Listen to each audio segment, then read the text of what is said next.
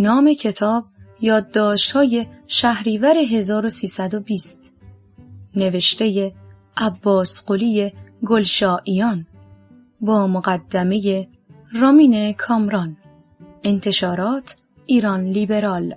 سال انتشار فروردین 1393، مارس 2014. گوینده نسیم. ویرایش و بازبینی قاسم قعرداغی. تاریخ اجرا تیر 1400. تعداد صفحات 101 صفحه. موضوع تاریخ معاصر ایران. تولید و پخش فایل صوتی کتابخانه اینترنتی آوای بوف. آوای بوف یک گروه مردم نهاد است که توسط عده‌ای علاقه‌مند به کتاب با دغدغه ارتقای فرهنگ کتاب و کتابخوانی و استحکام بستر خرد اجتماعی تشکیل شده و تاکنون تولید هزاران کتاب ممنوعه را در کارنامه خود دارد. با توجه به اینکه این گروه وابسته به هیچ سازمان و ارگانی نیست و تمامی فعالیت‌ها به صورت رایگان انجام می شود، لطفاً اگر در این رابطه احساس مسئولیت دارید، در معرفی ما به دیگران سهیم باشید. avayaboof.com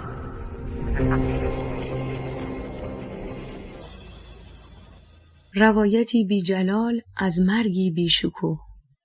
متن کوتاه و پر اهمیتی که در پی می آید حکایت فروپاشی نظام رضاشاهی است از دید عباس قلی گلشاییان، وزیر دارایی وقت.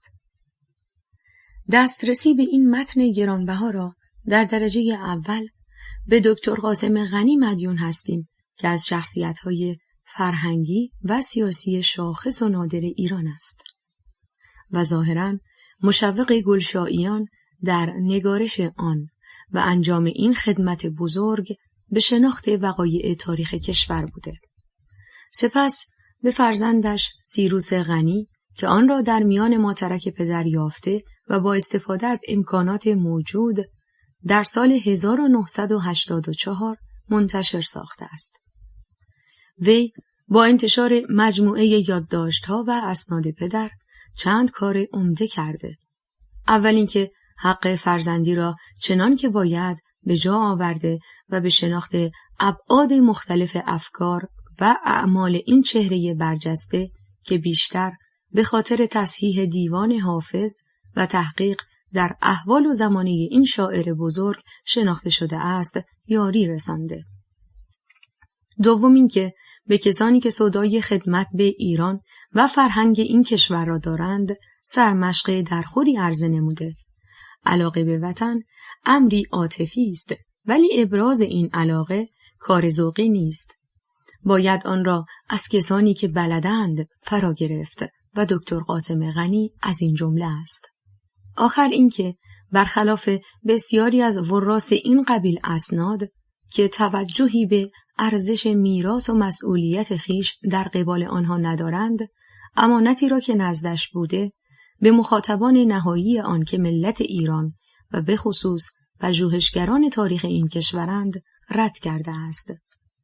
که سخن میگوید عباس قلی گلشاییان از برکشیدگان علی اکبر داور بود که همراه وی از دادگستری به دارایی رفت و باقی کاریر خیش را در آن وزارتخانه گذراند. او از نسل کارمندانی است که داور برای اداره دستگاه دیوانی نوین ایران تربیت کرد. در همه حال پشتیبان و مشوقشان ماند و در چشم همه آنها حرمت و مرتبتی داشت و نگاه داشت که ارتباطی به رابطه مرعوس و رئیس نداشت و بیشتر از قماش شیفتگی بود.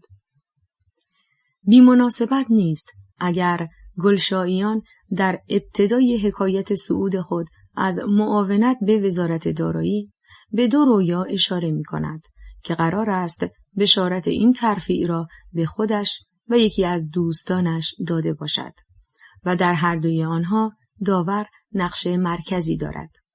گویی وی از آن جهان نیز در اندیشه بهروزی آنهایی است که مورد توجهش بوده‌اند. گلشاییان مانند دیگر سرآمدان نوین عصر پهلوی اول داخل پرانتز و دوم قبل از هر چیز کارمند است. با نقاط قوت و ضعف این گروه وی در 2 کابینه منصور و فروغی کفیل وزارت و سپس وزیر دارایی بوده است. از جهتی میتوان او را نمونه شاخص پرسنلی به حساب آورد که حکومت‌های اتوریتر 2 پهلوی برای اداره کشور میطلبیدند و به کار میگرفتند. کارمند، کاردان، وظیفه شناس و بدون هیچ ادعای سیاسی. آنچه را که مینگارد از این دیدگاه است، نه از دید مورخ که نیست و نه پژوهشگر که ادعای آن را ندارد و نه سیاستمدار که نباید با آن اشتباه شود. از کی سخن میگوید؟ نگاه گلشاییان در درجه اول متوجه است به رضا شاه.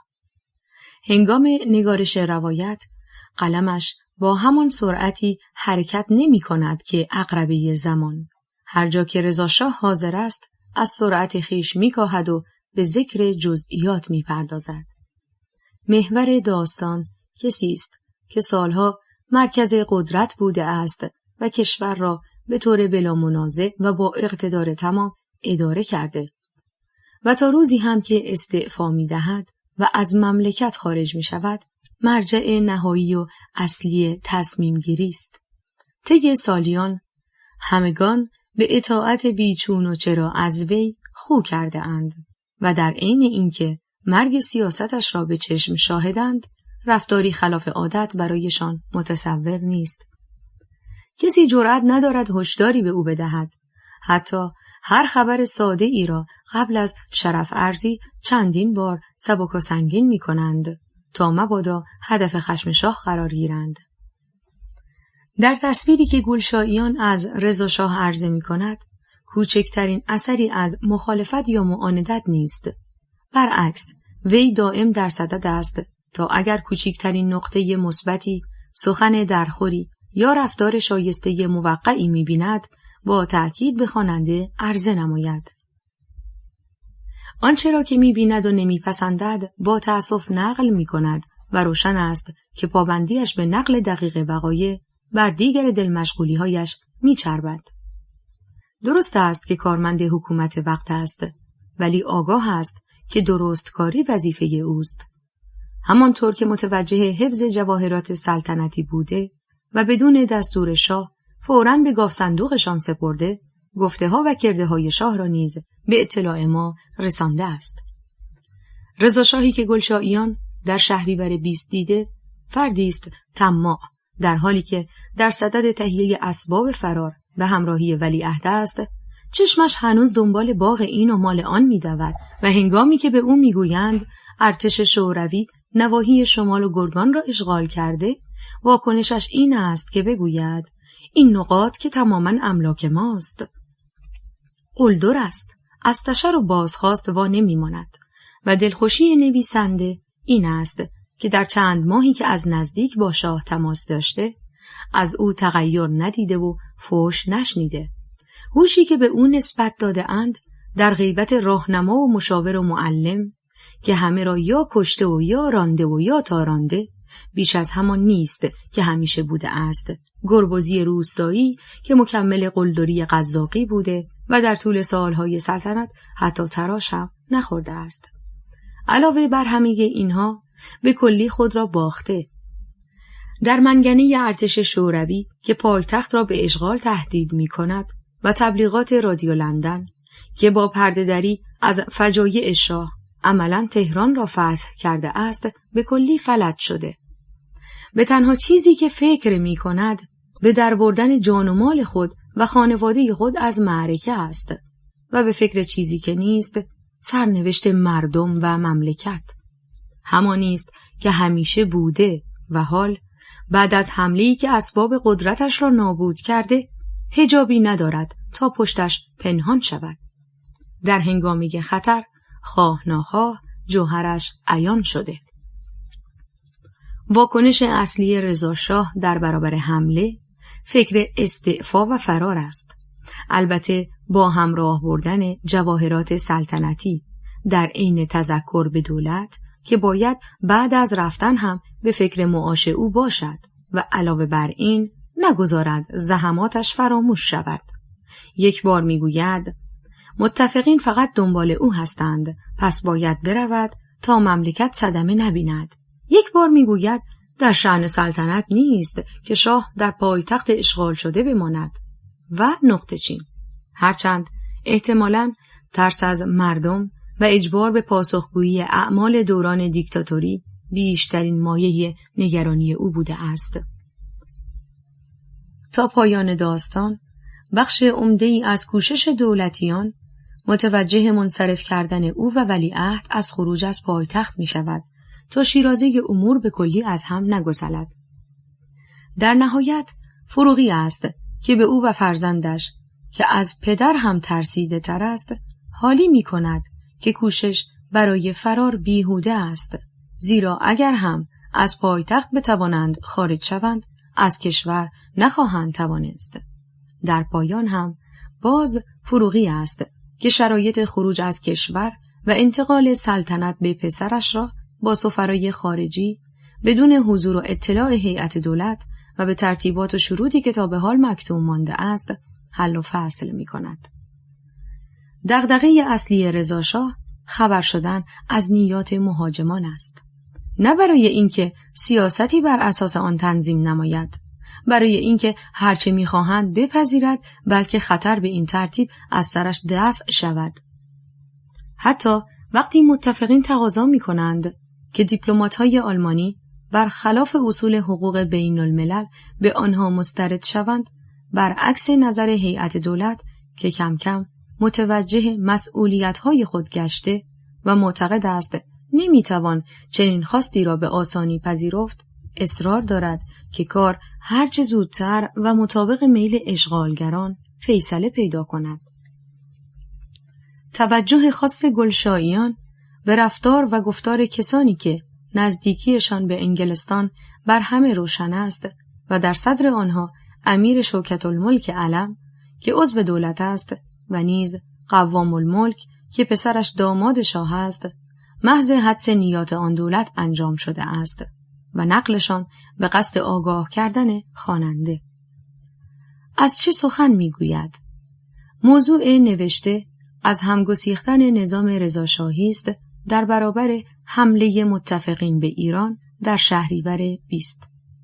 این نظام نه به حزبی اتکا داشت نه به نهادی نظیر آن و روشن است که پایگاه مردمی هم نداشت.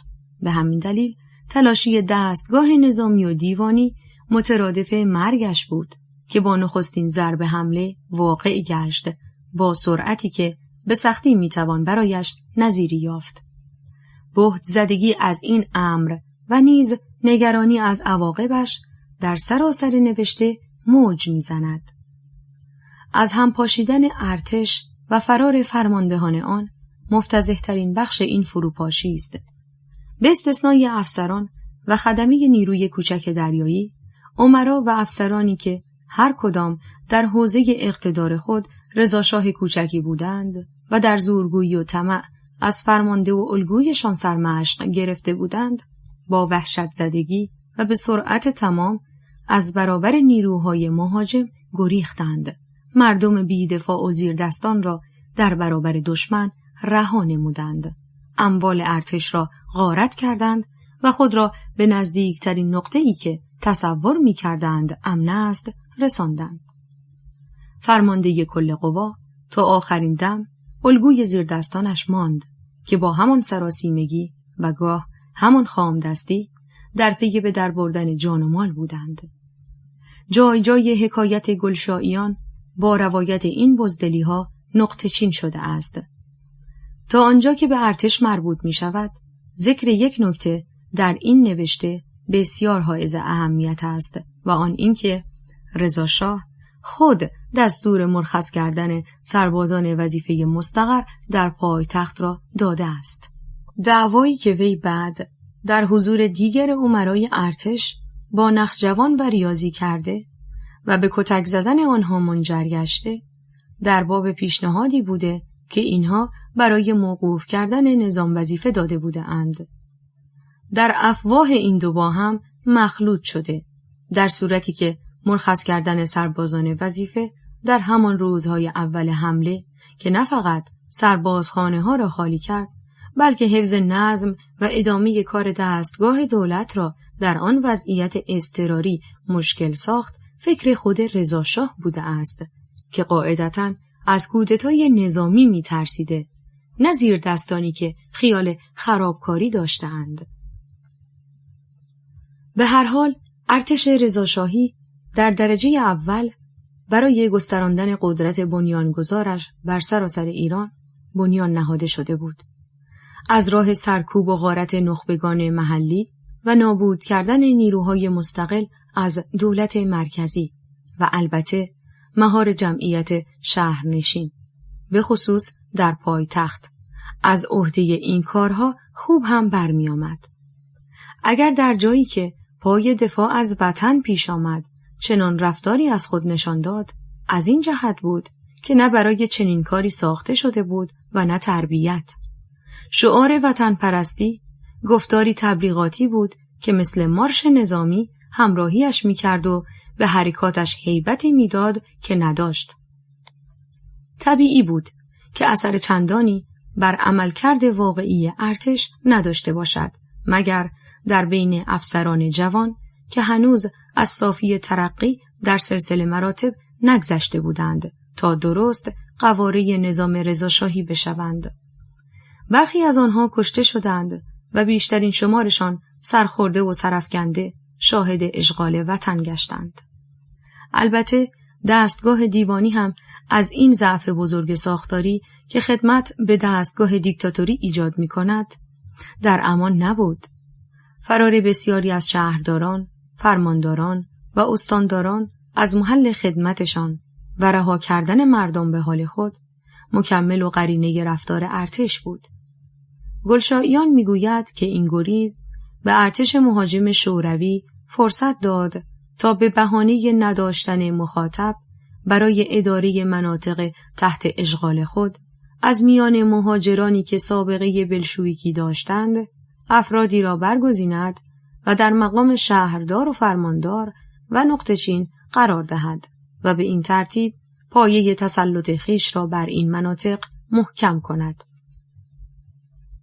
نکته دیگری هم که از برای نوشته گلشاییان به روشنی به چشم می‌خورد و به نوبه خود بیانگر منطق استبداد است، جدا بودن کامل دو بخش نظامی و غیر نظامی دستگاه دولت از یکدیگر است. دو طرف ارتباطی با هم ندارند، با طرز فکر و عمل هم آشنا نیستند و علاوه بر این به هم سوء ظن نیز دارند. با بروز بحران لزوم ارتباط بین آنها هویدا می‌گردد، اما وقتی وزیر جنگ به دستور رضاشاه برای اول بار در هیئت دولت شرکت می‌کند، کسی از وزرا او را درست نمی‌شناسد و به او اعتمادی ندارد، می‌ترسند برای شاه خبر ببرد. همه منتظر رفتن وی می‌مانند تا حرف‌های جدی را بین هم بزنند.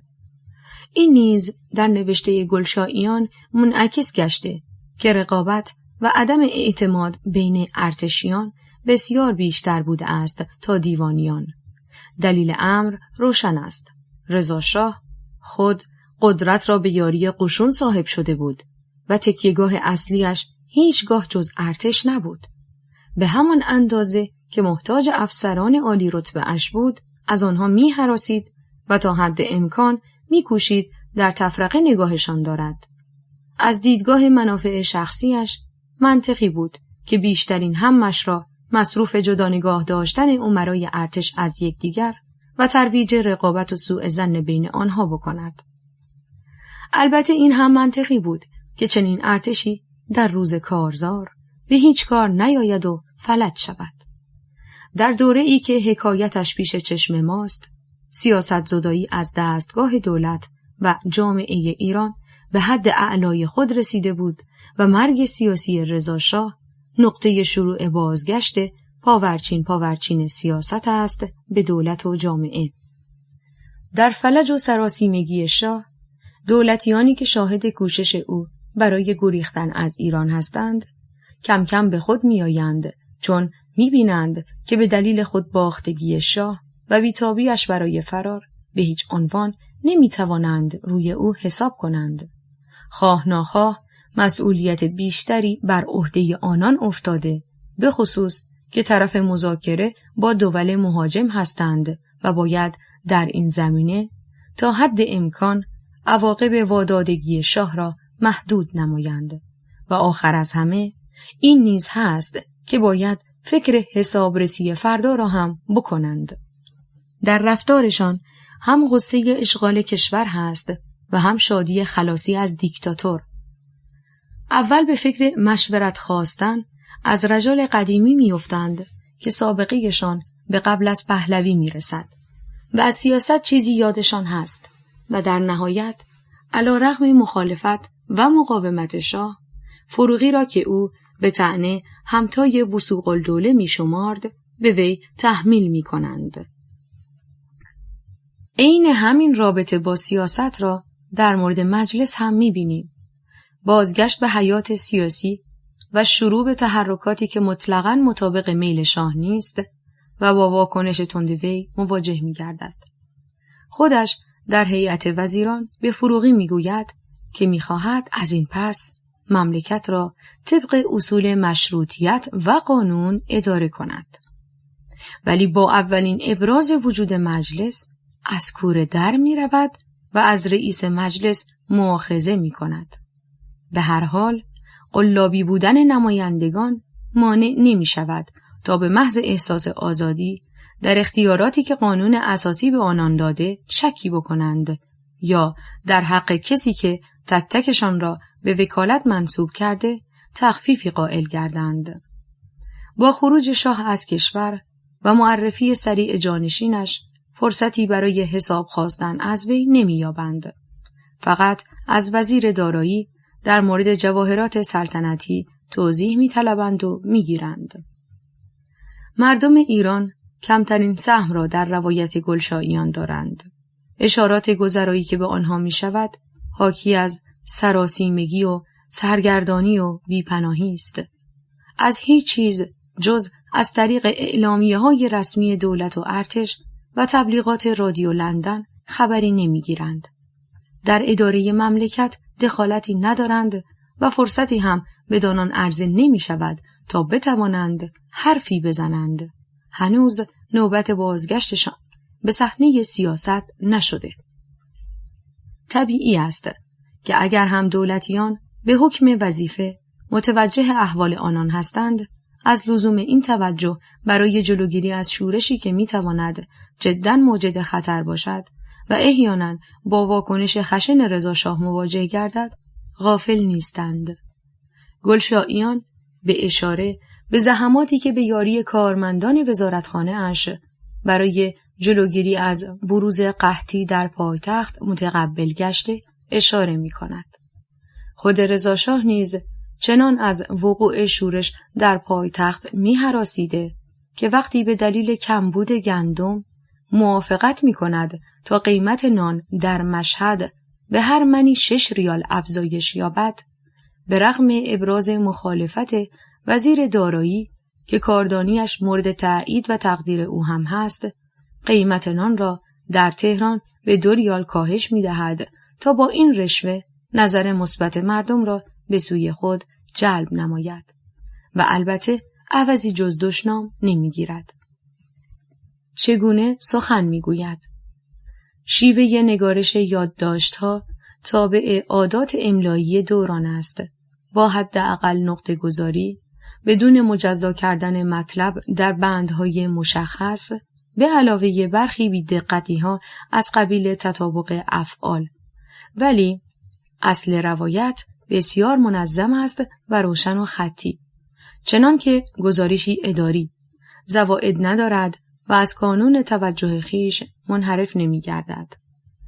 ظاهراً متن منتشر شده در مجموعه یادداشت‌های دکتر غنی با همان ترکیب دست نوشته به ماشین نویسی و سپس چاپ افست سپرده شده است.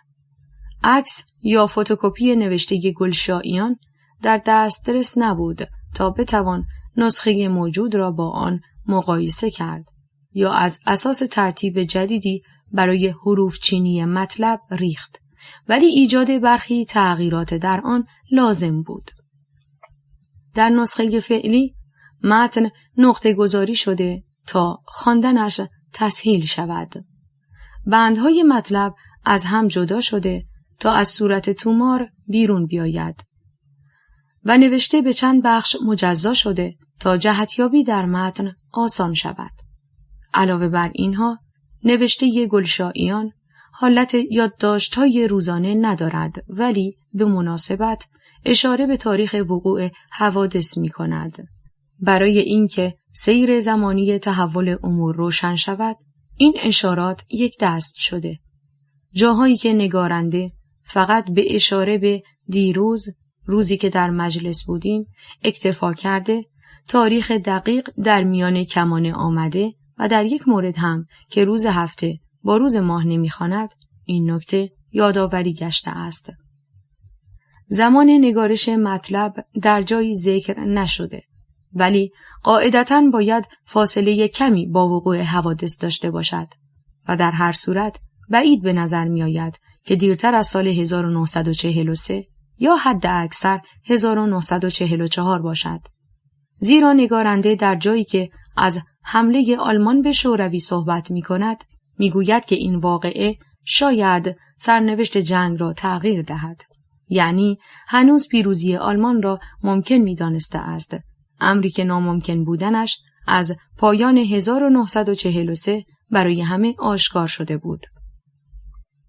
محتمل است که متن موجود قسمتی باشد از نوشته‌ای مفصل‌تر راجع به آن بخش از وقایع سیاسی مملکت که نویسنده در طول حیات خویش شاهد بوده است.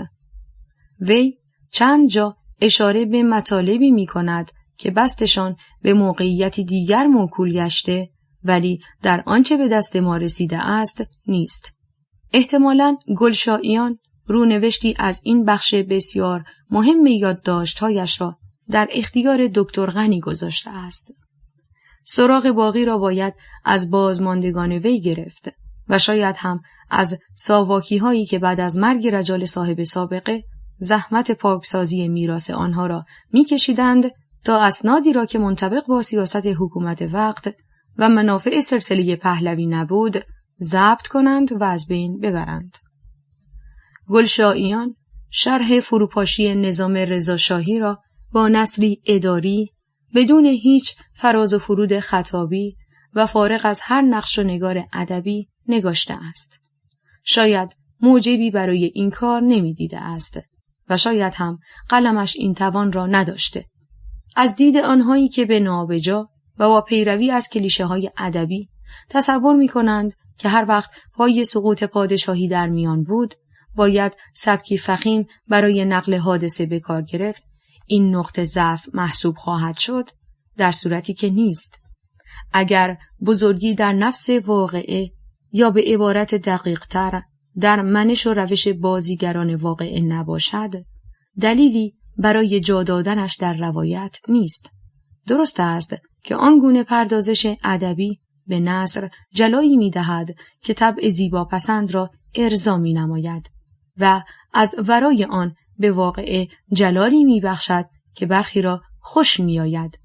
ولی اگر نابجا باشد، فقط دروغی است به همان اندازه بیجا که دلپذیر و خواننده را از حقیقت دور می‌کند.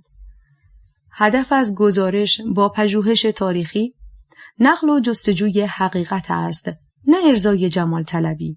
در این زمینه اگر زیبایی به کاری بیاید، جلوه بخشیدن به حقیقت است، نه القای عظمت به موضوعی که از آن بری است. داستان سقوط رضاشاه به رغم بلندی مرتبت و تلخی حکایت او از هر بزرگی خالی است و این بیشکوهی در نثر و روایت گلشاییان انعکاسی درخور یافته است. رامین کامران، فروردین 1393.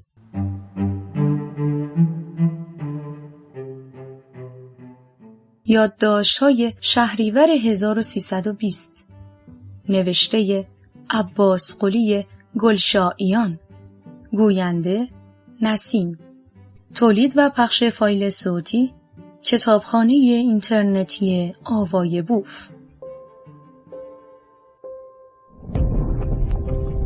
avayaboof.com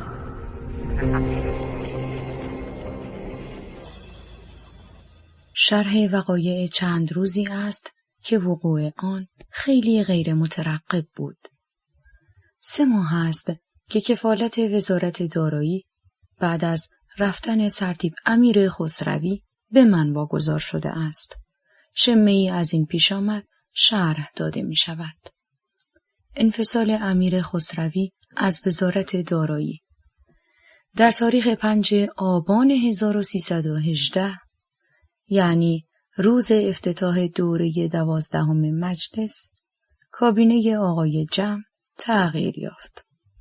آقای دکتر متین دفتری که وزارت دادگستری با او بود، داخل پرانتز این وزارت هم داستانی دارد که در موقعی که مجال باشد یادداشت می شود. به ریاست وزرا انتخاب و آقای بدر وزیر دارایی تغییر یافت و به جای او سرتیپ امیر خسروی که چند سالی رئیس بانک ملی بود به وزارت دارایی منصوب شد. این شخص جوانی است بوالهوس و بی‌سواد. چند صباحی برای تحصیل و مطالعه به پاریس رفته و چند کلمه فرانسه غلط یاد گرفته حرف میزند. فوق‌العاده خودخواه، خراج و بی‌حساب است. چند سالی است که آرزوی وزارت دارایی را داشته و حالا به مقصود خود رسیده است.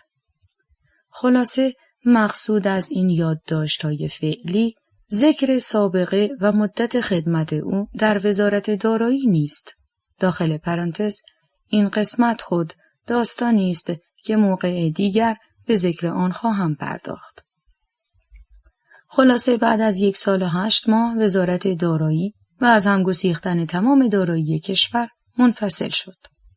اجمالاً شرحی از علت انفصال او یادداشت می شود. از اوایل فروردین 1320 محسوس شد که کار سرتیپ امیر خسروی هم دیگر تمام است. چون نامه‌هایی که از دفتر مخصوص می رسید، لحن بسیار خشن و بدی داشت که شاید در هیچ زمان اینطور کاغذ به وزارت دارایی نوشته نمی شد. کارهای اداری بسیار بد بود. موضوع خیلی قابل توجه، موضوع ارزاق بود که به واسطه خشکسالی سال قبل در انبارهای کشور هیچ ذخیره گندم نبود و هر روز و هر ساعت خطر قحطی مخصوصاً در شهرهای درجه اول همه را تهدید می کرد. مذاکراتی با روس‌ها و انگلیس‌ها راجع به خرید گندم در میان بود. انگلیسی‌ها مقداری فروخته بودند. به همین مناسبت توقعات و تقاضاها از انگلیسی‌ها زیاد بود که بیشتر مساعدت تجارتی بکنند. انگلیسی‌ها هم یا واقعاً خیال کمک داشتند یا سیاست آنها اقتضا می‌کرد. برعکس 1 سال قبل خیلی روی خوش نشان می‌دادند. چون خرید کالا از سایر کشورها محتاج به تهیه اجازه دریایی انگلیس برای رسیدن جنس به بندر بود و به علاوه کمک آنها برای تهیه کشتی ضرورت داشت. وابستگی تجارتی انگلیس در تهران کامبرباچ اظهار کرد که یک شرکت انگلیسی که وابسته به دولت است عنقریب به تهران آمده و تمام کارهای بازرگانی را انجام خواهد داد و بعد معلوم شد این شرکت برای تمام تجارت انگلیس در شرق میانه در هر کشوری نماینده دارد. این شرکت به اسم شرکت ایران و بریتانیا در تهران به ثبت رسید. این شرکت طرحی تهیه کرد که حاضر است تا 600,000 لیره جنس به دولت بفروشد از قبیل گندم، چای، دوا، مواد محرقه و غیره و در مقابل پشم و سایر کالاها بگیرد. یعنی جنس به ایران آورده، بهای آن را طبق موافقتی که به عمل می آید ریال گرفته، از قرار هر لیره ای برای کالای درجه دوم 150 ریال و درجه سوم 187 ریال. یعنی بیش از نرخ معمولی که 130 ریال و 174 ریال است. و تفاوت را هم اظهار می کردند بابت حق الزحمه شرکت در تهیه کشتی و اجازه نامه های دریایی و غیره است. کسی که این قرارداد را باید مورد مطالعه قرار دهد، خانم گلدنبرگ، رئیس اداره معاملات خارجی وزارت دارایی است. داخل پرانتز، این زن هم خودش داستانی دارد که ممکن است چند سطری هم بعداً راجع به او بنویسم. این زن دست نشانده انگلیس قرارداد را بست و بعد از موافقت دکتر امینی مدیر کل وزارت دارایی برای سرتیپ فرستادند و با اصرار زیاد سرتیپ قبول کرد و بلافاصله برای خرید پشم 30 میلیون ریال حواله بانک ملی دادند که به بانک شاهی بدهد. بانک هم 30 میلیون ریال را پرداخت و رئیس بانک ضمن صورت حسابهای خود که روزهای جمعه به عرض شاه میرسانید، گزارش آن را نیز به شاه نشان داد. این امر در وضعیت اسکناس اثر خیلی محسوسی داشت و تعجب خواهید کرد چرا باید چند سطری راجع به این موضوع نوشت تا قضیه روشن شود. به واسطه ولخرجی بی‌معنی سرتیپ در سال قبل و کسر بودجه کشور، مقدار اسکناسی که در جریان بود کم و احتیاجات مردم و دولت را رفع نمی کرد. و به اصرار زیاد رئیس بانک و تحاشی شاه، بالاخره اخیراً 50 میلیون ریال اجازه نشر اسکناس داده شده بود. حالا تصور بفرمایید با این ترتیب خارج کردن 30 میلیون ریال از صندوقهای بانک ملی و تحویل آن به بانک شاهی چه تأثیری می کرد؟ در هر صورت آقای فرزین رئیس بانک ملی ضمن تقدیم صورت حسابهای بانک و توجه شاه به این نکته اظهار کرده بود که بر حسب حواله وزارت دارایی این 30 میلیون داده شده است. شاه هم سرتیپ را احضار و در مقابل فرزین تغییر فوق‌العاده به سرتیپ کرده بود. روز شنبه 26 اردیبهشت ماه سرتیپ چند دقیقه بیشتر در وزارت دارایی نمانده و انتظار داشت نسبت به او تصمیمی گرفته شود. از قرار اطلاع شب شاه به جلسه هیئت دولت آمده، موضوع را مطرح و با تشددات و فحش‌های ناسزا او را منفصل و از همان جلسه خارج کرد. ورود به دولت علی منصور. صبح روز بعد من مثل همیشه که صبحها را پیاده به اداره می رفتم، در بین راه پیش خدمت را دیدم که دوان دوان جلوی من آمد که آقای منصور نخست وزیر با تلفن شما را چند بار خواسته و لازم است که به وزارت پیشه و هنر که ضمناً خود آقای منصور متصدی بودند بروم. بنده به وزارت پیشه و هنر رفتم. دیدم آقای منصور و آقای فرزین و دکتر امینی بودند و صحبت همین قرارداد بود. بنده اظهار کردم اطلاعی ندارم و صحیح هم بود، برای اینکه از چندی به این طرف روی مخالفت با سرتیپ من به هیچ وجه مداخله در کارهای معاملات خارجی نمی کردم و کارهای معاملات خارجی را آقای دکتر امینی می کردند. به هر صورت آقای منصور اظهار کردند که شاه خیلی از این وضعیت متغیر است و قرار است که به هر قیمتی شده این پولها پس گرفته شود. ضمناً به من اظهار کردند فعلا شما مراقب باشید چون دیگر سرتیپ به وزارت دارایی نخواهد آمد تا من امروز شرفیاب شده و ببینم چه می شود. بنده وقتی بلند شدم آهسته به ایشان گفتم که خواهشمندم با اطلاعی که از حال من دارید مرا پیشنهاد نکنید چون من میل ندارم به شاه نزدیک شوم. به وزارت دارایی که آمدم به آقای عزدی که معاون اول وزارت دارایی بودند امر آقای منصور را ابلاغ کردم. البته حقاً هم نمی بایستی من کفالت وزارت دارایی را بکنم، چون به واسطه همون مخالفت‌های با آقای سرتیپ، بعد از رفتن آقای صالح که معاون اول وزارت دارایی بود، آقای سرتیپ آقای عزدی را که مدیر کل وزارت دارایی بودند به معاونت اول انتخاب کردند. در هر صورت ساعت 11 آقای منصور تلفن کردند که به وزارت دارایی خواهم آمد. در ساعت مزبور به وزارت دارایی آمده و اظهار کردند که طبق امر اعلیحضرت کفالت وزارت دارایی به من واگذار شده است. بعد که آقایان مدیر کلها رفتند و اتاق خلوت شد به ایشان گفتم بنا بود که این کار به من واگذار نشود. اظهار کردند که امر صریح شاه بود و من مداخله ای نداشتم. به ایشان گفتم صلاح است من رد کنم؟ اظهار داشتند به هیچ وجه جایز نیست و به این ترتیب روز یکشنبه 27 اردیبهشت رسما کفالت وزارت دارایی به من واگذار شد و این کشتی سکان شکسته را که هر ساعت خطر مواجه شدن با گرداب را داشت به من سپردند. در اینجا نمیخواهم به کار و زحمتی که در زمان کفالت وزارت دارایی متحمل شدم اشاره کنم. فقط موضوعی که یادداشت آن در اینجا ضرورت دارد این است که 2 روز قبل از 27 اردیبهشت ماه شب خوابی دیدم که در اینجا می نویسم. خواب دیدم مثل سالهایی که در خدمت مرحوم داور بودم مقرر است که به مسافرت برویم. نزدیک صبح است. داخل پرانتز چون معمولاً مرحوم داور ساعت 4 بعد از نصف شب حرکت می کردند. در منزل مرحوم داور هستیم و اتومبیل حاضر است. مرحوم داور آمدند از اندرون بیرون. من نزدیک اتومبیل ایستاده بودم. ایشان رسیدند، کیف دستی خود را به من داده و گفتند این را بگیر تا من مراجعت کنم.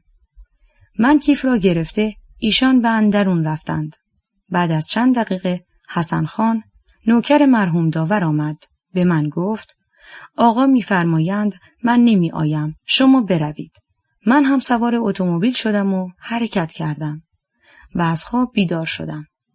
از این خواب حدس می‌زدم ممکن است کار بهتری پیدا کنم و وقتی مقرر شد کفالت وزارت دارایی را عهده‌دار باشم فهمیدم خوابی که دیدم تعبیرش این بوده است.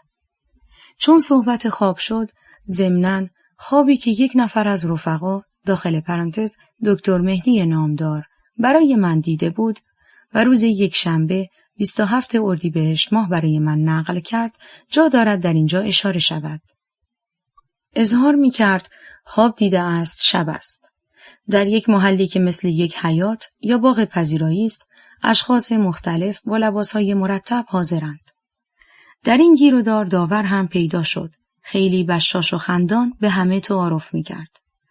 یک مرتبه یک دری باز شد و شاه پیدا شد. یک تسبیح هم مثل همیشه در دست داشت. همه تعظیم کردند جز داور. یک راست شاه نزد داور آمده. تسبیح خود را به او داد. داور نگرفت و گفت من دیگر چیزی از شما نمیخواهم. بعد یک صحبتی مثل این که آهسته شاه با داور کرد. داور در جمعیت نگاه کرد. آمد و دست مرا گرفت. داخل پرانتز یعنی گلشاییان. و نزد شاه برد و دست گلشاییان را توی دست شاه گذارد و گفت این جوان را به تو سپردم ولی به او بد مکن و اذیت نرسان.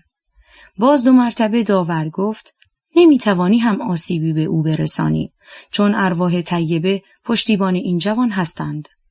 خواب تمام شد. وقتی کفالت وزارت دارایی به عهده من گذارده شد خیلی نگران بودم. دکتر نامدار خواب خود را گفت و گفت حاضرم شرط ببندم که از شاه گزندی به تو نرسد. حالا که شاه رفته است میفهمم درست گفته. چون در این مدت 4 ماه که از نزدیک با شاه کار کردم خوشبختانه یک حرف زشت و درشت از شاه نشنیدم و حتی مورد تغییر هم واقع نشدم. مناسبات تجاری با انگلستان و شوروی. باری 1 ماهی که از عمر کفالت من گذشت، روزی آقای منصور اظهار کرد که انگلیسی‌ها زمزمه‌ای دارند که قرارداد با ما درست اجرا نمی شود و ما حاضر برای همه قسم همکاری هستیم. شاه در هیئت از من پرسید مگر قرارداد با ایشان لغو شده؟ اظهار کردم خیر، فقط فشار آوردم به آقایان طبق نظر اعلیحضرت که حسابهایشان را حتی الامکان در بانک ملی باز کنند و از 30 میلیون اسکناس که سرتیپ حواله داده بود به بانک شاهی بدهند 10 میلیون آن پس گرفته شده است. شاه به من گفت اگر راست میگویند آنها را بخواه و بگو ما حاضریم همه نوع سفارش بدهیم، مخصوصاً ریل، لوکوموتیو و اسلحه از هر قسم. من کامبرباچ وابستگی بازرگانی انگلیس را خواستم و به او گفتم. اظهار داشت سعی میکنم ولی تصور میکنم دیگر دیر باشد. من تعجب کردم چرا؟ اظهار کرد در سال گذشته خود من این پیشنهاد را به آقای وزیر دارایی وقت کردم، یعنی همان وقت که بنا بود دولت انگلیس 5 میلیون لیره قرض به دولت بدهد برای خرید، ولی وزیر دارایی قبول نکرد. و البته بعد هم مقالات روزنامه و آن هیاهو و افتضاحات نفت پیش آمد. من این جواب را به شاه ندادم برای اینکه احتیاط کردم و فقط گفتم اظهار می کند که باید به لندن تلگراف کند. شاه خندید و گفت پدر سوخته دروغ می گوید، ممکن نیست انگلیسی ها به ما اسلحه بفروشند. در خلال این روزها موضوعی که یک مرتبه پیش آمد قضیه کودتای عراق و آمدن رشید عالی به سر کار و جنگ انگلیس ها و خلاصه فرار رشید عالی و وزیر دارایی و جنگ و مفتی فلسطین و غیره به ایران بود. هر شب در هیئت مدتی صحبت از طرز رفتار با ایشان بود. چنانچه مطلع هستید بعد از 15 روز قائله عراق خاتمه یافت و مجددا امیر عبدالله به بغداد مراجعت و در نتیجه مستقر شدن قوای انگلیس در عراق گردید. بعد هم موضوع سوریه پیش آمد که به نفع انگلیس ها تمام شد. در خلال این مدت مذاکرات وزارت دارایی با روس‌ها در امر بازرگانی جریان داشت. گرچه چند روز اول بعد از رفتن سرتیپ امیر خسروی قدری سرد شده بودند، ولی بعد کار جریان عادی خود را گرفت.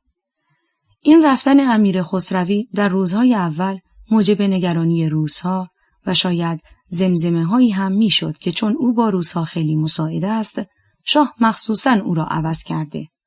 این زمزمه به قدری شایع شد که حتی روزی شاه امیر خسروی را احضار و به او اظهار ملاطفت کرده بود. در همان روز هم مرا احضار کرد. به هر طوری شده ضمن مذاکره با روس بفهمان که رفتن امیر خسروی هیچ گونه ارتباطی با کار روس‌ها نداشته، بلکه فقط و فقط به واسطه یک کمک بی مورد و بی اجازه ای بود که در حق انگلیس ها نموده بود. حمله آلمان به شوروی، موضوع بسیار مهمی که در اول تیر ماه پیش آمد کرد که شاید آتیه جنگ را هم تغییر دهد، جنگ روس و آلمان بود. توضیح حاشیه: حمله آلمان به شوروی در 22 ژوئن 1941 1 تیر 1320 واقع گشت. ادامه متن. دولت روسیه که در بدو جنگ با آن اصرار نمایندگان فرانسه و انگلیس حاضر برای جنگ نشد و حتی با دولت آلمان پیمان عدم تعرض بست، یک مرتبه با آلمان وارد جنگ شد. در روز اول و دوم تقریباً تمام مردم ایران بلکه دنیا می‌گفتند که چند هفته این نگذشته دولت روسیه مضمحل و دنیا از خطر بلشویک نجات یافته و حتی آلمانی‌ها که در تهران بودند نسبت به کالاهای ایران که از راه شوروی می آمد وعده می دادند که در ظرف 6 هفته دیگر جنگ روسیه تمام است. به نظر من همین اشتباه باعث شد که بدبختانه شاه و منصور رئیس الوزراء نیز راه غلطی در سیاست پیموده و در حقیقت می توان گفت موجب بدبختی امروز کشور خودشان شدند. گرچه شاه ظاهراً اظهار نمی کرد ولی در باطن فوق‌العاده خوشحال بود. چند روز بعد از جنگ روس‌ها سفیر انگلیس یادداشتی به وزارت خارجه و رئیس دولت داد. توضیح حاشیه: آنطور که پایین‌تر آمده تاریخ یادداشت 28 تیر است. ادامه متن. که چون آلمانی‌هایی که در ایران هستند در فکر انقلاب و کودتایی میباشند و این امر به خلاف مصالح دولت شاهنشاهی ماست و چون فراری‌های عراق با سفارت آلمان رفت و آمدی دارند، دولت متوجه باشد و شاید صلاح کشور است که این قبیل آلمانها را از کشور و خدمت دولت خارج کند. آقای منصور مضمون این یادداشت را در هیئت اظهار کردند و بدون اینکه خوانده شود اظهار کرد که من به آنها خاطر نشان کردم که این حرفها پوچ است، دولت خودش مراقب است. در ایران به هیچ کس بدون جهت روادید داده نمی شود. در همان جلسه صحبتی به میان آمد که واقعاً ضرر ندارد توجهی بشود، شاید واقعاً آلمان‌ها یک فعلی در ایران می‌خواهند انجام دهند، نظیر عملیات عراق. آقای منصور اظهار کردند این حرف‌ها بچگانه است. به هر صورت خبری دیگر از انگلیسی‌ها نشد. بعد از چندی هم که از آقای منصور در هیئت پرسیدم آن موضوع چه شد، اظهار کرد قضیه را تمام کردم و دیگر موضوعی ندارد. ضمناً جسته و گریخته شنیده می‌شد که احتیاطاً دولت افراد ذخیره نظام وظیفه را فرا خوانده و قشون به سمت آذربایجان و خوزستان می‌فرستد. رفته رفته کار تجارت ما با روس‌ها مختل شد. حتی یک شبی در هیئت شاه از من پرسید روس‌ها دیگر به وزارت دارایی می‌آیند؟ معاملاتشان چه صورتی دارد؟ به شاه گفتم آنچه حس می‌کنم آقایان اصلاً مثل این است که انتظاری دارند، دیگر پیرامون کار تجارت نمی‌گردند. این اظهار خیلی شاه را نگران کرد. بعد از رفتن ایشان آقای منصور اظهار داشتند خوب نشد که به این صراحت به شاه عرض شد. گفتم امروز اگر راست قضیه را نگوییم چند روز بعد ملتفت خواهد شد و دروغ ما روشن می شود. در هر صورت در همان روزها سفیر کبیر شوروی احضار و سفیر دیگری به اسم اسمیرنوف وارد شد که بلافاصله هم آقای منصور را ملاقات کرد و اظهار داشت مخصوصاً از طرف مولوتوف پیغام دارم که من مأمورم روابط اقتصادی بین دو کشور را به اعلای درجه برسانم. در موقع تقدیم نامه اش هم به شاه همین اظهار را کرد ولی در عمل زیاد فرقی نکرد. چند روز بعد از ورود سفیر شوروی به ایران، یک روز سفیر شوروی و وزیر مختار انگلیس بولارد به وزارت خارجه رفته و یک یادداشت رسمی دادند.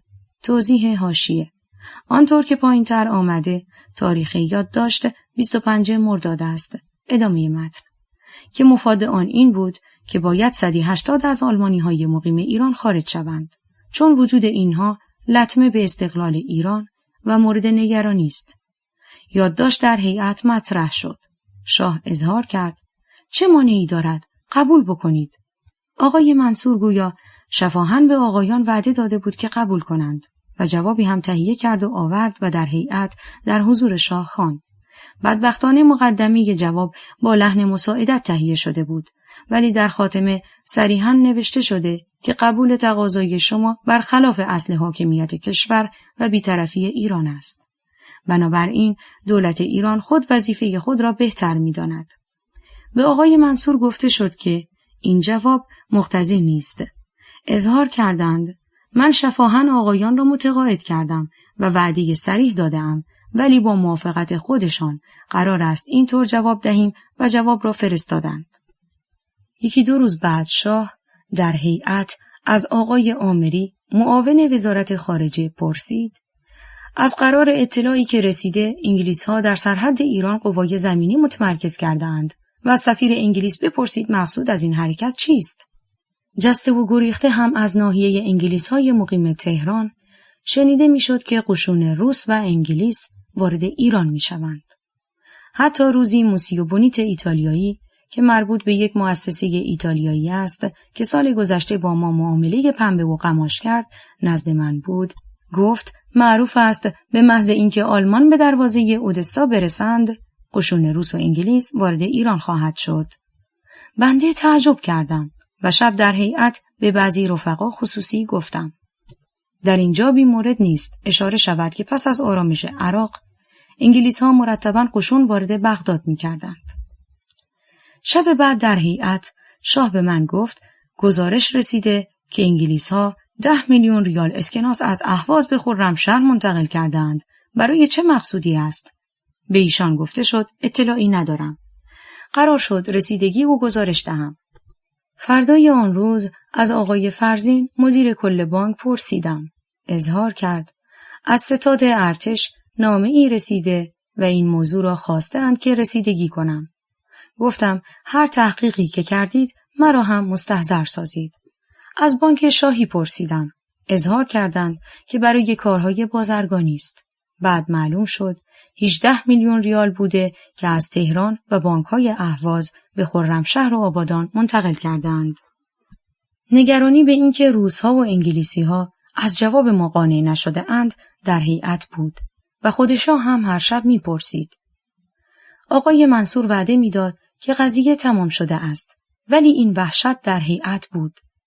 حرکات روس‌ها در کار بازرگانی هم حکایت از پیشامد غیر مترقبی می‌کرد، برای اینکه مرتب کشتی‌های آنها خالی می‌آمد و بار می‌برد، تا به جایی رسید که شبی در هیئت من موضوع را به نظر شاه رساندم و گفتم خوب است اصلاً دیگر جلوگیری کنیم که جنس نبرند. شاه قبول کرد. فوراً به گمرکات شمال دستور داده شد از صدور جنس خودداری کنند و به نمایندگی بازرگانی هم کتباً نوشته شد. حمله متفقین به ایران. این وضعیت بود تا روز شنبه 1 شهریور که در منظریه جشن اردوی پیشاهنگی بود. بعد از خاتمه جشن به کاخ سعدآباد به هیئت رفتیم. شاه به نظر ناراحت می آمد. گرچه مدتی در اطراف جشن با آقای وزیر فرهنگ مذاکره کرد، ولی باز مرتب می پرسید چرا انگلیس‌ها در سرحدات و غرب قوای زیاد متمرکز کرده، مخصوصاً قوای موتوریزه، و اظهار می کرد تصور نمی کنید برای حمله به ما یا ترکا باشد. البته هر کس چیزی می گفت، ولی کسی جرأت نداشت اظهار کند شاید برای حمله به ایران است. خلاصه آن شب هم گذشت. فردا هم خبری نبود. صبح روز دوشنبه 3 شهریور که به اداره رفتم، آقای جهانگیر مدیر کل وزارت دارایی که کارهای اداره نفت و امتیازات را می کند، با تلفن به من گفت آقای فاتح با تلفن به ایشان گفته امروز وقایع مهمی ممکن است رخ دهد، چون انگلیس‌ها و اعضای کمپانی نفت را سفارت دعوت کرده در سفارت شهری انگلیس جمع شوند و بدون اطلاع سفارت از سفارت خارج نشوند. این امر خیلی معنی داشت. بنده فوری با تلفن خواستم که با آقای آمری معاون وزارت خارجه صحبت کنم، ببینم چه خبری دارد. آقای آمری با تلفن به من به فرانسه گفت که فوری به کاخ سعدآباد بیایید. هیئت تشکیل می شود. بنده تعجب کردم. فوری رفتم به سعدآباد. آقای منصور را دیدم در روی ایوان کاخ سفید که هیئت وزرا تشکیل می شود قدم می زنند. خیلی رنگ پریده. بعد از سلام پرسیدم چه خبر است؟ گفت امروز صبح خواب بودم. ساعت 4 بعد از نصف شب وزیر مختار انگلیس و سفیر شوروی به منزل من آمده.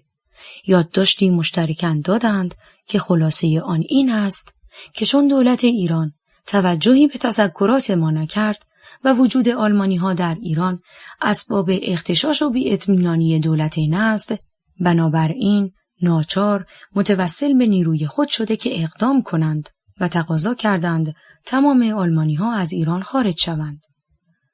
از قرار معلوم در همان موقع قشون روس از سرحد جلفا و پهلوی و قشون انگلیس از کرمانشاهان و خوزستان وارد خاک ایران شده اند. در اینجا آقایان وزرا رسیدند. منصور خیلی ناراحت و نگران دیده میشد. آقای آمری که به سفارت روس و انگلیس رفته بود آمد و به ملاقات شاه رفت.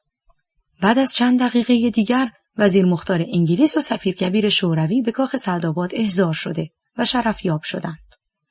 مذاکرات آنها تا نیم ساعت به ظهر طول کشید. آقای آمری در جلسه ملاقات حاضر بود. بعد که رفتند شاه به هیئت آمد. جریان را اظهار کرد که من این آقایان را خواستم. گفتم مقصود چیست؟ چه می‌خواهید؟ گفتند ما هیچ کاری جز بیرون کردن آلمانی‌ها نداریم. شاه به آنها گفته بود ما حاضریم آلمانی‌ها را خارج کنیم، حتی با آلمان هم قطع رابطه نماییم و با شما متحد شویم. آقایان جواب گفته بودند که ما باید به کشورهای خودمان مراجعه کنیم.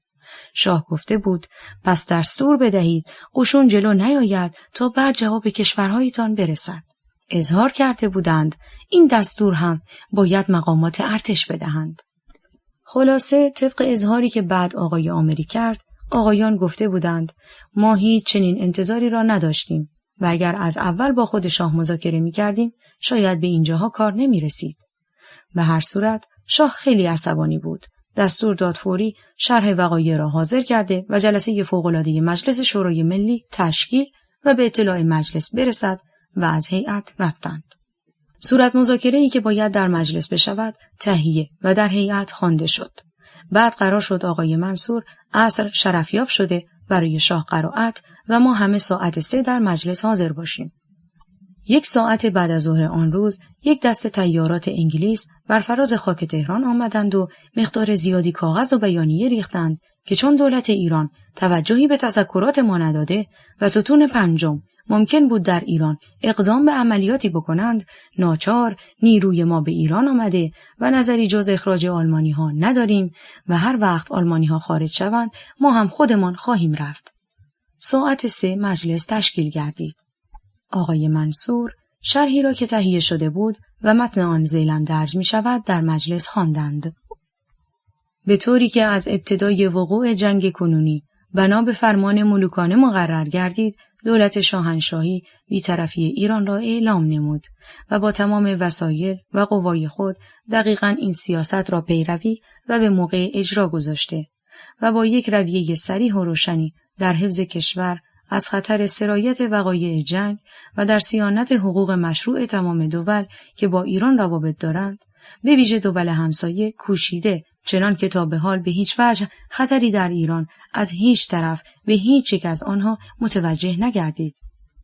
با این حال دولت انگلیس و بعد از اتفاق با دولت شوروی هر دو متفقاً اظهاراتی مبنی بر نگرانی از وجود یک عده آلمانی در ایران نمودند و در 2 نوبت از تاریخ 28 تیر ماه و تاریخ 25 مرداد بر طبق اظهارات مزبور به وسیله نمایندگان خود تذکاریه‌هایی تسلیم داشتند که اخراج قسمت عمده آلمانی‌ها را درخواست می‌کردند.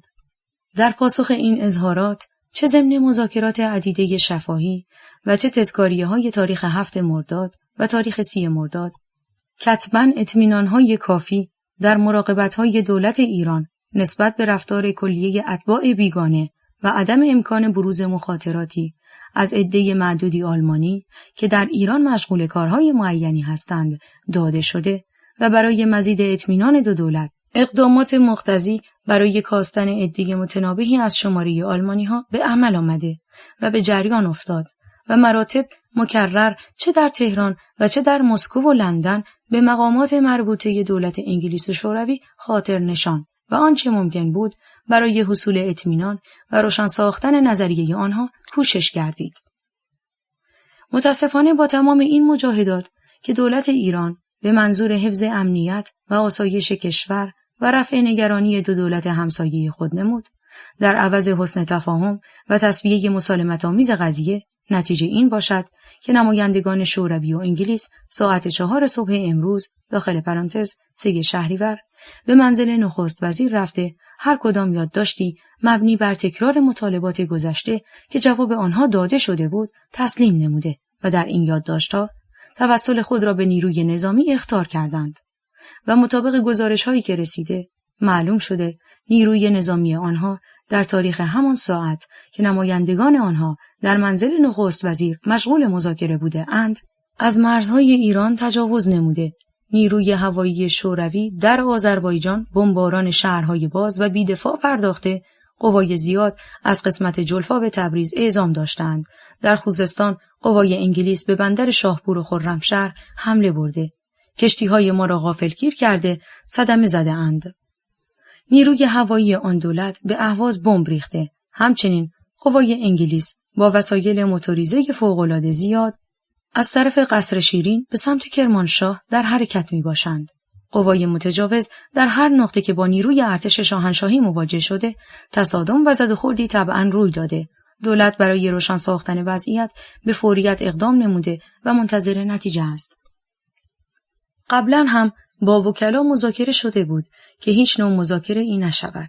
بعد از خاتمه مجلس مجدداً جلسه هیئت وزیران در کاخ سعدآباد با حضور شاه و ولیعهد که در جلسه حاضر شده بود، داخل پرانتز برعکس همیشه، تشکیل گردید. تلگرافات که رسیده بود و حاکی از جلو آمدن قشون روس و بمباران شهرها بود، خوانده شد. قبل از آمدن شاه به هیئت مذاکرات مفصلی شد که باید حتماً یک رابطه بین دولت و ارتش باشد و خلاصه دولت از اقداماتی که می شود مسبوق باشد. به علاوه چند موضوع مهم مورد نظر واقع گردید و یادداشت شد که به عرض برسد. از جمله مسائل مهم تأسیس حکومت نظامی در تهران، اقدام در تشکیل کمیته خاربار برای تأمین آذوقه شهر، چون فقط مصرف برای 3 روز بیشتر در تهران گندم نبود. همچنین نسبت به سایر آذوقه، گماردن گارد در بانک ملی و عمارت گلستان، تعطیل ساختمانها و غیره، آگاهی مردم در مقابل خطرات هوایی که چه اقداماتی باید بکنند. این مطلب که به شاه با خیلی احتیاط گفته شد، اظهار کردند با ارتش بنشینید و جلسه کنید و هر کاری که لازم است بکنید. ضمناً چون در روز مزبور آقای فرزین مدیر کل بانک نزد من آمده بود و اظهار می‌کرد مردم برای گرفتن حساب خود به بانک فشار آورده و حتماً باید مقداری اسکناس در جریان گذارده شود، ضمناً کسب تکلیف نسبت به ذخیره طلا و نقره کرد. من به شاه گفتم که آقای فرزین مدیر کل بانک تقاضا داشت 100 میلیون ریال اسکناس در جریان گذارده شود. ضمناً به ایشان گفتم اگر اجازه فرمایند جواهراتی که در عمارت موزه است به جای امنی، یعنی در مخزن بانک انتقال داده شود. ایشان اظهار کردند چه احتیاجی است؟ ضمناً گفت خوب شد به خاطر آوردید، این جواهرات اساسیه سلطنت است و اگر ما مجبور شویم ایران را، و بعد اصلاح کردند و گفتند تهران را ترک بگوییم باید همراه باشد. بعد مذاکرات دیگر شد و جلسه خاتمه یافت. از این اظهارات شاه نگرانی در من ایجاد شد. صبح که به وزارت دارایی رفتم، فوری به آقای عزدی معاون گفتم حسب الامر باید این جواهرات به عمارت موزه به بانک ملی منتقل شود. فوری بروید با حضور وزیر دربار و قانع بصیری و صدیق السلطان که جواهرات تحویل آنهاست، جواهرات را با یک صورت مجلس بسته میبرید به خزانه بانک.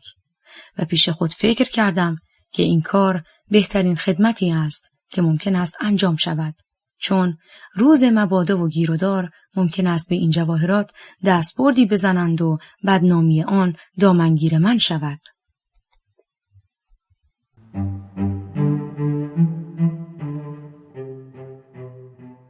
یادداشت‌های شهریور 1320 نوشته عباس قلی گلشاییان، گوینده نسیم، تولید و پخش فایل صوتی کتابخانه اینترنتی آوای بوف. avayaboof.com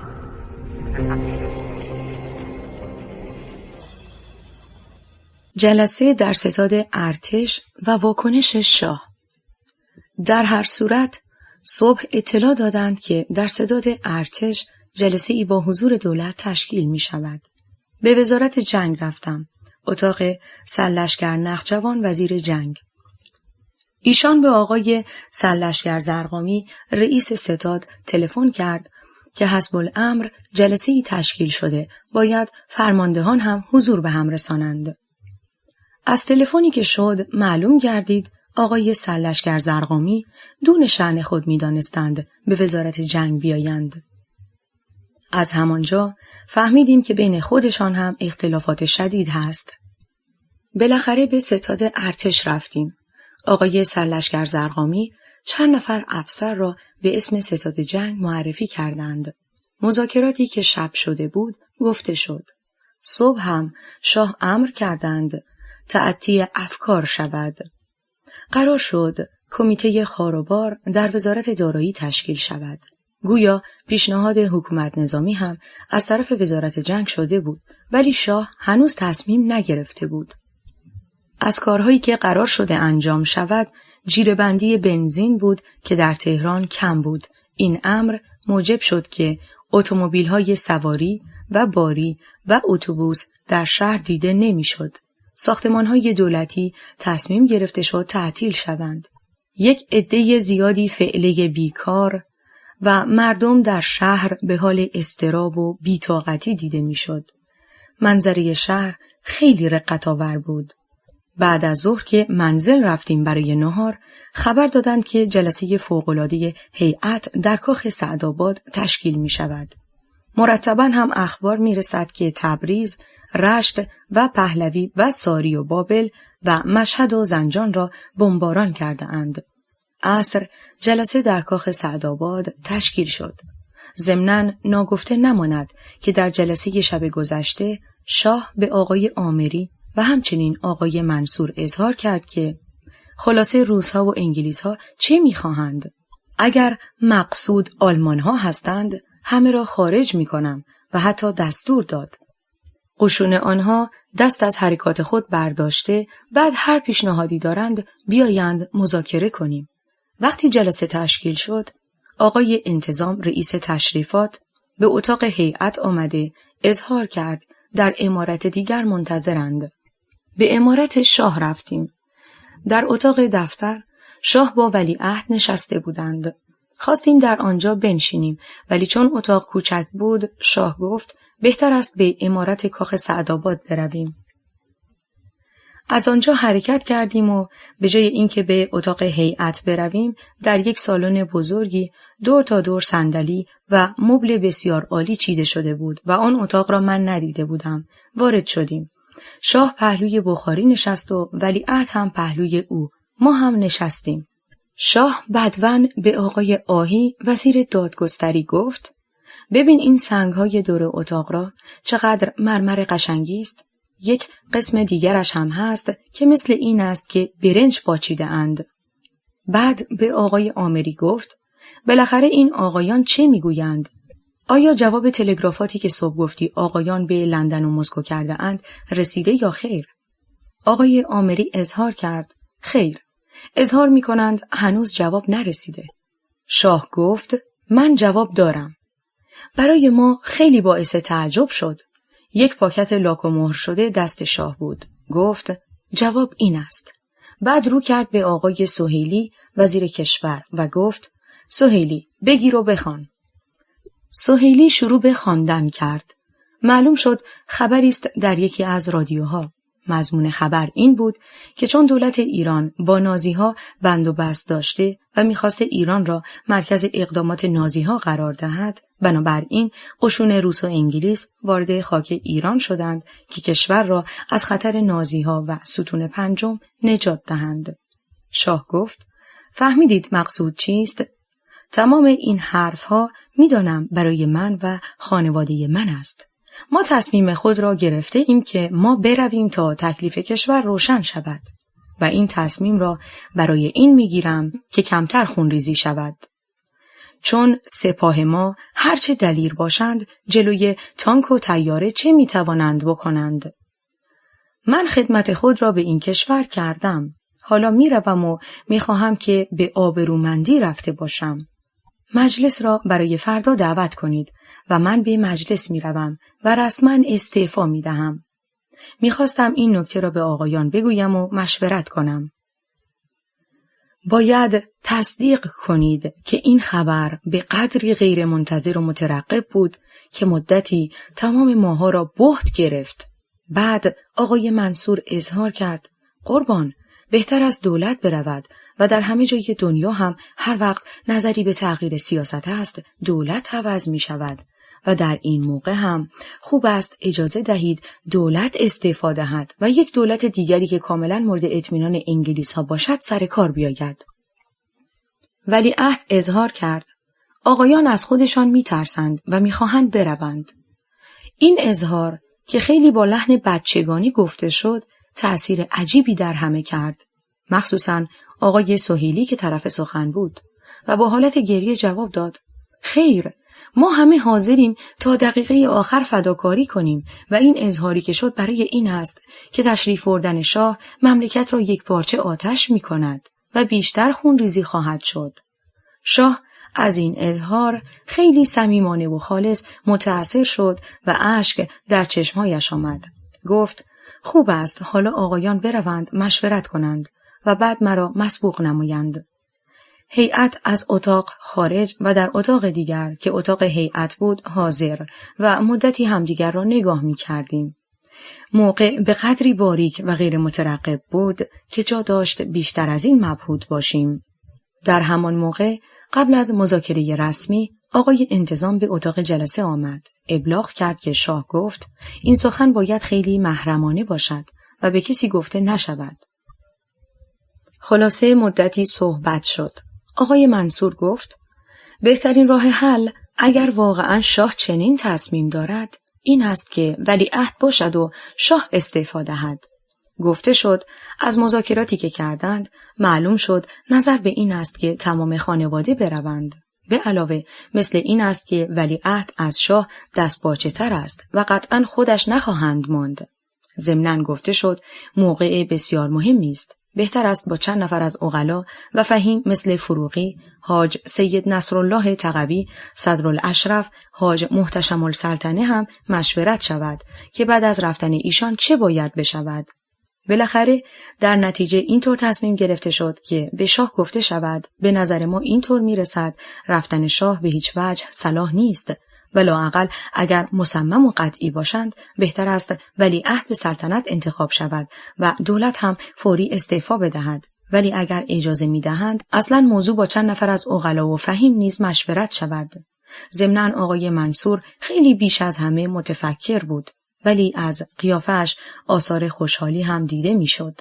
ضمناً مذاکره شد که اگر موافقت نکنند ناچار باید یک نفر برای رئیس دولت و مملکت انتخاب شود و مذاکره شد که هیچ کس در کشور بیش از آقای فروغی داخل پرانتز ذکاءالملک شایستگی این کار را ندارد. خلاصه به آقای انتظام گفته شود اطلاع دهند که مشورت تمام شد. اگر اجازه می دهند نتیجه به عرض برسد. بعد از چند دقیقه که شاه آمد در عمارت پایش به قالیچه ابریشمی که افتاده بود خورد. قالیچه برگشت و دلا شد. قالیچه را با دست صاف کرد. ضمناً متوجه شد که کنار قالیچه لوله شده.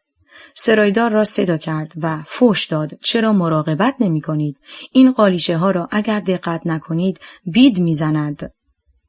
داخل پرانتز ذکر این نکته در اینجا برای این است که به نظر من این شخص یا خیلی اعصاب قوی داشت که در سخت‌ترین موقع باز کار زندگی خود را از دست نمیداد یا قصد داشت که خیال خود را منصرف کند. به هر حال به اتاق آمد و نشست و ولیعهد هم بود. پرسید چه شد؟ آقای منصور گفت ما هرچه فکر کردیم این تصمیم به ضرر کشور و موجب آشفتگی مملکت و خونریزی زیاد خواهد شد. ما که تاکنون هرچه ممکن بود با آقایان صحبت کرده ایم. بهترین است اجازه دهید کابینه از کار کناره‌گیری کند. کابینه دیگری آمده و با طرز دیگری با آنها صحبت کند. شاید بهتر بتوان با آنها کار کرد. اعلیحضرت قبول نکرد و اظهار داشت فایده ندارد. من یقین دارم اینها جواب نخواهند داد و یک نقشه ای دارند که در هر حال اجرا خواهند کرد. سپس اظهار داشتند واقعاً با این دو باید چه کرد؟ آقای آمری اظهار کرد سفیر انگلیس و روس ضمن اظهارشان اینطور میفهمانند که اگر نظامیان اقدامی نمی کردند شاید زودتر و بهتر وضعیت روشن می شد. شاه گفت نظامی های ما که اقدامی نکرده اند غافلگیر شده و دفاع کرده اند و حتی به آنها گفته شده است مصادفه نکنند. بعد گفت همه آقایان اظهار نظر کنند. اصلاً چه باید کرد؟ هر کس به مقتضای حال سخنی گفت. یکی گفت خوب است به وزیر مختار خودمان در لندن و مسکو تلگراف فوری شود که آنها با مقامات رسمی صحبت کنند. البته گفته شد مانعی ندارد. دیگری گفت اگر اعلان بسیج عمومی نشده اعلان شود. شاه یک جواب داد و به آن مقوله خاتمه داد. گفت اگر من 100 بمباردیه داشتم خودم میدانستم چطور جواب دهم. به نظر من بسیار جواب شایسته‌ای بود. بعد اضافه کرد که سربازهای ما بسیار خوب هستند و خوب هم می جنگند. ولی گوشت بدن جلوی تانک و هواپیما چطور می تواند طاقت بیاورد؟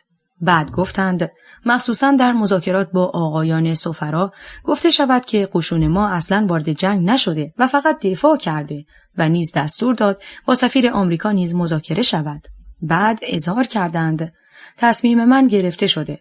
فردا را صبح به مجلس خواهم رفت برای اعلام استعفا. آقای نخست وزیر به عرض رساندند پس عجله نفرمایید، اجازه دهید پس فردا مجلس دعوت شود. قبول کردند ولی گفتند شرحی که من باید بخوانم تهیه شود و ضمناً اظهار کردند این را باید آقایان بدانند من در تمام بانک‌های اروپا و آمریکا 1 لیره یا 1 دلار هم ندارم. راست است در ایران متمول هستم ولی در خارج هیچ چیز ندارم و دولت باید فکر خرج من باشد.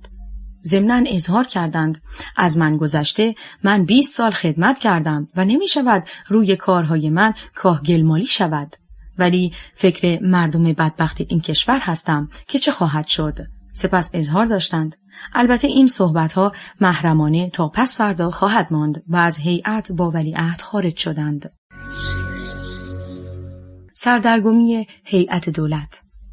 آقای منصور اظهار داشتند بهتر است برویم به باغ وزارت خارجه قدری صحبت کنیم. از آنجا به باغ وزارت خارجه که تابستانها هیئت در آنجا تشکیل میشد رفتیم.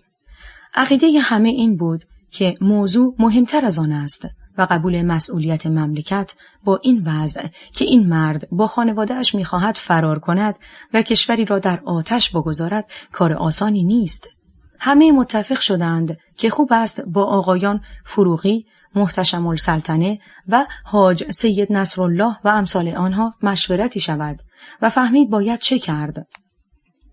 آقای منصور اظهار داشتند که چون اجازه نفرموده اند به هیچ وجه صلاح نیست که مشورت شود و الا ممکن است مورد ایراد واقع شویم.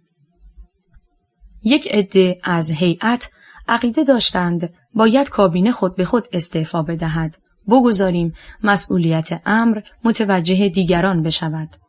از اشخاصی که این عقیده را داشتند یکی هم خود من بود و کاش هم این طور می کردیم. به هر حال چیزی که خیلی مضحک شد در روزنامه اطلاعات اعلامیه ستاد شماره 1 درج شده بود که ذیلاً درج می شود. به قدری این امر مضحک بود که حد نداشت. گفته شد که پادشاه نظر داریم و هر دقیقه هم به سفارتخانه ها می گوییم ما جنگ کنیم. داخل پرانتز ناخوانا. پس اعلامیه جنگی یعنی چه؟ با تلفن از رئیس ستاد آقای سرلشکر زرقامی پرسیده شد که مقصود از این اعلامیه چیست؟ اظهار داشتند حسب الامر است. خیلی در هیئت مذاکره شد که حالا که شاه می‌خواهد برود اولا مداخله نکند و یک ترتیبی نشود که قشون خودسری کند و باید تابع نظر دولت باشد و الا چه فایده که ما اقدامات سیاسی بکنیم و آقایان بدون اطلاع نظر دولت اقدامات نظامی و جنگی. مذاکره شد خوب است آقایان را خبر کنیم و به آنها گفته شود که شاه چون نظری دارند از حالا فکر اساسی برای تأمین وضعیت شهر بشود. گفته شد این آقایان نظامی ها چون همه با هم بدند و از هم حرف شنوی ندارند هر کدام اقداماتی خواهند کرد و بدتر انقلاب ایجاد می کنند. مخصوصاً که هنوز حکومت نظامی با اینکه گفته شده لازم است برقرار نشده. مقداری از اخبار و تلگرافات وضعیت و جلو آمدن قشون روس و انگلیس خوانده شد. از وزارت دارایی به من خبر رسید که جواهرات را با تشریفات به خزانه بانک منتقل کرده اند. گزارش آن به هیئت داده شد و از این اقدام خیلی مسرور شدم و وجدانم راحت شد. تا پاسی از شب در اطراف همین یک باب مذاکره و قرار شد فردا صبح مجدد هیئت در امارت بادگیر تشکیل شود. صبح روز چهارشنبه 5 شهریور به هیئت که در امارت بادگیر بود رفتیم. البته قبلا به وزارت دارایی رفتم و دستورات اکیدی راجع به وضع خار و بار شهر و فرستادن گندم دادم و سپس در ساعت 9 به امارت هیئت رفتم. از قیافه‌های اشخاص معلوم بود که مثل خود من هیچ کدام نخوابیده بودیم. چون نگرانی وضعیت و مذاکرات دیروز شاه حس عجیب در همه ماها تولید کرده بود. یکی ترس از پیشامد به کشور و دیگری امید نجات کشور از یک دیکتاتور که برای همه وزرا وحشت ایجاد کرده بود. آقای منصور از همه متفکرتر بود. تلگرافاتی از وزرای مختار ما رسیده بود که با دولت‌های روس و انگلیس مشغول مذاکره هستیم. تلگرافی هم از آقای شایسته وزیر مختار ایران در آمریکا رسیده بود که 2 روز قبل که به وزارت خارجه آمریکا رفتم، روزنامه نویس‌ها دور مرا گرفتند و من گفتم این شایعاتی که راجع به کشور ما است، صریحاً میگویم ما بی‌طرف هستیم و بی‌طرفی خود را حفظ خواهیم کرد. هر کس با ما حمله کند با قشون دفاع خواهیم کرد. در این موقع تلفن صدا کرد و اعلیحضرت آقای منصور را احضار کردند. آقای آمری در وزارت خارجه برای ملاقات وزیر مختار انگلیس رفته بود. آقای منصور به آقای آهی اظهار داشتند شما متن استعفانامه را تهیه کنید تا من مراجعت کنم. آقای آهی مشغول شدند با مداد نوشتن. آقای سهیلی شوخی کردند که این مداد را بعد به من بدهید چون یادگاری است و تاریخی خواهد بود. مذاکراتی شد که آقای رام رئیس کشاورزی در امر نان شهر و آقای وثیقی کفیل بازرگانی در امر برنج و قند و شکر با وزارت دارایی تشریک مساعی کنند. وضعیت نظامی. ساعت 10 از ستاد ارتش تلفن کردند که جلسه هیئت مقرر است در ستاد ارتش تشکیل شود. 5 شهریور. ما به باشگاه افسران رفتیم. تمام فرماندهان از سرتیپ به بالا حاضر بودند. از وزرا به جز آقای نخست وزیر و آقای آمری معاون وزارت خارجه که کفالت می‌کردند همه حاضر بودند. گزارش‌های قشون خوانده شد که قشون آذربایجان تبریز را تخلیه و قشون روس وارد شهر شده اند. قشون به سمت مراغه عقب نشینی می‌کند. در شهر رشت قشون وارد شده اند. بابل و ساری را هم قشون روس گرفته اند. و هنگ ساری به کوه پناهنده شده. قشون شرق متواری و قشون روس نزدیک مشهد می باشند. گردنه پاتاقی را روس‌ها گرفتند. جلسه رسمی شد. آقای سرلشکر زرقامی اظهار داشتند چون گزارش‌هایی که از لشکرها رسیده رضایت بخش نیست، امروز صبح گزارش به خاک پای مبارک تهیه شده که شورای دفاع تحت ریاست عالیه ولیعهد با حضور تمام افسران ارشد و هیئت دولت تشکیل و ببینیم چه باید کرد. گزارش خوانده شد. گزارشی بود به خط آقای سرتیپ ریاضی عضو ستاد جنگ که در آنجا تصریح شده بود که قشون از سمت آذربایجان مرتباً جلو می آید و گردنه پاتاقی گرفته شده و تا چند ساعت دیگر به میانه می رسند و تا تهران هیچ مانعی در جلو نیست. از سمت شمال از راه چالوس و قزوین و فیروزکوه جلو می آیند. از سمت مشرق شهر مشهد گرفته شده پیش می آیند. فقط در تهران 50,000 نفر قشون می باشند که به واسطه نبودن کامیون و نبودن بنزین قشون قابل تحرک نیست. داخل پرانتز این عبارت که مخصوصاً در گزارش نوشته شده بود چون خیلی مضحک بود یادداشت شد. بنابراین خوب است شورای عالی دفاع تحت ریاست ولیعهد با حضور هیئت دولت تشکیل و تصمیم عاجلی گرفته شود. این گزارش مورد تصویب از نقطه تأسیس شورای دفاع واقع شده بود ولی گفته بودند ولیعهد لازم نیست. در اطراف گزارش آقایان سرتیپ رزمارا، سرتیپ هدایت و سرتیپ ریاضی عضو ستاد جنگ با نقشه توضیحات کافی داده که تا 48 ساعت دیگر تهران مورد تهدید است و قشون روس وارد تهران خواهند شد و اظهار کردند فرستادن کمک از تهران مقدور نیست چون کامیون ندارند و خوب است قشون در کرج و فیروزکوه متمرکز شود و یک ستون طرف ساوه و خار برود و شاه بلافاصله تهران را ترک کرده به اصفهان برود و این قشون در نقاط مزبور حفاظت کنند که شاه بتواند به اصفهان برود. مذاکره شد اصولاً با این وصف باید جنگید یا خیر. آقای سرلشکر نخجوان کفیل وزارت جنگ اظهار کردند با این ترتیب به هیچ وجه صلاح در جنگ نیست و باید ترک مقاومت شود. سایر افسران هم همین عقیده را داشتند. فقط آقای سرتیپ هدایت عقیده داشتند که باید قشون همانطور که گفتند برود کرج و مشغول جنگ شود و در این گیر و دار شاه به اصفهان برود و اظهار کردند حکم عمومی شود که زن و بچه ها تهران را ترک کرده. پل‌های سر راه تهران فوراً مینگذاری شود. به محض نزدیک شدن روزها پل‌ها خراب شود و تا آخرین سرباز دفاع و جنگ کنیم. بعد هم اگر نابود شدیم شرافت خود را حفظ کرده ایم. آقای سرلشکر بوزرجمهری هم اظهار کردند تا قطره خون آخر خود را باید بریزیم. ولی دیگران گفتند نه وسیله داریم، نه بنزین، نه آذوقه. حتی گفته شد اگر تهران محاصره شود 2 روز بیشتر نان در تهران نیست و یک بلوا و غوغایی خواهد شد. بالاخره در این گیر و دار آقای منصور آمد و جریان به ایشان گفته شد. ایشان اظهار کردند البته احساسات و میهندوستی در همه ماها هست، ولی باید کار بیخودی را نکرد و مملکتی است که امروز نه اسلحه کامل داریم، نه بنزین، نه آذوقه و اگر هم می داشتیم چطور ممکن بود در مقابل 2 دولت قوی روس و انگلیس بجنگیم؟ به علاوه ممکن است دوستانه راه حلی پیدا شود، کما اینکه وزرای مختار تلویحاً اظهار می کنند اگر قشون ترک مقاومت کند شاید زودتر راه حلی پیدا شود. و با این گزارش که به شاه داده اید که قشون از نقطه نظر نظامی قابل مقاومت نیست، نتیجه جنگ جز از بین رفتن یک عده چه نتیجه ای دارد؟ خلاصه تصمیم گرفته شد که گزارش به شاه داده شود که باید مقاومت شود.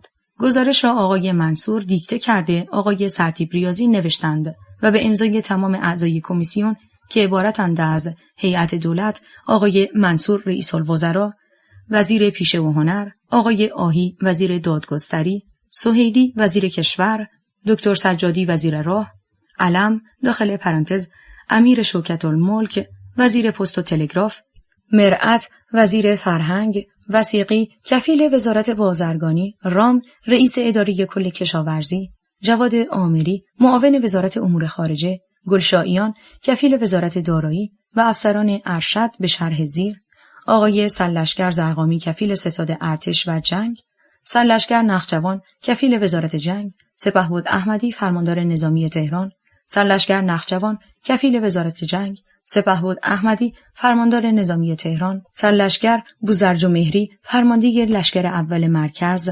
سرلشکر نقدی فرمانده لشکر 2 مرکز، سرتیپ رزمارا، سرتیپ هدایت، سرتیپ ریاضی اعضای ستاد جنگ. گزارش به وزارت جنگ داده شد خودشان به عرض برسانند. جلسه ختم شد. در بین راه که می رفتیم جواد آمری به من گفت صبح که سفران نزد من آمدند صریحاً اظهار کردند که به منصور اعتماد ندارند و حاضر برای مذاکره با اون نیستند. آقای آمری اظهار کرد که من به شاه موضوع را محرمانه گفتم. شاه گفت برای ساعت 2:30 بعد از ظهر نزد ایشان بروم و منصور را هم برای ساعت 3 خواسته است. بعد از ظهر قرار شد باز هیئت در عمارت بادگیر تشکیل شود. ضمناً این 2 روز دیگر بنزین به اتومبیل‌های سواری داده نمی‌شد. روحیه مردم بسیار بد بود. خیلی‌ها شروع به خارج شدن از تهران کرده بودند. چون در صفحه قبل وعده داده شده بود عین اعلامیه ستاد جنگ درج شود و فراموش شده عین اعلامیه ذیلاً درج می شود. اعلامیه شماره 1 ستاد جنگ 1. ساعت 4 روز 3 شهریور ماه ارتش شوروی در شمال و ارتش انگلیس در باختر و جنوب باختری مرزهای کشور را مورد تجاوز و تعرض قرار داده اند. 2. شهرهای تبریز، اردبیل، رضائیه، خوی، میاندوآب، مهاباد، میانه، اهواز، بندر پهلوی مورد بمباران هوایی واقع، تلفات وارد نسبت به مردم غیر نظامی زیاد و نسبت به نظامیان با وجودی که سربازخانه را بمباردمان می کنند، معذالک تلفات نسبتاً کم بوده است. یک هواپیمای مهاجم در ناحیه تبریز در نتیجه تیراندازی توپخانه ضد هوایی سرنگون شده است. 3. نیروی موتوریزه و مکانیزه شوروی در محور جلفا، مرند، پلدشت، ماکو و نیروی موتوریزه و مکانیزه ارتش انگلیس در محور خانقین، قصر شیرین، آبادان، بندر شاهپور به تعرض پرداختند. 4. نیروی دریایی شوروی در کرانه‌های دریای خزر و نیروی دریایی انگلیس در بندر شاهپور و خرمشهر تعرض نموده‌اند. 5. واحدهای ارتش شاهنشاهی که غافلگیر شده اند در حدود امکان به استقبال آنها شتافتند و در نقاط مختلف با آنها تماس حاصل نموده و به دفاع پرداختند و 2 عرابه زره‌پوش مهاجم در نقطه باختر مورد اصابت و از کار افتاد و پیشروی مهاجمین را متوقف ساختند و در کلیه مناطق شمالی و باختری روحیه اهالی بسیار خوب و تقاضای دخول در صفوف ارتش و حرکت به جبهه را برای دفاع از میهن می‌نمایند. تلگرافات مفصلی هر روز از وضعیت شهرستان‌های شمال می‌رسد. خلاصه قشون روس تا قزوین رسیده بوده. از طرف شرق هم شهرستان‌ها را اشغال کرده و تا شاهرود آمده اند. شهرستان‌های مازندران و رشت هم در دست روس‌ها بود. هر دقیقه پیشرفت قشون روس به سمت تهران می شود.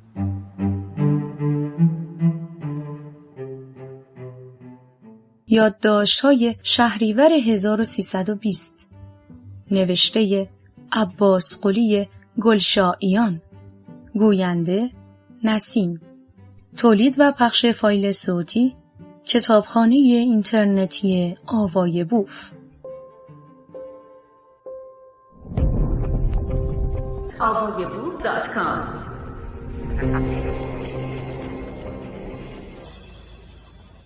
استعفای منصور و انتصاب فروغی. عصر 5 شهریور که به هیئت رفتیم، من به آقای منصور گفتم آقای رئیس بانک تقاضا داشت که باز 100 میلیون اسکناس به جریان گذارده شود. بنابراین موضوع را صبح که آقای منصور شرفیاب می شوند به عرض رساندند. از ایشان پرسیدم به عرض رساندید؟ اظهار کردند امروز صبح میسر نشد. امشب خودتان به عرض برسانید چون من دیگر نیستم و استعفا دادم. خیلی هم مضطرب بود. از آقای آمری جویا شدم. معلوم شد 2.5 ساعت بعد از ظهر که شرفیاب بود شاه گفته بود مصمم شدم که آقای منصور را کنار بگذاریم و از آقای آمری مشورت کرده بود که کی رئیس دولت باشد. آقای آمری آقای فروغی را پیشنهاد کرده بود.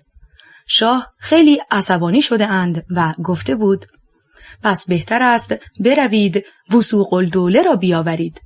بعد خودشان گفته بودند آقای آهی باشد.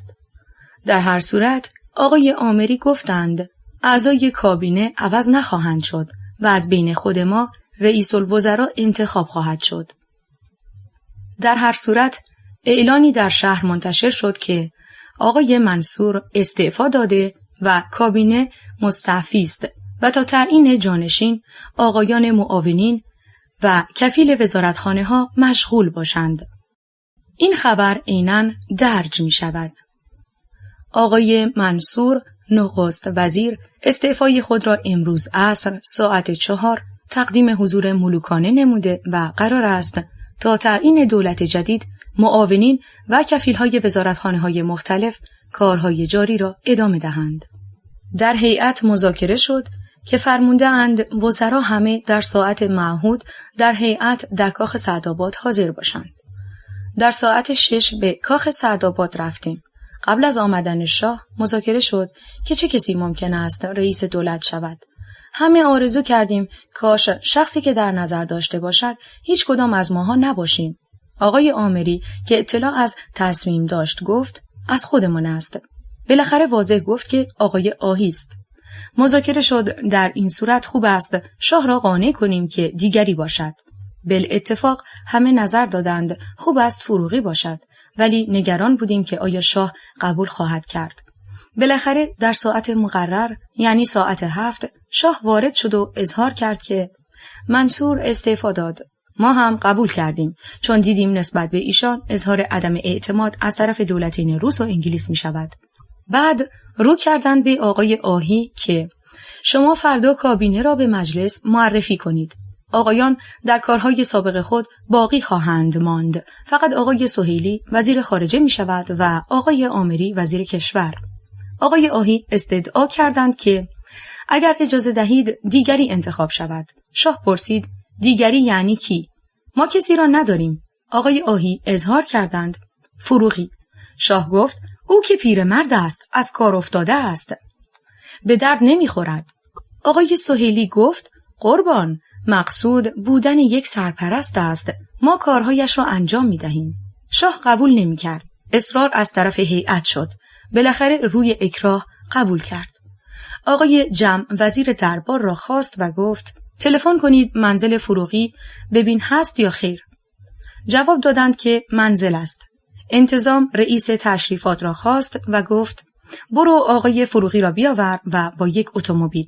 زود برو بیا.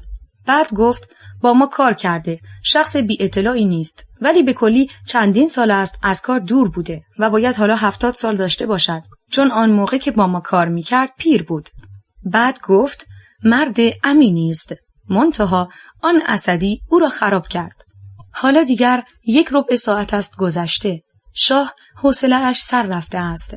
به ساعتش نگاه کرد که از ساعت 8 که معمولاً از هیئت خارج میشد چند دقیقه گذشته بود. خواست برود و در نظر داشت که فروغی فردا صبح شرفیاب شود. برای اینکه مبادا از فکرش منصرف شود از طرف ما اصرار شد که حالا خواهد آمد. ایشان هم قبول کردند، ولی باز آقای جمع را خواستند که تلفن بکن آمدند یا خیر. آقای جمع تلفن کردند و جواب آوردند که ربع ساعتی است حرکت کردند. در این موقع صدای اتومبیل هم بلند شد. به آقای جمع گفتند بگویید با اتومبیل توی باغ بیایند، چون آقای فروغی پیرمرد هستند و نمیتوانند این سربالایی را بیایند. در این ضمن آقای فروغی وارد شدند. اعلیحضرت نسبت به آقای فروغی خیلی احترام کردند. بعد گفت آقای فروغی اینقدر پیر نیست که شماها میگفتید. بعد احوال پرسی کرد و پرسید چه میکند؟ آقای فروغی عرض کردند مشغول نوشتن و خواندن کتاب میباشند. اعلیحضرت اظهار داشتند در این موقع که وضع کشور را میبینید مصلحت بود کابینه تغییر کند و با مشورتی که با آقایان شد به شما تکلیف تشکیل کابینه میشود و این آقایان تعهد کردند که نگذارند زیادی کار به شما صدمه بزند.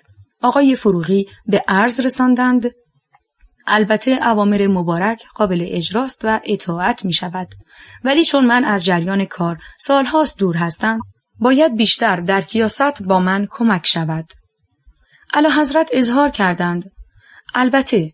بعد گفتند وزرا هم در اختیار شما هستند، هر کدام را می خواهید نگاه دارید و هر کدام را می خواهید وارد کابینه کنید. آقای فروغی اظهار داشتند بنده سالهاست از کار دورم. البته آقایان همه مورد اطمینان اعلیحضرتند و کسی را هم شخصا ندارم که بخواهم وارد کابینه کنم. بعد اعلیحضرت کابینه را اینطور معرفی کرد که وزرا همانهایی که هستند باشند، فقط آقای سهیلی وزیر خارجه و آقای آمری وزیر کشور خواهند بود. بعد مدتی مذاکره در اطراف جریان سیاست نمودند و اظهار کردند که باید فوراً به سفارتخانه‌ها اعلام ترک مقاومت شود و شما فوری اعلان ترک مقاومت را همین امشب تهیه کنید و برنامه دولت و وزرای دولت را به مجلس معرفی نمایید و چون دیر بود از هیئت رفتند. بعد قرار شد هیئت در باغ وزارت خارجه تشکیل شود. حرکت کردیم. به درب باغ که رسیدیم اتومبیل اعلیحضرت می آمد که با عجله دنبال هیئت به باغ وزارت خارجه آمده بودند. رسید که امر کرده اند که مراجعت کنیم. فوری به قصر مراجعه کردیم. در خیابان باغ سعدآباد اظهار کردند منظور این بود که امشب اعلام ترک مقاومت لازم نیست. برنامه دولت تهیه و فردا به مجلس اعلان ترک مقاومت گفته شود، بعد به سفارتخانه ها ابلاغ شود. مجددا مرخص کردند. به باغ وزارت خارجه رفتیم و هیئت تشکیل شد. به روزنامه ایران بدون تشکیل کابینه گفته شد که در روزنامه خود درج کند. بعد برنامه دولت و شرحی که راجع به ترک مقاومت بنا بود اعلان شود تنظیم و این امر تا نزدیک ساعت 11 طول کشید. در این موقع چراغ‌ها خاموش و صوت خطر کشیده شد. معلوم شد طیاراتی بر فراز تهران آمده اند، ولی اثری نشد. در اینجا لازم است یک نکته‌ای که فراموش شده تذکر داده شود. در شب پیش، یعنی سه‌شنبه شب 4 شهریور که هیئت در کاخ تشکیل بود، ضمن اقداماتی که مذاکره شد در حضور شاه انجام شود، یکی هم این بود که به آمریکا متوسل شویم. یعنی تلگرافی قرار شد از قول شاه برای مستر روزولت رئیس جمهور آمریکا تهیه شود و استمداد شود که دولتین روس و انگلیس قشون خود را از خاک ایران خارج کنند. متن تلگراف توسط آقای منصور تهیه و مضمون آن این بود که البته عالی جناب از جریان سیاست اخیر دولتین روس و انگلیس نسبت به ایران اطلاع دارید که با وجود قبول دولت ایران به اخراج آلمان‌ها از ایران مع الوصف قشون روس و انگلیس ناگهان به ایران حمله برده و شهرهای بلادفاع را بمباران کرده اند و با وجود ترک مقاومتی که شده مع الوصف دست از حرکات خود بر نداشته و مرتباً شهرها را اشغال می نمایند. شما که علمدار دموکراسی دنیا هستید از دولتین مزبور بخواهید که چه مقصودی دارند و اقدام نمایند که هرچه زودتر قشون قوای روس و انگلیس از ایران خارج شوند.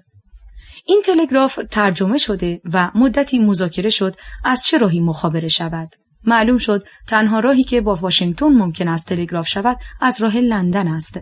به این مناسبت اولا سعی شد تلگراف کشف باشد نه رمز، ثانیاً لحن آن خیلی ترسیده نباشد. جواب این تلگراف بدبختانه در 15 روز بعد رسید که مضمون آن را در موقع خود یادآوری خواهم کرد. فردای آن شبی که کابینه آقای فروغی تشکیل شد و روز پنجشنبه 6 شهریور بود، صبح ساعت 8 از خواب برخاستم.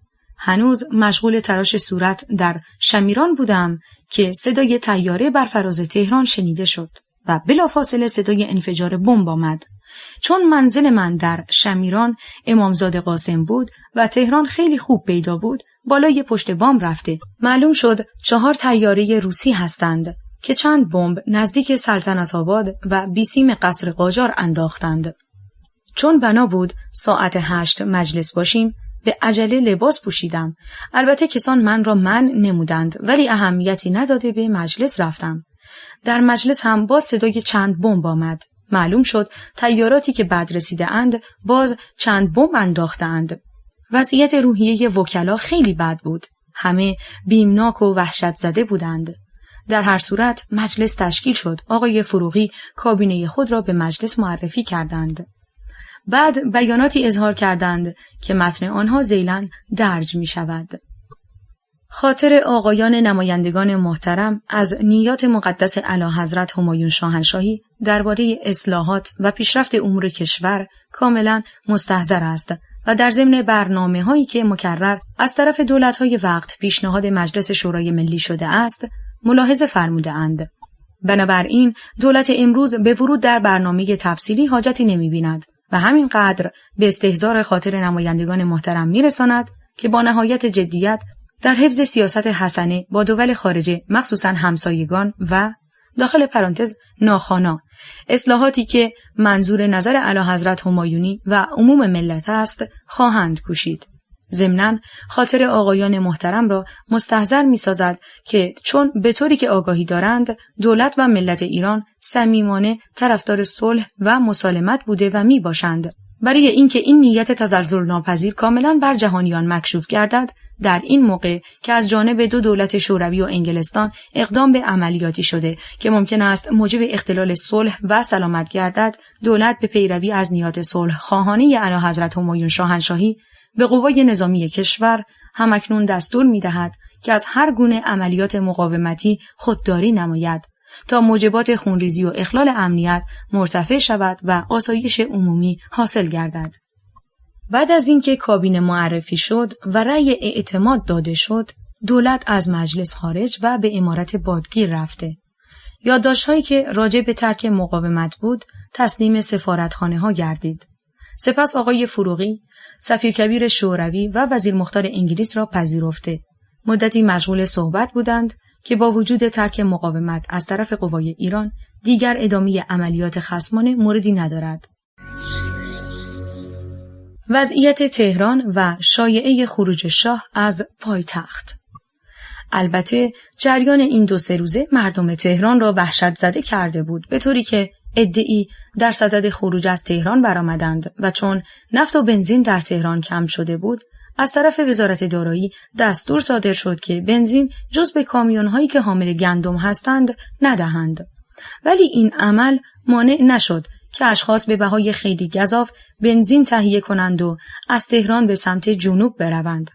عصر 6 شهریور مجدداً جلسه در کاخ سعدآباد تشکیل گردید. تلگرافات زیادی که از ولایات شده رسیده و حاکی از بمباران شهرها و نزدیک شدن قوای روس به زنجان و آمدن قوا به شهرسوار و بابل و شاهی بود. آقای فروغی به عرض رساندند که مقصود این آقایان از این رفتار خارج کردن آلمان هاست. شاه به وزیر خارجه دستور داد هر چه زودتر آلمان ها را خارج کنند. در جلسه هیئت ولیعهد هم حاضر بود. جمعه صبح 7 شهریور خبری نبود. روز را من به شهر آمده حمام رفتم. در موقع خروج از حمام طیارات شوروی را دیدم که بر فراز تهران آمده و فقط مقدار زیادی کاغذ و بیانیه خطاب به اهالی ایران که ما با شما کاری نداریم، فقط برای اخراج آلمان ها آمده ایم ریختند. عصر جمعه خبر کردند که جلسه فوق‌العاده ساعت 4 در باغ وزارت خارجه تشکیل می شود. ساعت 4 به باغ وزارت خارجه رفتم، اعضای دولت بودند. رئیس نظمیه، رئیس ارکان حرب کل، رئیس ستاد جنگ و 2 نفر معاونینش، رئیس لشکر اول و دوم پادگان مرکز و سپهبد احمدی حاکم نظامی تهران.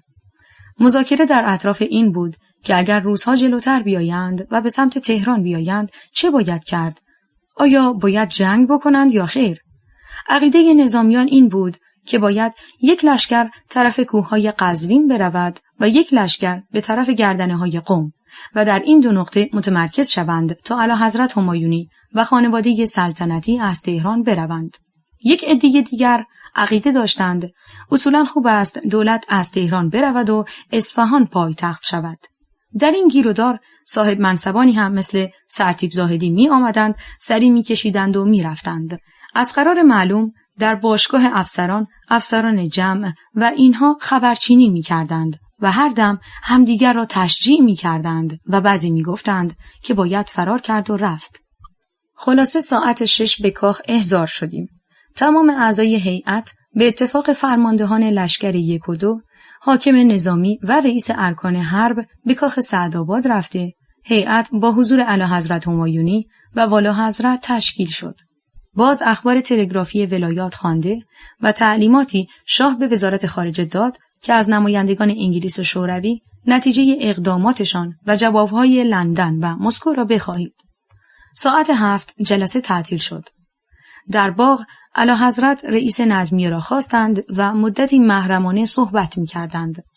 وقتی از باغ خواستیم خارج شویم، با چند تن از وزرا پیاده تصمیم گرفتیم تا سر پل بیاییم. دم درب باغ قراول گفت قطعاً است کسی خارج شود.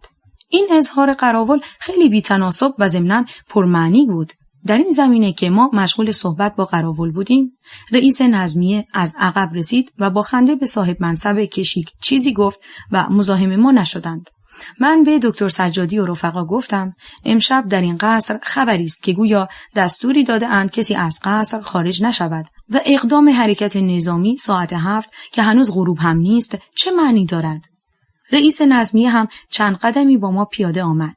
بعد سوار اتومبیل شده خداحافظی کرد و رفت. ما تا میدان تجریش آمدیم. مردم همه بهت زده و اتومبیل‌های ما را که از عقب به طور دست جمعی می آمد می دیدند تعجب می کردند. مثل اینکه انتظار نداشتند ما هنوز در تهران باشیم. از سیمای مردم وحشت و انتظار یک امر غیر مترقبی مشهود بود. به هر حال شده به امامزاده قاسم و به منزل آمدم.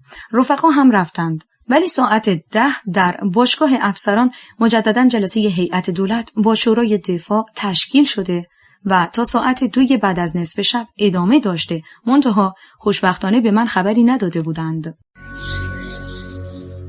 بمباران تهران. صبح شنبه 8 شهریور که به وزارت دارایی رفتم، مدیران کل و معاونین نزد من آمدند اظهار کردند شاه و خانواده سلطنتی به اصفهان رفتند. گفتم چنین نیست، ما دیشب در هیئت بودیم. گفتند خیر، اشخاص از ساعت 10 شب دیدند مکرر اتومبیل‌های باری و سواری سلطنتی که از سعدآباد خارج شده اند. حرکت آن نظامی در قصر در شب گذشته مرا به شک انداخته که قطعاً موضوعی تازه است. ضمناً شب گذشته که در هیئت بودیم، ضمن اخبار آمدن قشون روس به گرگان را شنیدم. در هر صورت صبح در وزارت دارایی ماندم چون کارهای زیادی داشتم. به علاوه راجع به رساندن گندم تهران باید تعلیماتی داده میشد و مراقبت شدید میشد. در حدود ساعت 10 صبح چند طیاره شوروی پیدا شده و شروع به بمباران کرد. از قرار معلوم از چند روز به این طرف یک عده از افسران جوان با حرارت از این دورویی و بی تکلیفی به سطوح آمده. به محض اینکه طیارات شوروی پیدا شدند، 2 طیاره ایرانی فوری پرواز کرده برای حمله به طیارات شوروی. توپ‌های طیاره‌زنی برای پایین آوردن طیارات ایرانی شروع به تیراندازی نمود. در بدو امر معلوم نبود این تیراندازی توپخانه است یا صدای بمباران شدید. در هر حال در اثر این عمل وضعیت کار در وزارتخانه ها مختل شد. اعضای وزارت دارایی یعنی حوزه وزارتی تمام از اتاقها خارج و درب اتاق من اجتماع کردند. دستور دادم درب زیرزمین‌های زیر عمارت وزارتخانه را باز کنند که اعضا به آنجا پناهنده شوند. پس از نیم ساعتی صدای تیر توپ خاموش شد و به هیئت رفتم. دیدم آقایان همه جمعند و همه سراسیمه. این رفتار روزها اولا برخلاف مذاکرات روزهای قبل بود. ثانیاً این افسران قطعاً جنجالی را ایجاد خواهند کرد.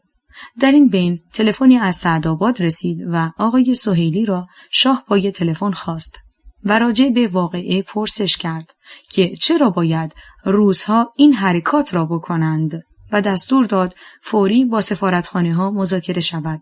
آقای سهیلی به سفارت روس رفت. بعد از مراجعت اظهار کرد سفیر روس مدعی است از طرف طیارات شوروی بمبارانی نشده و بمب‌هایی که افتاد مال خود ایران بوده و از طیارات ایران بوده است.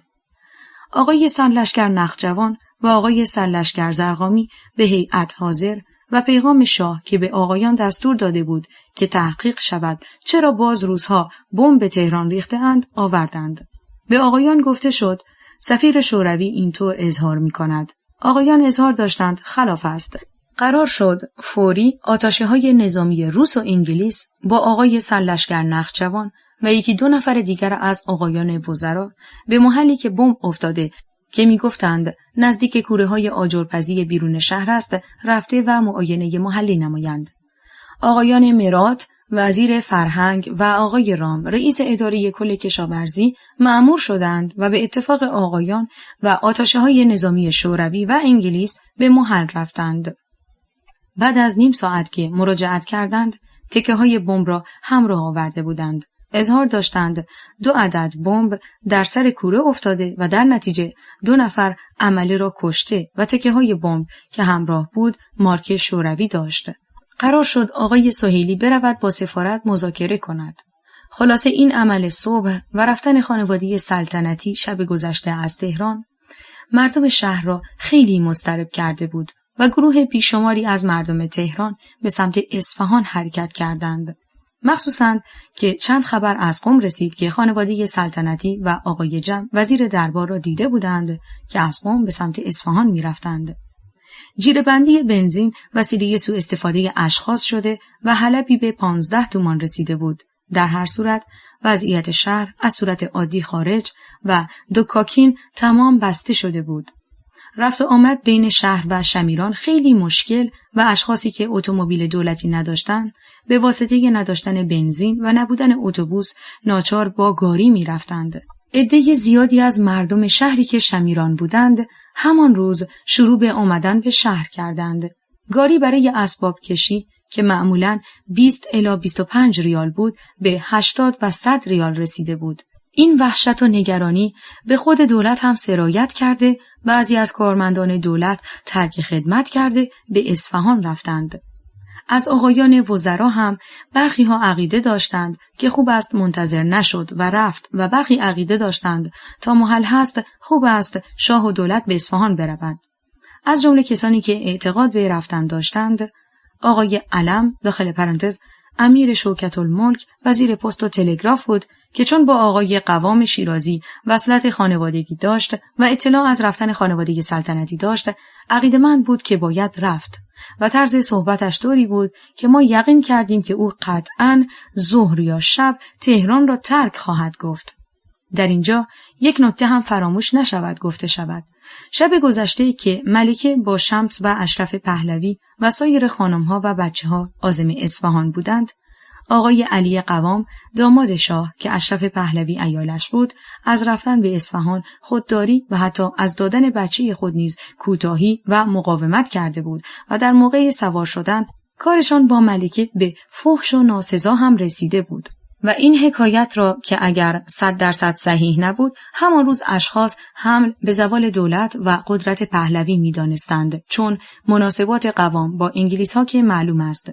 گفته می شد که قوام از جریان بعضی کارها اطلاع دارد که پسرش تا این اندازه جسور و گستاخ شده است.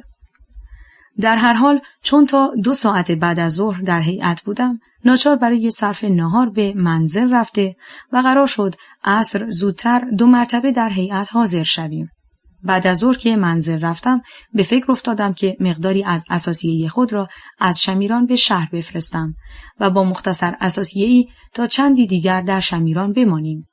برای این منظور کامیونی با بهای بسیار گزاف اجاره کرده بودم و مشغول جمع کردن اساسیه زائد بودم که آقایان عزدی معاون وزارت دارایی و دکتر امینی رسیدند و اظهار داشتند که وضعیت خیلی خراب است. ممکن است امروز عصر تا فردا روزها به تهران بیایند و شاه هم قطعاً امروز خواهد رفت، چون دستوراتی به نظامیان داده‌اند که یک عده بروند گردنه حسن آباد پست بدهند که شاه عبور کند. همسایه من معتمدالسلطنه برادر وثوق الدوله هم که داماد افسری دارد به اسم فولادوند و سروانه است، ادعای ارائه حکم عمومی قشون را می‌کرد که تصریح داشت شاه به اصفهان می‌رود و باید تمام نظامیان وظیفه که دعوت شده اند اخراج شوند. آقایان به من پیشنهاد کردند که تا مجال است اتومبیل هم حاضر است با خانواده به اصفهان برویم. من گفتم من که نخواهم کرد، چون عضو دولتم چطور ممکن است ترک خدمت کنم؟ ولی بیمیل نیستم که خانواده‌ام را بفرستم از تهران بروند. با خانم مشورت کردم. ایشان گفتند مادامی که من در تهران هستم حرکت نخواهند کرد.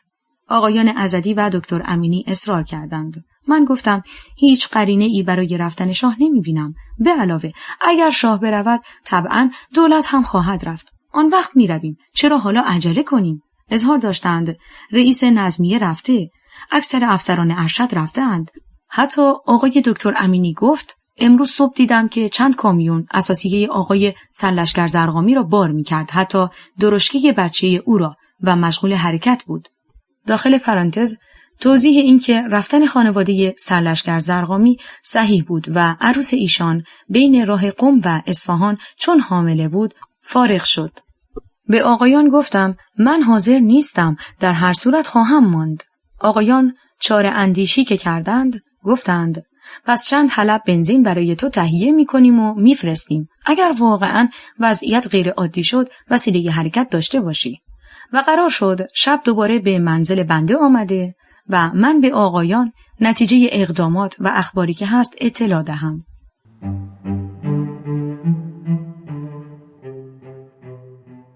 یادداشت‌های شهریور 1320 نوشته عباس قلی گلشاییان، گوینده نسیم، تولید و پخش فایل صوتی کتابخانه اینترنتی آوای بوف.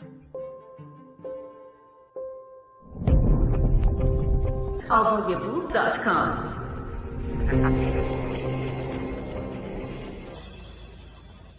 اصرار شاه به خروج از پایتخت.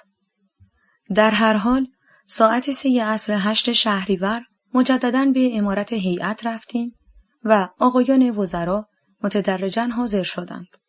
آقای علم تا ساعت 4 نیامده بود. یقین کردیم به اصفهان رفته است و حرکات این 2-3 روزه و وعده هایی را که می دانند حضرات به تهران نخواهند آمد همه را سست می کرد.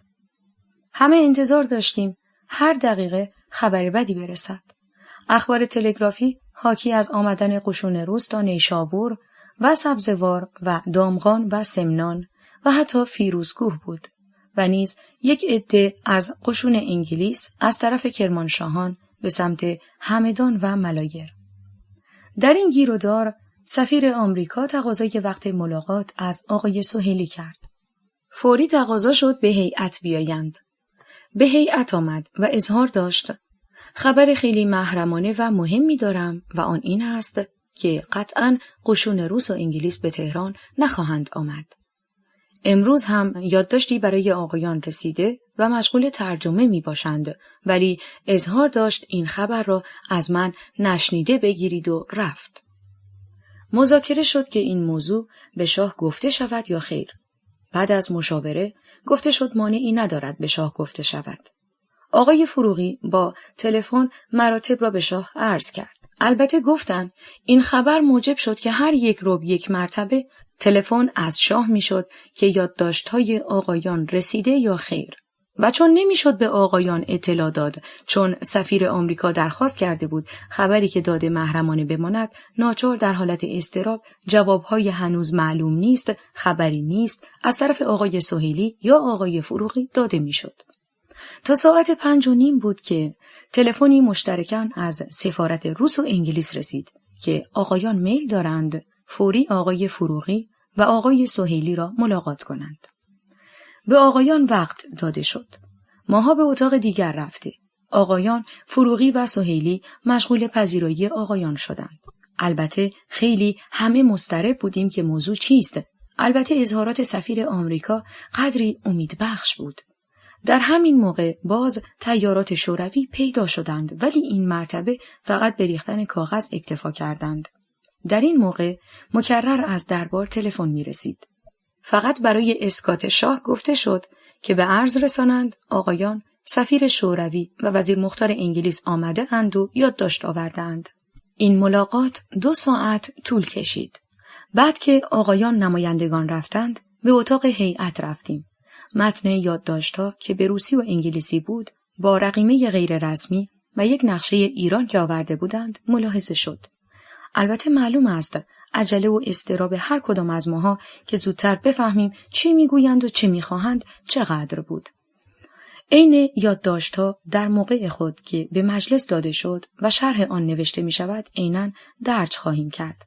فقط من باب تذکر گفته می شود که خلاصه این بود آلمانی‌ها از ایران بروند، سفارت آلمان و ایتالیا از ایران خارج شود، قشون روس و انگلیس از ساعتی که تعیین کرده اند تا خاتمه جنگ خواهند ماند. در هر صورت شروع شد به ترجمه تحت اللفظی یادداشت‌ها برای اینکه حاضر باشد که بشود به عرض برساند. این ترجمه 1 ساعتی طول کشید. تلفنی از دربار رسید که شاه میگوید اگر موضوع زیاد طول دارد به آقای شکوه دستور داده اند فردا صبح به ایشان مراجعه شود. جواب داده الان ترجمه حاضر و هیئت شرفیاب می شود. خلاصه ساعت 6:30 عصر بالاجتماع به قصر سعدآباد رفتیم. به محض اینکه اتومبیل وارد باغ سعدآباد شد، جلوی درب عمارت کاخ سفید اتومبیل شاه و شاهپورها حاضر بود. شاه دیده شد که شنل خود را داشت از دست پیشخدمت می گرفت که سوار اتومبیل شود و پایش روی رکاب اتومبیل بود. در اتومبیل دیگر شاهپورها بودند. ولیعهد هم منتظر بود که تا شاه سوار شود. اتومبیل‌های ما ایستاد. آقای فروغی جلو رفتند و عرض کردند که یادداشت‌ها رسیده است و حاضر است. شاه ایستاد. خواست صحبت کند. دید نظامیان ایستاده اند. چند قدمی عقب رفت. جلوی درب باغ گفت بسیار خوب. یادداشت‌ها را مطالعه کنید و هر جوابی مصلحت است تهیه نمایید. من چون خسته هستم در نظر گرفتم چند روزی با ولیعهد به اصفهان بروم. به شکوه هم قبلا گفته بودم رسما ابلاغ کند که هیئت دولت با مجلس کارها را که با آقایان تمام کردند ما به تهران مراجعت خواهیم کرد، چون شایسته اساس سلطنت نیست که قشون اجنبی به پایتخت بیایند و ما در آنجا باشیم. البته از هر اقدامی که می‌کنید ما را با تلگراف مستحضر ساخته و کسب دستور خواهید نمود. این اظهار که هیچ انتظار آن نمی‌رفت موجب بهت ما گردید. آقای فروغی اظهار داشتند خوب است این یادداشت‌ها را توجه بفرمایید. اگر باز تصمیم به رفتن داشته باشید مانعی ندارد. شاه قبول نکرد و گفت خلاصه آن را بگویید. فروغی عرض کرد اینجا جلوی درب باغ مناسب نیست. استدعا می‌کنم به عمارت تشریف فرما شوید. شاه ابا و امتناع داشت. از طرف همه ماها بالاجماع استدعا شد چند دقیقه به امارت تشریف بیاورند. ضمناً از آقای ولیعهد هم همین استدعا میشد. کم کم شاه حاضر شد به امارت بیاید. در این ضمن آقای فروغی که دید زمینه حاضر شده است استدعا کرد اصولاً رفتن را موقوف کنند و اصرار زیاد کرد که رفتن شاه در این موقع به اصفهان مسلماً مایه اغتشاش می‌گردد و بهترین بهانه خواهد بود که قشون روس و انگلیس وارد تهران شوند و به قدری الحاح کرد که بالاخره شاه متوجه شد که رفتن او ممکن است اثرات بدی داشته و به ضرر خودش تمام شود. قبول کرد ولی به ولیعهد گفت پس تو برو چون منتظر ما هستند و یک زن و بچه را نمی شود تنها گذاشت. ولیعهد جداً استنکاف کرد که من اطمینان ندارم شاه را تنها بگذارم. مدتی هم در این زمینه مذاکره شد. بالاخره شاه عصبانی شد. به ولیعهد گفت با تغییر که حکم می کنم تو با شاهپورها بروی و خودش به سمت امارت حرکت کرد. آقای آهی قدری مکث کرده و با ولیعهد شروع کرد به صحبت و اصرار به این که او هم نرود. خلاصه شاه و ما به کاخ سفید همانجا که هیئت همیشه تشکیل میشد رفتیم. فروغی صورت یادداشت‌ها و نقشه را درآورد. خواست بخواند. شاه گفت من میدانم این بچه به ما علاقه‌مند است و نخواهد رفت. گفته شد بهتر هم این است که نرود. بنابراین شاه قانع شد. ضمناً ناگفته نماند که در باغ از کسانی که شاه را به رفتن تهییج می‌کرد خود ولیعهد بود که خیلی عجله داشت و گویا وحشت و ترس او را وادار به این کار می‌کرد.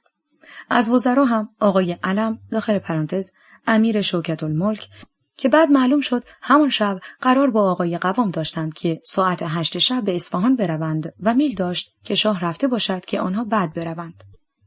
خلاصه شاه گفت پس به ولیعهد بگویید بیاید. به ولیعهد اطلاع داده شد و ایشان هم آمدند.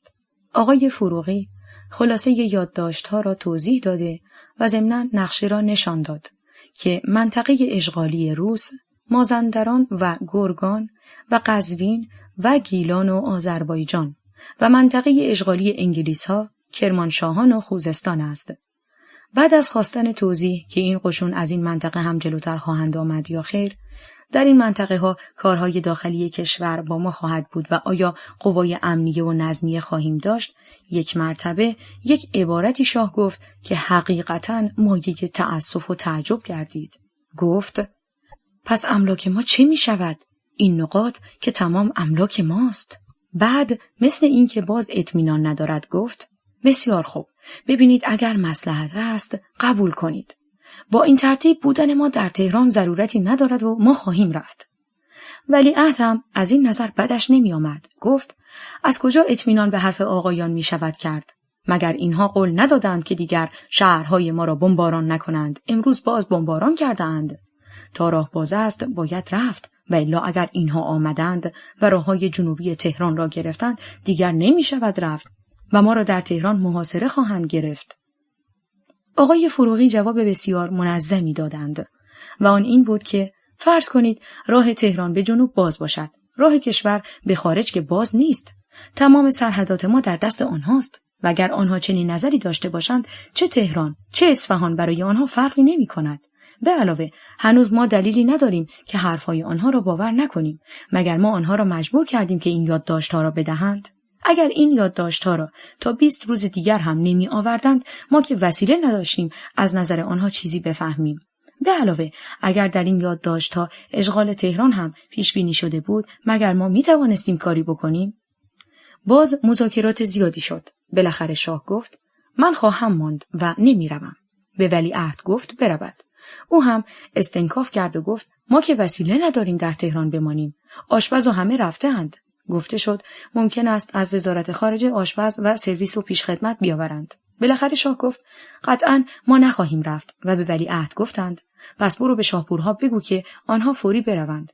ولیعهد باز گفتند دستور چه می شود؟ شاه فکری کرد و گفت برو با تلفن به سرلشکر زرقامی و دیگران بگو اقدام نکنند و ولیعهد بیرون رفت. ما اول نفهمیدیم مقصود از دستور چه بود، ولی روز بعد فهمیدیم که عصر آن روز حکم عمومی به قشون داده بود که شاه به اصفهان می رود. لشکر اول و دوم موضعهای نظامی و گردنه های حسن آباد و علی آباد را محافظت می کنند تا شاه عبور کند. ضمناً حکم شده که کلیه نظامیان وظیفه را که احضار کرده بودند اخراج کنند. در نتیجه این حکم از قرار معلوم از غروب آن روز تمام سربازخانه ها خالی شده بود، به طوری که اسب‌ها بی سرپرست مانده بودند. افسران بی همه چیز هم تمام خاروبار و ملزومات هنگ‌ها را به یغما و با کامیون‌های قشونی برده بودند. خلاصه 50,000 نفر قشون حاضر سربازخانه‌های تهران متلاشی شد. یک عده رفتند به گردنه‌های بین راه برای رفتن شاه، یک عده‌ای مرخصی، یک عده هم فرار کردند و این حرکت بی مطالعه شاه به کلی قشونی که در تهران مانده بود را متلاشی کرد.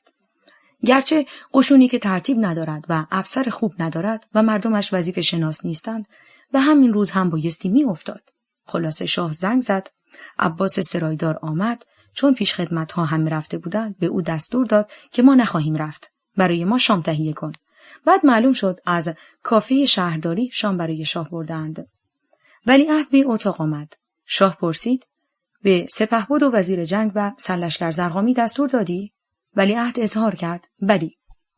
در هر صورت شاه گفت: بسیار خوب مطالعه کنید. من با اصول این یادداشت‌ها موافقم، ولی سعی کنید اقلاً از قزوین و مازندران قشون روس برود و در این منطقه ها ما قشون داشته باشیم. منتها در سربازخانه ها و در کرمانشاهان هم ما قشون داشته باشیم و مسلماً در امور داخلی خودمان آزاد باشیم. بعد گفتند: بروید مشاوره کنید. چون قدری تأمل ما را دیدند، گفتند: خیال می‌کنید که من می‌خواهم بروم؟ اینطور نیست. من وقتی گفتم نمی‌روم نخواهم رفت، ولو خطری برای من باشد. چون امر صریح بود، ما هم اطاعت کرده از قصر خارج شدیم، ولی با افکار پریشان. بعضی از آقایان عقیده داشتند شاه ما را گول زده و خواسته است از چنگ ما خلاص شده، به محض اینکه ما رفتیم او هم خواهد رفت. برخی دیگر عقیده نداشتند. خلاصه قرار شد شب را به منزل برویم. بنده که منزل رفتم، گفتند منزل معتمدالسلطنه عزدی و دکتر امینی هستند و منتظر من می باشند. آنجا رفتم. همه گفتند کار تمام شد، شاه رفت، باید فوری ما هم باید برویم. هرچه من گفتم اینطور نیست و تا الان که ساعت 9 است شاه هنوز در کاخ سعدآباد است. آقایان می گفتند خیر. حتی سروان فولادمند داماد معتمدالسلطنه که نظامی است می گفت رسما در قشون ابلاغ شد که شاه به اصفهان می رود و ساعت 6:30 گفتند شاه رفته است. بعد آقایان عزدی و امینی محرمانه به من گفتند اگر مصلحت نیست من چیزی بگویم در حضور معتمدالسلطنه و دامادش بهتر است به منزل ما برویم. رفتیم منزل. به آقایان اطمینان دادم که شاه قطعا نخواهد رفت. قشون روس و انگلیس قطعا به تهران نخواهند آمد و یادداشت رسمی دادند. آقایان مطمئن شده و رفتند و به این ترتیب قسمت اول این نمایشات تمام شده و شاه شاید مطمئن شد که با این ترتیب باز خواهد ماند و نگرانی عموم هم رفع گردید. دنباله این یادداشت‌ها را بعد تحت عنوان قسمت دوم خواهم نگاشت.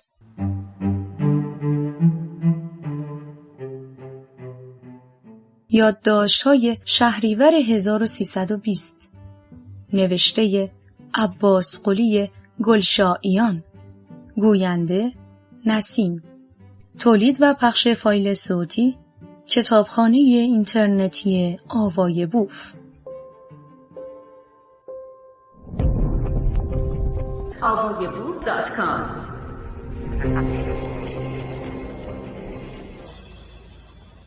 قسمت دوم.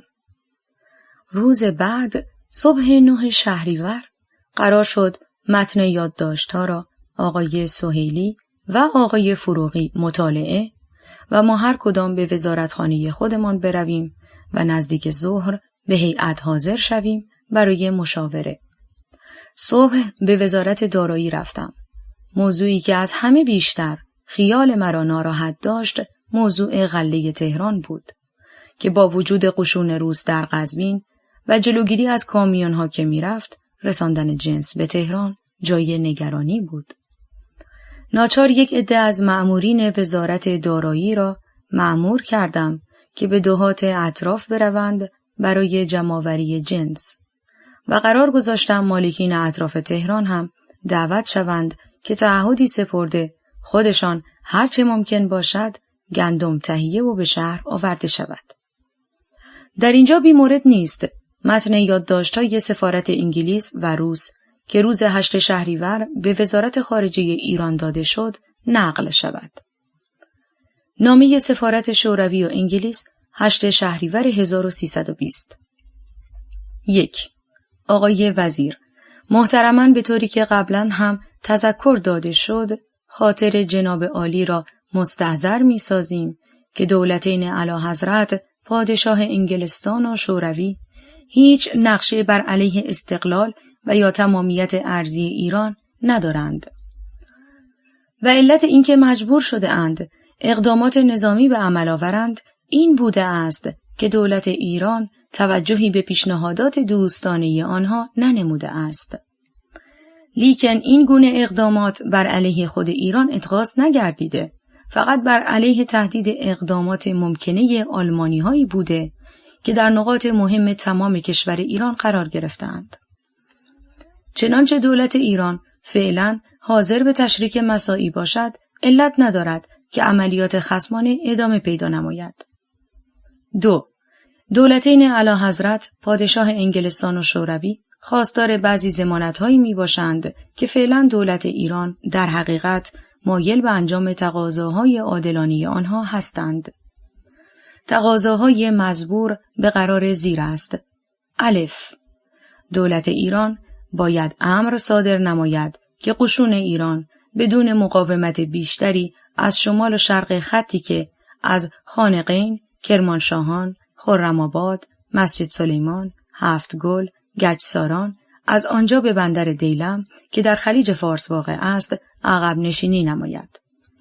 در شمال قشون ایران باید از نقاط اشنو، حیدرآباد، میاندوآب، زنجان، قزوین، خرم‌آباد، شهسوار، بابل، زیراب، سمنان، شاهرود، علی‌آباد، گرگان عقب نشینی کند.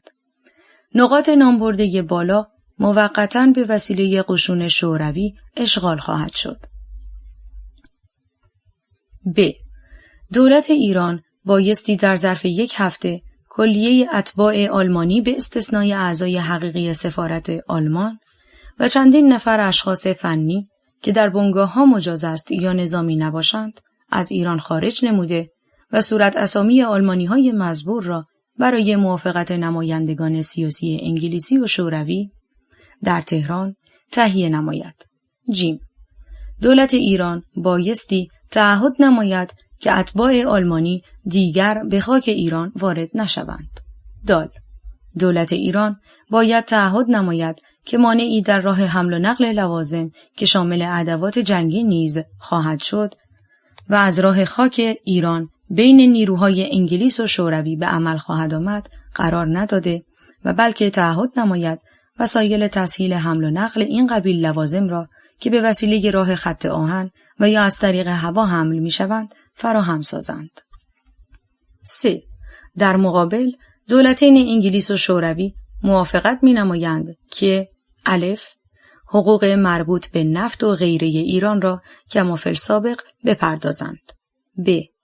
وسایل تسهیل لوازم مورد احتیاجات اقتصادی ایران را فراهم سازند. ج.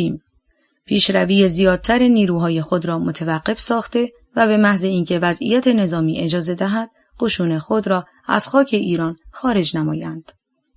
علاوه بر این دولت ایران تعهد می نماید که بی‌طرفی خود را ادامه داده و هیچ گونه عملی که برخلاف منافع دولتین انگلیس و یا شوروی باشد در این مبارزه که بر اثر تجاوز آلمان بر آنها تحمیل گردیده است ننمایند. نامه سفارت شوروی تقریباً همین مضمون بود، الا اینکه به جای حق مربوط به نفت دولت شوروی موافقت با پرداخت حق الامتیاز شیلات بحر خزر را نموده بود. نامه‌های مزبور در روز 9 و 10 شهریور مورد مطالعه قرار گرفت. بالاخره جوابی از طرف دولت تهیه و پس از اینکه خلاصه آن به عرض شاه رسید به این مضمون داده شد. 10 شهریور.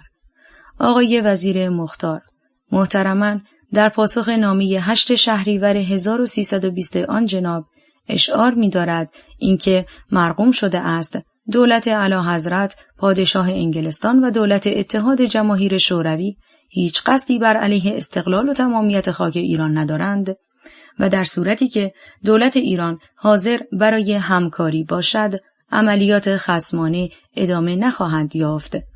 دولت ایران از این اظهار رسمی اتخاذ سند می‌نماید و با اعتماد کامل انتظار دارد از اقدامات آن دو دولت چنانچه صریحاً وعده داده‌اند هیچ نوع لطمه‌ای به استقلال کامل و تمامیت خاک ایران وارد نخواهد آورد و اینکه اظهار کرده اند دولت ایران تضمین کند که منافع حقیقی آنها را رعایت خواهد کرد، دولت شاهنشاهی ایران کاملاً اطمینان می‌دهد که نه در گذشته و نه در آینده هیچ قصد نداشته و ندارد که منافع حقیقی آن دو دولت در ایران مختل شود یا اقدامی برخلاف دوستی و مناسبات همجواری که در بین بوده و هست به عمل آید. اما در باب تقاضایی که در نامه مزبور از دولت ایران نموده اند، 1.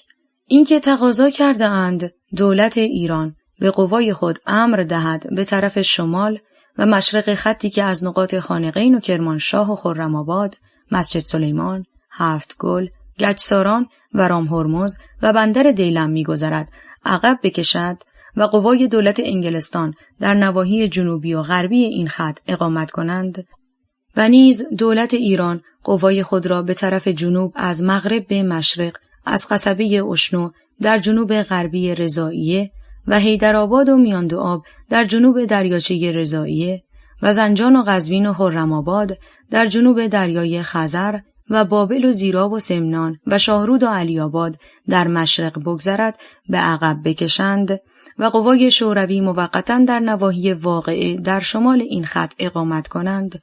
اظهار می شود که دولت ایران اصولاً این پیشنهاد را برای مدتی که اوضاع جنگ کنونی ایجاب می کند می پذیرد و ضمناً چون یقین دارد که خود دولتین هم قصد دارند نواحی که در آنجا قوای خود را موقتاً اقامت می دهد وسیع باشد و نیز نظر به ملاحظاتی که شفاهاً گفته شد تقاضا می کند در جهت جنوبی حدود ناحیه منظور نظر طوری معین شود که شهرهای خرم‌آباد دسفول در آن ناحیه واقع نشود و در قسمت شمال هم شهرهای قزوین، زنجان و شاهرود از این خط خارج شود. در این موضوع لازم است نکات زیر را اشعار بدهد. الف. دولت شاهنشاهی تصور می کند دولت انگلستان موافقت دارد که قوای ایران شهر کرمانشاه را تخلیه نکند. ب.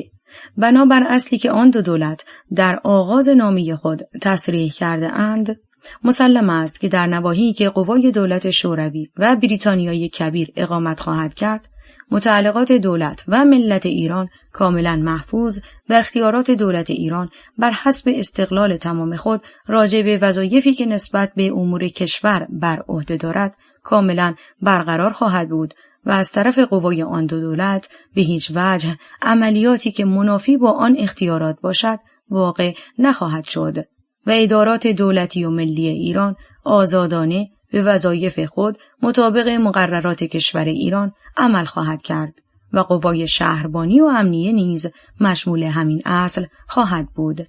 جیم. قوای دولتین انگلستان و اتحاد جماهیر شوروی هر جا اقامت دارند از حیث تدارکات خاروبار و لوازم زندگی و مسکن و سایر حوایج بر دولت ایران تحمیلی نخواهند داشت و تهیه وسایل مزبور به عهده خودشان خواهد بود و در قسمتی که از داخل تهیه می نمایند باید مطابق مقررات کشور به طریقی باشد که مضیقه پیش نیاید.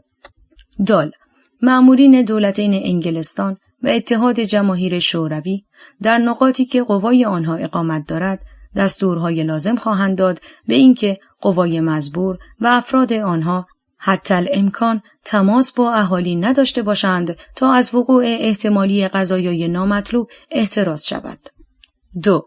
اینکه تقاضا کردند دولت ایران در ظرف 1 هفته تمام آلمانی ها را به استثنای کارمندان سفارت آلمان و بعضی متخصصین فنی که کار آنها مربوط به وسایل ارتباط با اعمال نظامی نباشد از ایران خارج نمایند، اشعار می‌دارد دولت ایران موافقت خود را با این تقاضا اعلام می‌دارد و چون خروج آنها باید از راههایی باشد که قوای آن دو دولت در آنجا اقامت دارند، البته اقداماتی خواهند نمود که اتباع آلمانی که خارج می‌شوند به دفع مزاحمت از آن نواحی عبور نمایند و از طرف قوا و مأمورین آن دو دولت تعرض به آنها نشود. 3.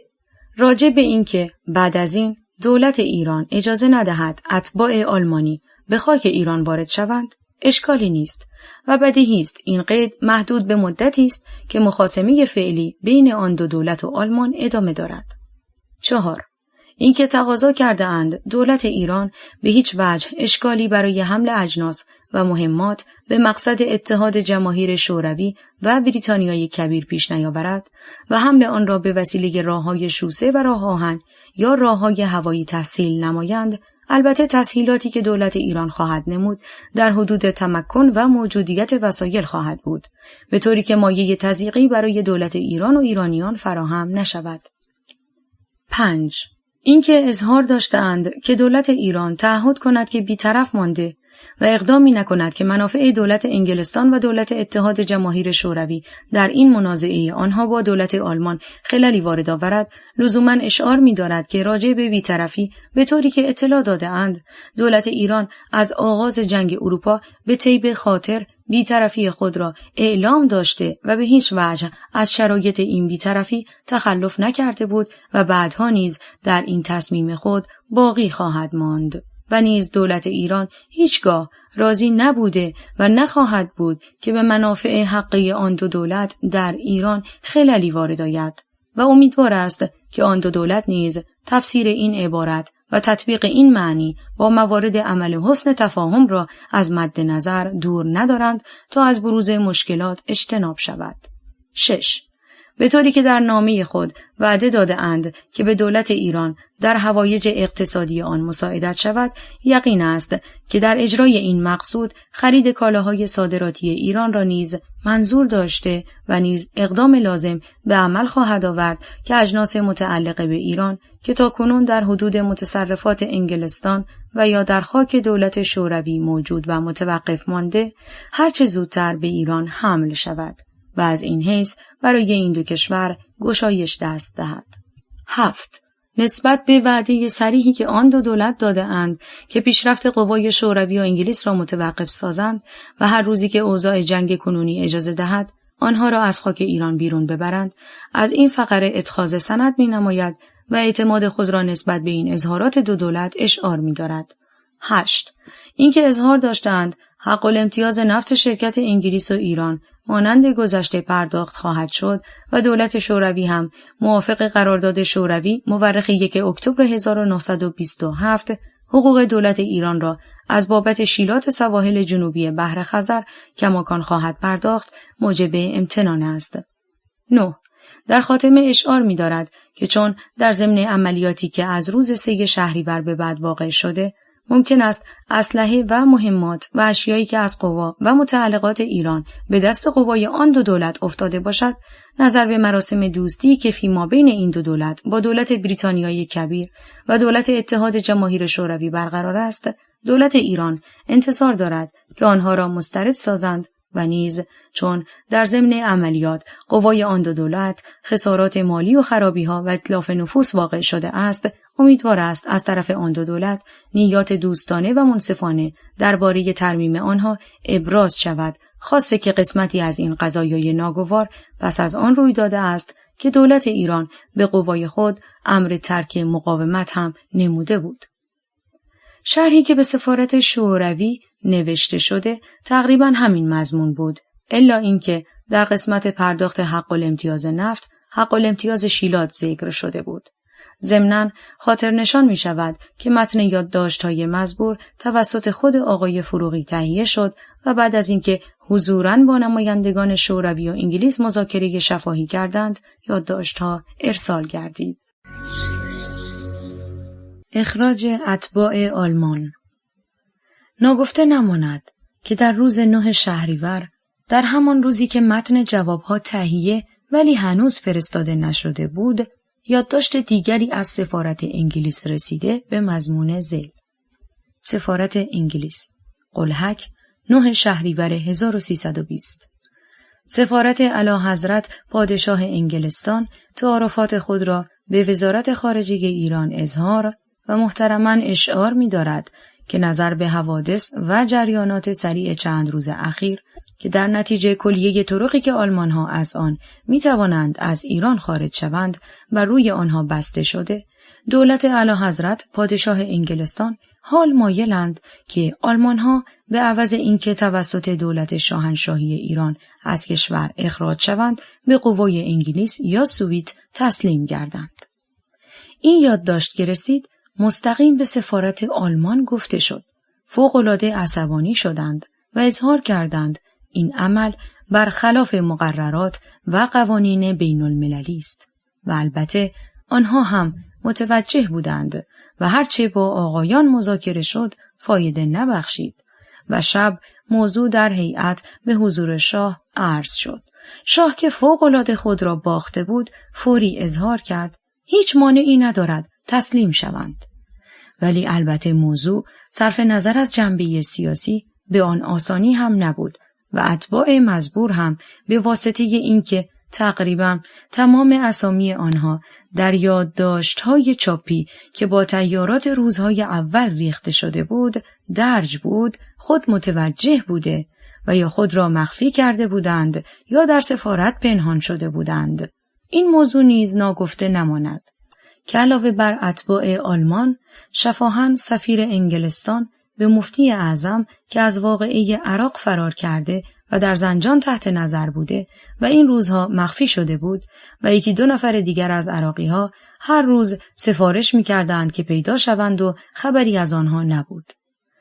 در صفحات قبل گفتیم که خانواده سلطنتی تمام به استثنای شاه و ولیعهد و جم وزیر دربار به اصفهان رفته بودند و مقرر بود که شاه هم برود که وقایعی که پیش آمد از رفتن منصرف شد. آقای سرپاس مختاری هم همان شب با خانواده سلطنتی رفته گویا تا یزد و کرمان هم رفته بود. شب در هیئت شاه با لحن خشن برای اینکه نظمیه بی سرپرست نباشد به آقای سپهبد امیر احمدی که حاکم نظامی شده بود ایراد گرفت. سپهبد آقای سرهنگ عبدالعلی مقدم را معرفی کرده بود و ایشان هم کفیل نظمیه شد. اخباری که از ولایات می رسید حاکی از متلاشی شدن قشون به طوری که فرمانده لشکر شرق محتشمی از یزد سر درآورده و فرمانده لشکر غرب سرلشکر داخل پرانتز ناخانا از ملایر. وضعیت خاروبار تهران خیلی بد شده بود. وسایل نقلیه کار نمی کرد. علتش هم این بود بنزین را که در تهران موجود بود دستور داده بودند جیره بندی کنند و فقط به کامیون‌های حامل غله و اتوبوس‌های شهری بدهند. در نتیجه وضعیت شهر غیر عادی بود. مقداری گندم در بندر شاهپور داشتیم ولی راه آهن جنوب که دست انگلیس‌ها بود اجازه نمیداد که گندم حمل کند. ناچار روزی سفیر انگلیس را خواسته به ایشان صریحاً گفتم که اگر سیاستشان اقتضا می‌کند تهران قحطی و بلوا شود من حرفی ندارم و الا نرسیدن گندم به تهران مسلماً ایجاد قحطی و بلوا خواهد کرد. با این ترتیب چندی بعد اجازه داد گندم به تهران برسد. کامیون‌های دولتی چون فرار کرده بودند از شاه خواستم کامیون‌های قشون را در اختیار وزارت دارایی بگذارند که بفرستم از کرمانشاهان و همدان گندم بیاورند. با وجود سختی وضعیت مأمورین مخصوص به تمام نقاط که ممکن بود از آنجا گندم به تهران برسد فرستاده بودم و شاه موافقت کرد ولی دیگر برای قشون کامیونی نمانده بود. تمام لاستیک‌ها را افسران باز کرده بودند و تمام کامیون‌ها خراب و شکسته بود. در هر صورت وضعیت وزارت دارایی و من خیلی سخت بود چون هر ساعت بیم قحطی تهران و در نتیجه عصبانیت مردم شهر بود و شاه وحشت داشت که این چند روزه آخر عمرش یک عده را بی جهت قربانی کند. چون هنوز فصل تابستان تمام نشده بود رفت و آمد بین تهران و شمیران مشکل نبود و اشخاص با گاری اسبی عیاب و ذهاب می کردند. برای تقسیم قند و شکر و برنج هر روز تقاضا زیادتر می شد. قرار شد 2 نفر از آقایان با وزارت دارایی کمک کنند. وزیر کشاورزی و وزیر بازرگانی هم مأمور شدند. جلسات متعدد هر روزه در وزارت دارایی تشکیل می‌شد. ولی در مقابل تقاضاهای بیشماری که کلیه حاکی از نگرانی بود، اصلاً مجال برای ما ممکن نبود.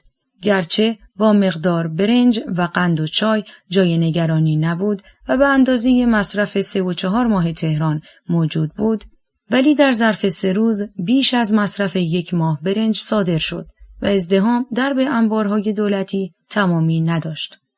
البته تمام این جریانات حاکی از یک پیشامد غیر مترقبه و عدم اطمینان به آتیه بود و همه را نگران داشت.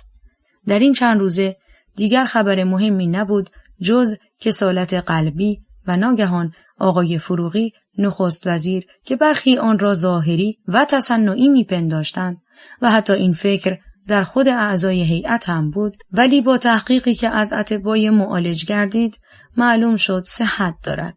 در هر صورت به جز جلساتی که در حضور شاه بود، بقیه جلسات هیئت در منزل آقای فروغی تشکیل می‌شد. مذاکراتی با سفارت انگلیس و روس راجع به اخراج اتباع آلمان شد، ولی نه تنها نتیجه مثبت نداد، بلکه شاید موجب شد که در 14 شهریور نمایندگان دولتین شوروی و انگلیس به وزارت خارجه آمده تقاضا نمودند سفارت‌های آلمان و ایتالیا و مجار و رومانی و همچنین اتباع دولت ایتالیا و مجار و رومانی ایران را ترک نمایند. در تاریخ 15 شهریور جواب یادداشت دولت ایران را همراه آوردند به شرح زیر. در تاریخ 15 شهریور جواب یادداشت دولت ایران را همراه آوردند به شرح زیر. 15 شهریور 1320 جناب آقای سهیلی وزیر امور خارجه در پاسخ نامه جناب عالی شماره 3615 مورخه 1 سپتامبر داخل پرانتز 10 شهریور جاری محترماً مراتب ذیل را به استحضار آن جناب می‌رسانم. در عرض چند روز گذشته اوضاع محلی خیلی تغییر یافته و از زمانی که دولت مطبوعه دوستدار تعلیماتی را که نامه این جانب مورخه 30 اوت بر آن مبتنی بود تنظیم نمود پیشبینی نگردیده بود از لحاظ اینکه تسبیه امر جهت دولت ایران آسان‌تر گردد قوای متحدین شهر تهران را اشغال ننمودند، لیکن سفارتخانه‌های دول محور این خودداری را فقط علامت ضعف پنداشتند و از آزادی که این رهگذر جهت آنها پیش آمده بود استفاده نموده به وسیله حجو و تنقید دولتین اعلیحضرت پادشاه انگلستان و اتحاد جماهیر شوروی و تخریب اذهان عمومی توسط تبلیغات محلی و رادیوی آلمان و ایتالیا زحمت و اشکال برای دولت ایران فراهم نموده‌اند. بنابراین دولت اعلیحضرت پادشاه انگلستان ناگزیر است به دولت ایران اطلاع دهد که لازم است به اسرع اوقات ممکنه سفارت آلمان به انضمام سفارتخانه‌های دیگر که تحت اداره آلمان می باشد، یعنی سفارتخانه‌های ایتالیا، مجارستان، رومانی، بلغار برچیده شوند. این تقاضا امروز شفاهاً به جناب عالی ابلاغ گردید، لکن مقتضی می‌دانم آن را کتباً نیز اظهار داشته و خاطر آن جناب را متذکر شوم که تا زمانی که سفارتخانه‌های بالا بسته نشده دولت اعلیحضرت پادشاه انگلستان از دولت ایران تقاضا می‌نماید کلیه تسهیلات مربوط به پیک و رمد را موقوف نموده و نگذارند سفارتخانه مزبور از دستگاه‌های بیسیم فرستنده خود استفاده کنند و در مورد اشخاصی که با آن سفارتخانه‌ها ایاب و ذهاب می‌نمایند و همچنین در باب عملیات و اقدام این سفارتخانه‌ها که مورد سوء ظن است تفتیش و مراقبت کامل به عمل آورند. اکنون مشروحاً به جواب نامه فوق الذکر جناب عالی مبادرت می‌نمایم. بند اول الف.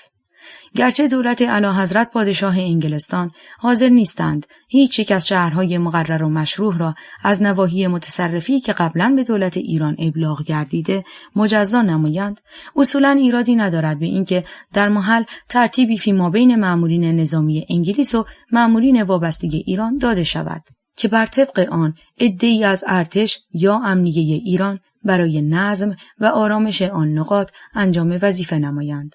معاذا در صورتی که احتیاجات نظامی انگلیس ایجاب نماید، ترتیب نام برده ممکن است مورد تجدید نظر قرار گیرد. ب. در نواحی متصرفی لازم خواهد بود مأمورین اداری ایران مشاغل و وظایف جاریه خود را با معاضدت کامل مأمورین نظامی انگلیس انجام دهند. مأمورین نظامی نامبرده به سهمیه خود سعی خواهند نمود تا حدی که با احتیاجات نظامی انگلیس موافقت نماید تمایلات حقانی اولیای امور اداری ایران را انجام دهند. جیم.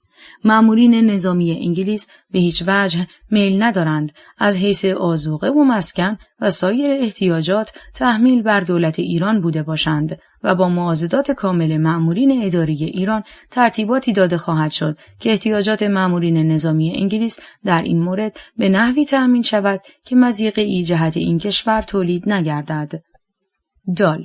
اقدامات لازمه به عمل خواهد آمد که از حدوث حوادث ناگوار فیما بین قوای متصرفی و ساکنین محل جلوگیری شود.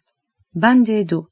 رویه‌ای را که در باب آلمان‌ها اتخاذ نموده ایم و در نامه دوستدار 30 اوت داخل پرانتز 8 شهریور ذکر شده، در یادداشتی که روز بعد تسلیم نمودم تغییر یافته. امروز صبح محترماً نظریات دولت اعلیحضرت پادشاه انگلستان را برای جناب عالی تشریح نمودم، به استثنای اشخاصی که ممکن است مورد تصویب میسیون‌های سیاسی انگلیس و سوئیس در تهران واقع شوند. هیئت آلمان‌ها داخل پرانتز غیر از سفارت آلمان که در فوق اشاره گردید بایستی به مأمورین انگلیس یا به مأمورین سوئیس تحویل گردند. بند 3. دولت پادشاه اعلیحضرت انگلستان موافقت دارند که موضوع مربوط به ورود آلمان‌ها به ایران فقط محدود به طول مدت جنگ با آلمان بوده باشد. بند 4. تسهیلات راجع به ترانزیت کالا و مهمات جنگی بر طبق احتیاجات نظامی خواهد شد. لکن دولت ایران می‌تواند اطمینان داشته باشد که اقداماتی برای اصلاح و تکمیل وسایل مرابطه و مخابره که اکنون موجود است به عمل خواهد آمد و نیز سعی خواهد شد جهت دولت و ملت ایران مضیقه‌ای تولید نشود. بند 5. دولت اعلیحضرت پادشاه انگلستان با تقاضای دولت ایران دایر بر اینکه معاضدت اقتصادی شامل خرید صادرات ایران بوده باشد با نظر مساعد و همدردی ناظر بوده و آنچه را بتوان برای انجام این تقاضا به عمل خواهد آورد. اما در باب تقاضای دیگری که ممکن است برای رها کردن کالاهای متعلق به ایران که الحال در خاک انگلیس می باشد به عمل آید، لازم خواهد بود قضایای انفرادی به مناسبت خصوصیات هر یک مورد مطالعه و رسیدگی واقع شود. لکن سعی خواهد شد این قبیل کالاها در همه جا که ممکن است آزاد شود. بند 6. دولت اعلیحضرت پادشاه انگلستان با لزوم ملحوظ داشتن حسن تفاهم ذات البین به منظور احتراز از هر گونه اشکالی موافقت دارد. بند 7. دولت اعلیحضرت پادشاه انگلستان حاضر خواهد بود موضوع ارجاع اسلحه‌جات و مهمات جنگی را در موقع مناسب مورد مطالعه قرار دهد و نیز حاضر خواهند بود در وقتی که قوای متصرفی انگلیس از ایران خارج شوند تقاضاهای عادلانه را که ممکن است دولت ایران بابت غرامت و خسارت وارده به اتباع ایران در طی مدت اشغال مورد رسیدگی و ملاحظه قرار دهد. در همین زمینه جوابی هم به همین تاریخ از سفارت شوروی با مختصر اختلافاتی راجع به حق شیلات رسید. یادداشت‌های فوق در جلسات هیئت که در منزل آقای فروغی به مناسبت کسالت ایشان تشکیل می‌شد، مورد بحث واقع و مراتب به عرض شاه رسید. شاه چنانچه قبل هم گفته شد به قدری دستپاچه بود که بدون مطالعه اظهار می‌کرد تعجیل کنید. البته ما که شاید وحشت و نگرانی شاه را نداشتیم و یقین داشتیم اگر روزی اوضاع سیاست خارجی طور دیگری شود قطعاً شاه میگفت تقصیر با دولت است. بیشتر موضوع را قابل بحث میدانستیم، مخصوصاً تسلیم اتباع آلمان به قشون روس و انگلیس. ضمناً موضوعی که در همین روزها واقع شد و بی اهمیت نیست جواب تلگراف مستر روزولت رئیس جمهور آمریکا بوده به شاه که خلاصه بعد از تعارفات و ذکر یک سلسله مقدمات که باید دنیا با اصول دیکتاتوری بجنگد و حکومت دموکراسی تقویت گردد، بالاخره راجع به شکایت شاه از عملیات شوروی و انگلیس نصیحت داده بود که بهتر است با مناسبات همجواری که در بین است موضوع را خودتان دوستانه حل کنید، چون عمل شوروی و انگلیس ناچاری و اضطراری بوده و بایستی انجام میشد. البته این جواب شاه را بیشتر ناامید به وضعیت کرد و اصرار به موافقت تمام تقاضاهای آقایان. دولت نیز ناچار با اصرار شاه و بی تکلفی و به علاوه ناچاری جوابی به نامه‌های دولتین تهیه کرد و در تاریخ 17 شهریور به سفارتخانه‌های شوروی و انگلیس نوشت به این مضمون: جناب آقای وزیر مختار در پاسخ نامه تاریخ 15 شهریور جاری جناب عالی و در تعقیب نامه به تاریخ 10 شهریور خود راجع به حل مسائلی که برخلاف انتظار بر اثر ورود قوای نظامی دولت انگلستان و دولت اتحاد جماهیر شوروی به خاک ایران پیش آمده و مطرح گردیده است، این جانب اختیار دارد مطالب زیر را که دلیل منتهای حسن اراده دولت شاهنشاهی ایران بر اصلاح ذات البین می باشد به استحضار آن جناب برساند. 1. راجع به برچیدن سفارتخانه‌های آلمان و ایتالیا و رومانی و مجارستان و اقداماتی که در نامه آن جناب خواسته‌اند نسبت به آن سفارتخانه و اتباع آلمان به عمل آید، خاطر شما را مستحضر می‌دارد که برای ابراز کمال حسن نیت و مساعدت نسبت به رفع نگرانی دولت انگلستان و دولت اتحاد جماهیر شوروی، دولت شاهنشاهی ایران موافقت نموده و اقدام فوری به عمل آورده که ترتیب انجام تقاضاهای آن دو دولت در این قسمت برای مرتفع ساختن هر سوء تفاهم هر چه زودتر داده شود، ولی لازم می‌داند متذکر گردد که علاوه بر پیشبینی‌های گذشته و با اقداماتی که از طرف دولت در همین چند روزه نیز برای جلوگیری از هر گونه سوء اتفاقی به عمل آمده، تغییری در اوضاع محلی رخ نداده و مشکلاتی بر اثر اقدامات آلمان‌ها و ایتالیایی‌های مقیم تهران برای دولت ایجاد نشده است، تا جای آن باشد که موضوع عدم ورود قوای دولتین انگلستان و شوروی را به تهران که هیچ گونه سبب و بهانه‌ای هم برای آن نبوده است تذکر دهند. 2. دولت شاهنشاهی ایران متاسف است که دولت انگلستان و دولت اتحاد جماهیر شوروی نخواستند مختصر تقاضای دولت ایران را حتی در خارج ساختن شهرهای سمنان و شاهرود و قزوین و خرم‌آباد و دزفول از خطی که در یادداشت اولیه خود معین کرده اند بپذیرند. هرچند به نظر دولت ایران موجبی برای رد این تقاضا نبوده است و نسبت به اینکه موافقت کرده اند در نقاط خرم‌آباد و دزفول و کرمانشاهان ترتیبی بین مأمورین نظامی انگلیس و مأمورین وابسته ایران داده شود که بر طبق آن عده‌ای از ارتش یا امنیه ایران برای برقراری نظم و آرامش خرمشهر و کرمانشاهان بوده باشند، دولت شاهنشاهی ایران با اطمینان از اینکه حفظ نظم و آرامش در همه جا مورد توجه و علاقه دولت انگلستان است، امیدوار است موافقت خواهند نمود که همین رویه در نقاط دیگر هم که طبق یادداشت اول شما قوای آن دولت موقتاً در آنجاها متوقف می‌گردند برقرار شود. ضمناً به این نکته نیز جلب توجه می‌نماید که موضع لزوم وجود امنیه در سایر نقاط محل توقف قوای دولتین هم همواره مورد موافقت بوده و محرز می‌باشد. 3. راجع به معاضدات متقابل ادارات کشوری دولتی از جمله امنیه و شهربانی با قوای نظامی دولتین در نقاطی که محل توقف آنها می باشد، دولت ایران امیدوار است رویه حسن تفاهم بین آنها کاملا استقرار یابد که احتیاجات حقه قوای دولتین برآورده شود و مامورین ایرانی هم مطابق مقررات کشور بدون مانع از عهده وظایف خود برآیند. 4.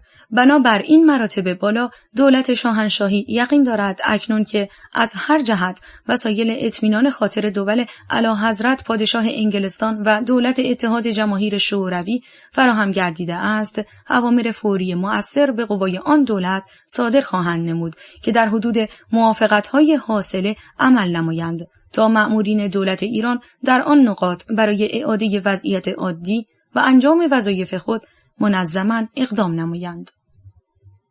نظیر همین یادداشت به سفارت شوروی نیز فرستاده شد. در این چند روزه ضمناً ناگفته نماند که گزارش‌هایی از حرکت قشون روس در حدود فیروزکوه و قوای انگلیس در عراق و ملایر می‌رسید که شاه را بیشتر نگران می‌کرد و مکرر به سهیلی دستور می‌داد از سفارتخانه‌های مزبور توضیح بخواهند. گزارش به مجلس.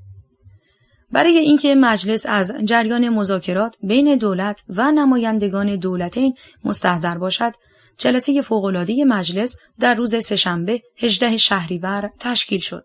آقای فروغی با حالت کسالت حاضر و اظهار داشتند: به واسطه ضعف و کسالتی که دارم نمیتوانم گزارش اقدامات دولت را به عرض مجلس برسانم. آقای وزیر امور خارجه اظهار داشتند: سخن بر سر قضایا و پیشامدهای اخیر است که نظر به اهمیت آنها لازم است خاطر نمایندگان محترم و عموم ملت از آن آگاه باشند. آنچه روز صبح شنبه 6 این ماه واقع شده به استحضار آقایان نمایندگان رسیده است و به خاطر دارند که روز پنجشنبه هیئت دولتی که همان روز به مجلس شورای ملی معرفی شد در ضمن برنامه خود اطلاع داد که دولت ایران نظر به نیت صلح خواهانه و مصلحت کشور تصمیم گرفته است که در مقابل قوای دولتین شوروی و انگلیس به قوای خود امر دهد که از مقاومت خودداری نمایند.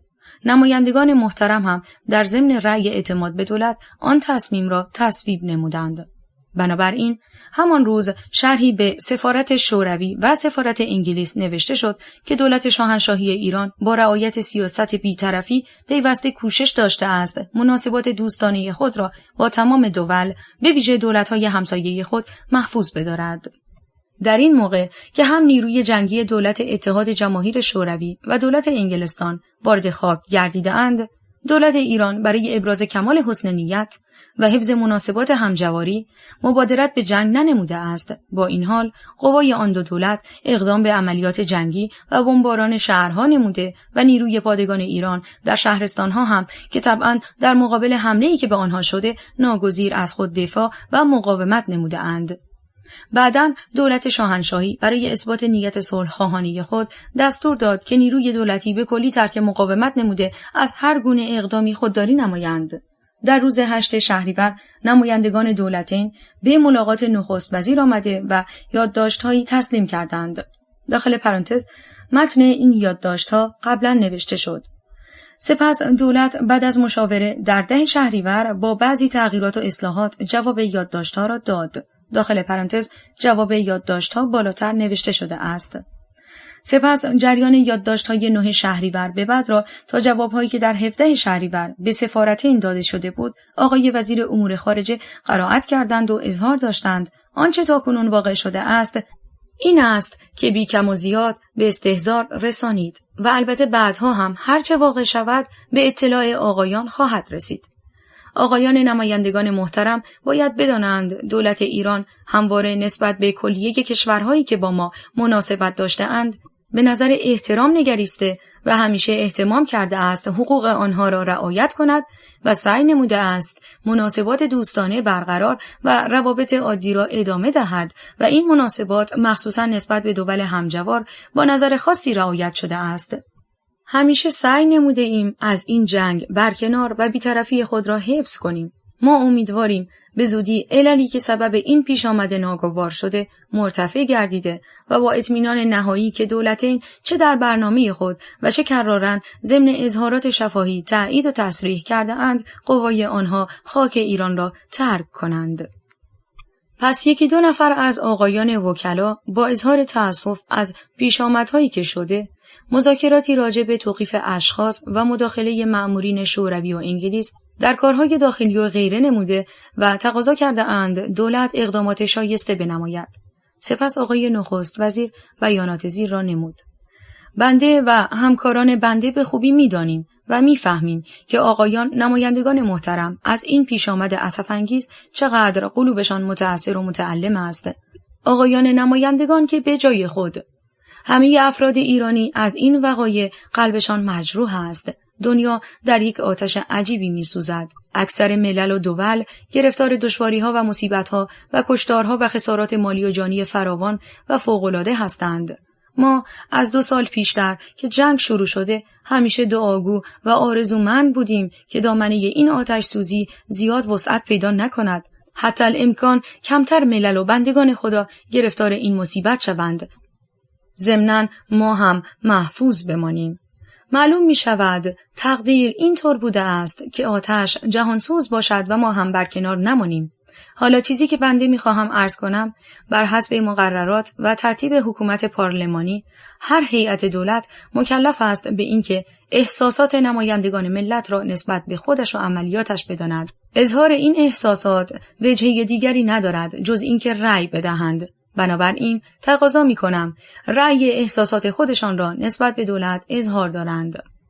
البته این رأی یا رأی اعتماد است یا عدم اعتماد. اگر رأی عدم اعتماد دادید مطلب معلوم است و توضیح لازم ندارد. آنچه بنده میدانم و میخواهم خاطر همه را متوجه کنم این است که اگر بنا را بر رأی اعتماد گذاشتید، البته نه آقایان نمایندگان با این نیت رأی خواهند داد، نه ما و هیچ کس دیگر نباید این رأی را اینطور تفسیر کند که آقایان نمایندگان از این پیش آمد خوشنود هستند. مسلم است هیچ ایرانی چنین رأیی نمیتواند بدهد. البته اینطور نیست، فقط معنی آن این است که نمایندگان اظهار خواهند کرد دولت حاضر در اقدامات خودش به خطا نرفته است و آقایان نمایندگان موافقت دارند که این هیئت دولت با مساعدت ایشان اقدامات و انجام وظایف خودشان را مداومت دهند. این است عرایض بنده. به این دلیل است که عرض می‌کنم میل دارم مجلس شورای ملی احساسات خودش را اظهار بدارد. سپس رأی گرفته شد و اکثریت به دولت رأی اعتماد دادند و جلسه نیز به روز یکشنبه 22 شهریور.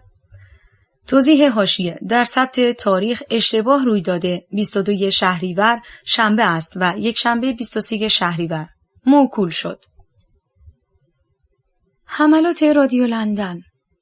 از یکی دو روز به این طرف رادیوی لندن شروع به نشریاتی به زبان فارسی در اطراف وظایف مجلس و شاه و اینکه در مشروطیت چه مسئولیتی مجلس دارد و چه اختیاراتی شاه، که خلاصه مردم را متوجه به اینکه شاه در مملکت مشروطه مالک الرقاب و مطلق العنان نیست و هر شب نسبت به شب گذشته قدری تندتر و جسته از اینکه شاه حق تملک مال مردم را ندارد و خرید و غصب کردن املاک کار شاه نیست. ضمناً 2 روز قبل 16 شهریور شاه مدیر روزنامه اطلاعات ایران را خواسته و دستوراتی داده بود.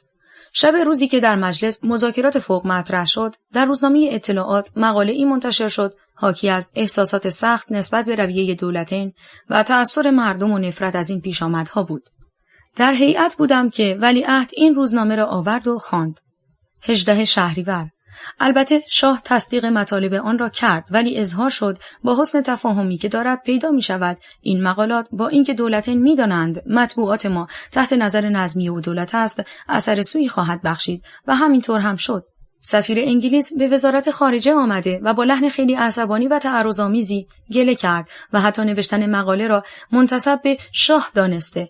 داخل پرانتز این قضیه برای ما بالاخره روشن نشد و حتی نمایندگان خارجی گفتند ولیعهد شخصا این مقاله را قبل از درج دیده است، ولی با طرز بیانی که ولیعهد میکرد بنده تعجب میکنم و خیال میکنم با اطلاع خود شاه بود. در هر صورت روزنامه اطلاعات طبق دستور شاه توقیف شد و به نمایندگان دولتین هم گفته شد که روزنامه خودسر این مقاله را نوشته و توقیف شد و شاه دستور داد که دکتر صدیق اعلم رئیس انتشارات و تبلیغات را منفصل کنند. آقای فروغی دکتر صدیق را خواسته و از او توضیح خواسته که چرا این مقاله را بدون اطلاع ایشان درج کرده و حتی پرسیدند مقاله را دیده اید؟ اظهار کرد بلی. ضمناً متشبث شدند که چون من در دولت حاضر نمی‌شوم از سیاست دولت اطلاع ندارم که اینطور مطالب باید درج نشود. ولی از طرز بیان و رفتار ایشان اینطور فهمیدم که یک کاسه زیر نیم کاسه است و از شاه نسبت به تغییر به او هم خیلی سرسری تلقی شد. در هر صورت این مقاله بهانه بود یا واقع اینطور بود. لحن رادیو لندن یک مرتبه تغییر کرد و شروع به حتاکی و یاوه‌گویی نمود. حتی شاه را متهم ساخت که جواهرات سلطنتی را به وسیله سرپاس مختاری به کرمان برده اند و راجع به املاک مازندران و درآمد شاه و عملیات و مطامع او حتاکی را به حد افراط رساند. وضعیت ادارات. در جلسه هیئت چهارشنبه 19 شهریور که در کاخ سعدآباد با حضور شاه تشکیل گردید، شاه اوامری راجع به اخراج آلمان‌ها صادر و نیز راجع به موضوع جمع‌آوری ارزاق و خاروبار تعلیماتی داد موافقت کرد حقوق امنی اضافه شود که بتوانند در امر جمع‌آوری غله و نیز در جاهایی که قشون دیگر نخواهیم داشت برای حفظ امنیت اقدام کنند. ضمناً جسته به ایشان گفته شد که باید طرز رفتار مامورین عوض شود، رؤسای املاک اختصاصی حتماً عوض شوند و الا ممکن است اختلافاتی در محل بشود. با تمام این مقدمات هنوز کسی یارای صحبت کردن واضح و علنی را نداشت و تمام این مطالب خیلی با لفافه گفته میشد. تلگرافی از آقای پاکروان استاندار و نایب التولیه خراسان راجع به وضع نان رسیده بود و بالا بردن بها و غیره که به عرض رساندم. اجازه دادند بهای نان در مشهد به 6 ریال ترقی داده شود. ضمناً از ایشان تعریف کردند که برعکس سایر فرمانداران محل خدمت خود را ترک نکرد و در نتیجه کارهای آنجا فلج نشده است. در این چند روزه روزها شکایت زیادی از نقاط متصرفی خود داشتند که به واسطه فرار استانداران و فرماندهان هیچ کس نیست که با آنها طرف شوند. ناچار خودشان از مهاجرین شهردار و فرماندار درست کرده بودند. من جمله در قزوین، تبریز، رضائیه و زنجان اشخاص ماجراجو که سابقه اشتهار به اشتراکی بودند داشتند فرماندار و شهردار معین کردند. آنها بیانیه‌هایی صادر می‌کردند و در نتیجه شکایت وزارت خارجه تمام متوسل می‌شوند که چون فرماندار نیست این اتفاقات رخ می‌دهد. خط تلگراف رضائیه و تبریز و مشهد و مازندران هم بسته بود، یعنی از آن طرف تحت سانسور فرماندهان نظامی شوروی تلگراف می‌شد ولی از این طرف نمی‌شد تلگرافی کرد. شاه از این جهت خیلی متغیر بود و به وزیر کشور داخل پرانتز آقای جواد آمری تعلیماتی می‌داد. در این شب بالاخره گفت 1 نفر را برای رضائیه و تبریز معین کنید. صورتی به ایشان تهیه و داده شده بود. بالاخره موافقت کرد آقای فهیمی داخل پرانتز فهیم الملک استاندار تبریز و آقای اردلان که استاندار تبریز بود و فرار کرده بود به رضائیه مأمور شوند. همان شب 19 شهریور دستور داد که بروند به آقایان اطلاع دهند که در هیئت حاضر شوند. مأمور عقب آقایان رفت. ولی چون ساعت 8 شد و معمولا شاه ساعت 8 از هیئت خارج می شد، گفت فردا صبح آقایان شرفیاب شوند. فردا روز پنجشنبه صبح 20 شهریور را به وزارت دارایی رفتم. بدون برای اینکه تعلیماتی راجع به خاروبار گندم داده شود. در این چند روزه هم یک عده از مامورین خوب وزارت دارایی را مأمور جمع‌آوری گندم کرده بودم و انصافاً آنها هم زحمت می‌کشیدند و هر طوری بود نان تهران که روزانه 250 تن میشد تأمین و به علاوه مصرف چند روزی هم در انبار ذخیره کردیم.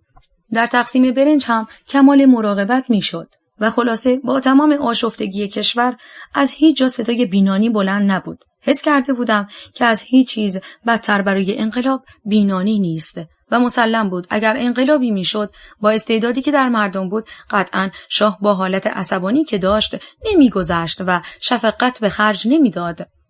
عصر جلسه در باغ وزارت امور خارجه تشکیل بود. حاضر شدیم.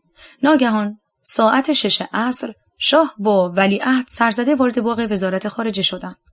این باغی بود که سابقاً متعلق به ابوالفتح میرزای دولتشاهی عموی ملک عصمت پهلوی دختر مجلل‌الدوله بود و بعد به شهاب خسروانی مقاطع کار فروخته و وزارت خارجه از شهاب اجاره کرده بود.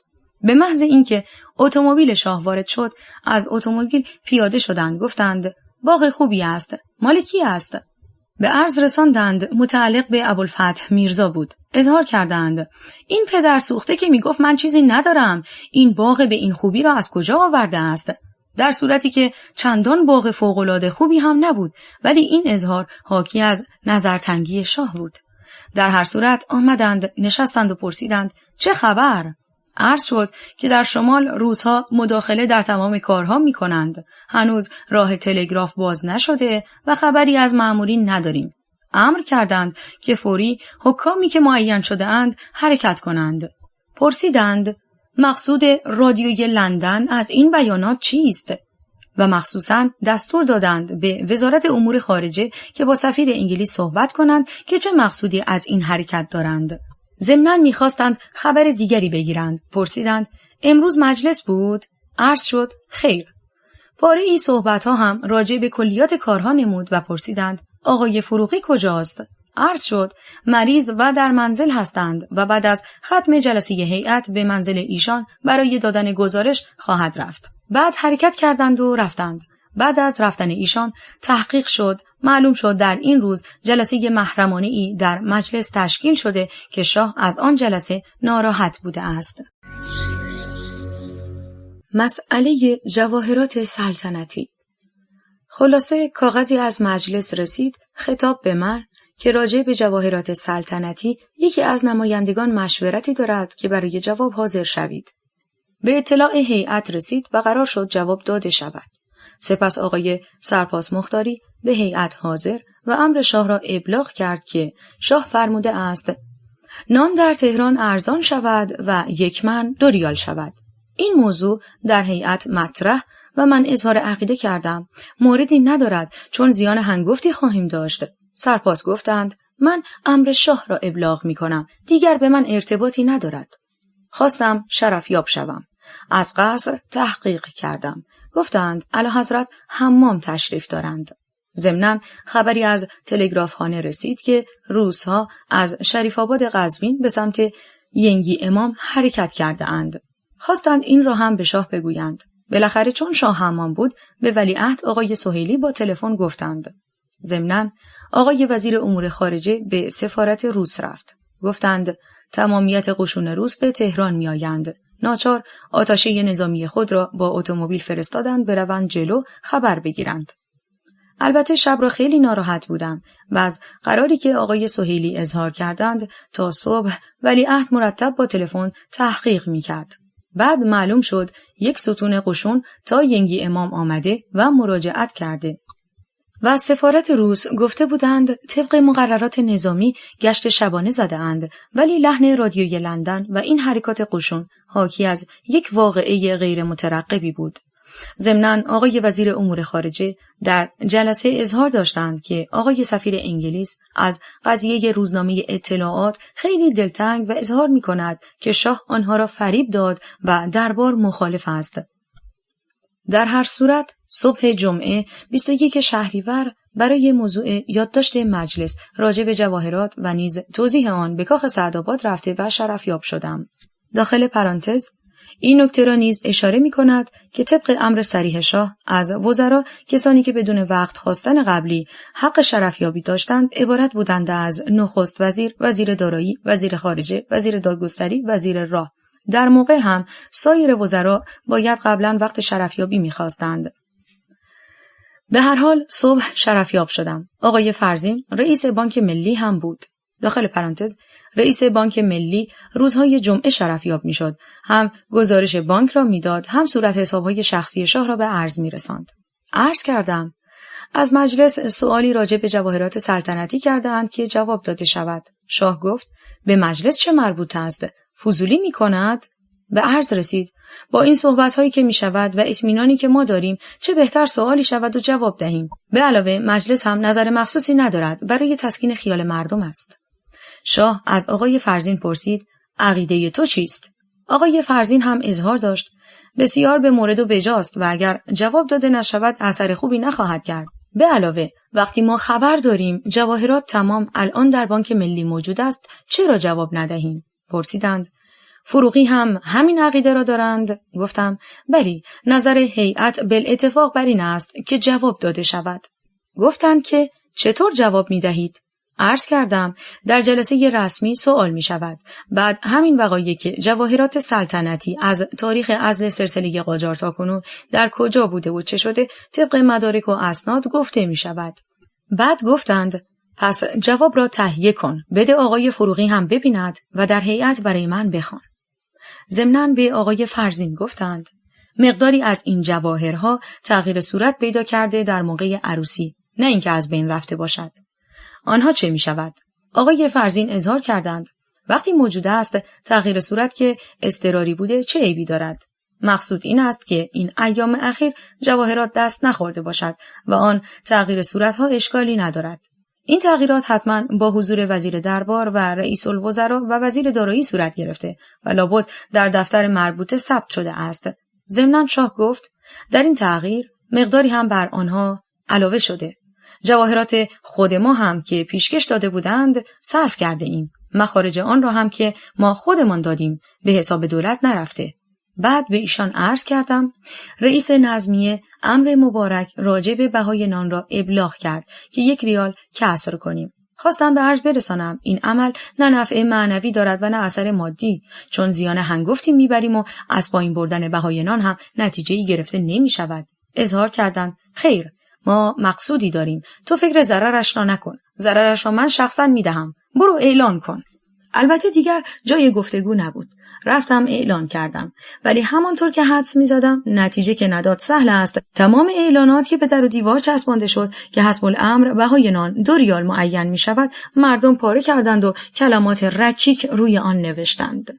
چون مردم تحریک شده بودند و هر دقیقه هم بیشتر تحریک می‌شدند و از وضعیت پیدا بود که دیگر اوضاع شاه خوب نیست و هر دم انگلیس‌ها نفرت مردم را چه به وسیله رادیوی لندن و چه وسیله پروپاگاند در تهران دامن می‌زدند. روز جمعه 21 شهریور معلوم شد جلسه محرمانه‌ای در مجلس تشکیل شده و بعضی از آقایان وکلا حرارتی به خرج داده بودند که باید تکلیف مملکت و شاه را معین کرد. گویا چند نفر از وکلا جلسه را به هم زدند. در خارج شنیده شد که شاه به وسیله شهربانی 10,000 تومان به اشخاصی یعنی بعضی از وکلا داده بود که جلسه را به هم بزنند.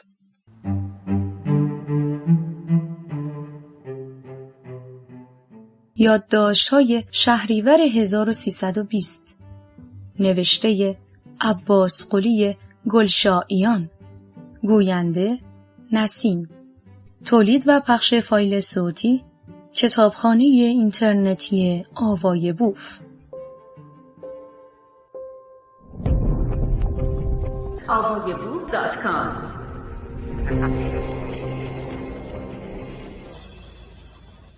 دیدار شاه از فروغی.